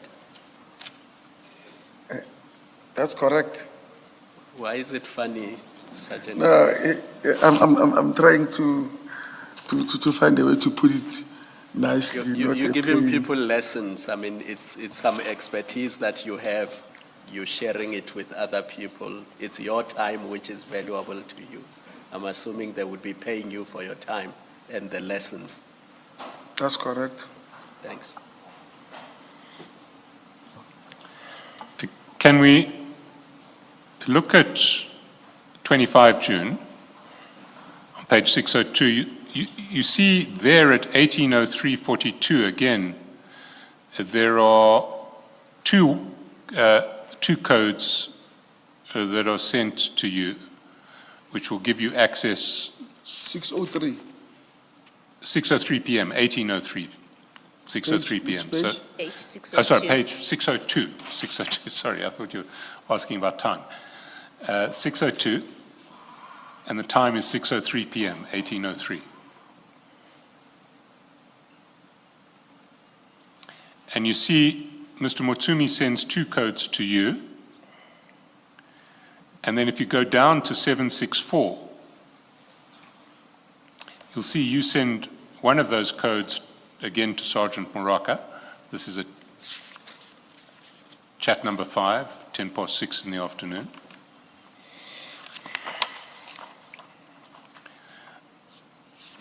Page mark. Which, oh, sorry. Which 764. 764.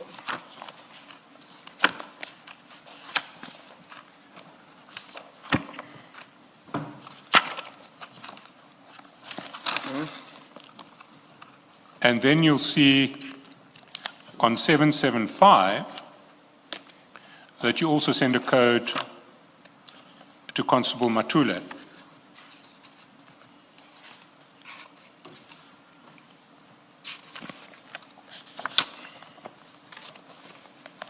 That's correct.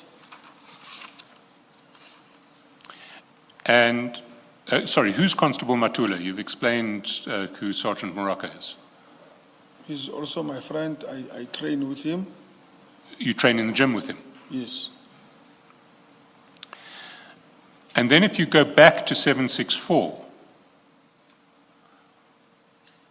you'll see just like the last meeting where there were several police officers and yourself going to Waterfall Estate with an entry code from Mr. Motsumi, the day after that event, you send a license registration plate to Sergeant Moraka. Sergeant who? Sergeant Moraka, if you go to 764. Okay. So you see the entry code is chat number 5, chat number 6 the next day is yet again a license plate. And the following day there are 2 more license plates. So let me tell you what it looks like from the outside, and you need to disabuse me if I've got it wrong. Yes. What it looks like is that these are meetings at which, just like Mr. Nxumalo asked you to trace vehicles, coming out of these meetings, Mr. Motsumi is asking your assistance to trace vehicles. Because on both of the occasions where we see you and Sergeant Moraka meeting pursuant to entry codes sent by Mr. Motsumi, the very next message that you send to Sergeant Moraka the next day just happens on both occasions to be a license plate, nothing more.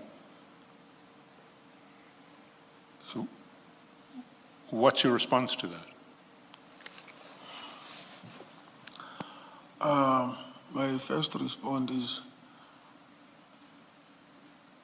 Sergeant Moraka does not necessarily need to go to Mr. Mutsumi if Mr. Mutsumi wants Mr. Moraka to check his number plate. He would do that telephonically, either through me or through Mr. Moraka. But because if he does not know Mr. Moraka, he will do that through me, obviously.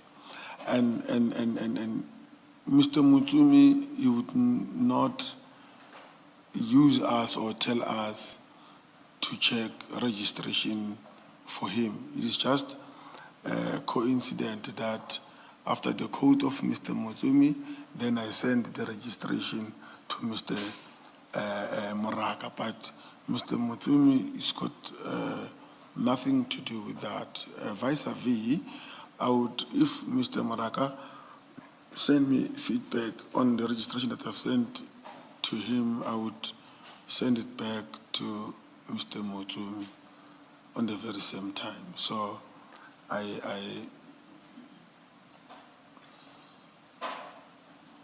So this is just an unfortunate coincidence that on both of these occasions, the next day you asked Sergeant Moraka, well, you sent a license plate to Sergeant Moraka.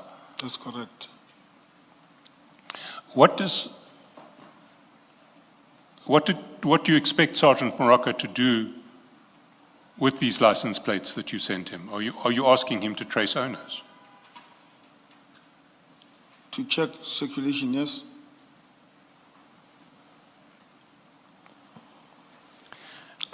Sorry, I'm pressed. Can I?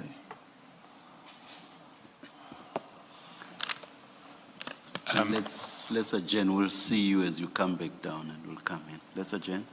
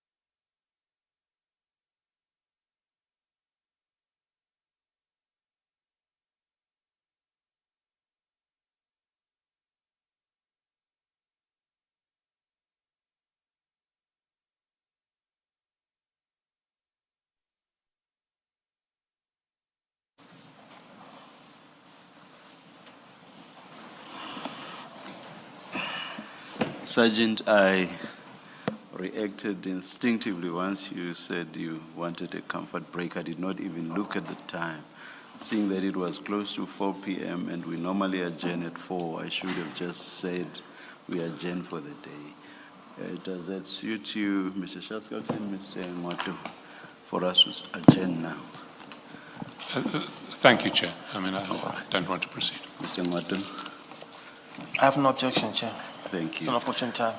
Let's adjourn and resume at 9:30 tomorrow.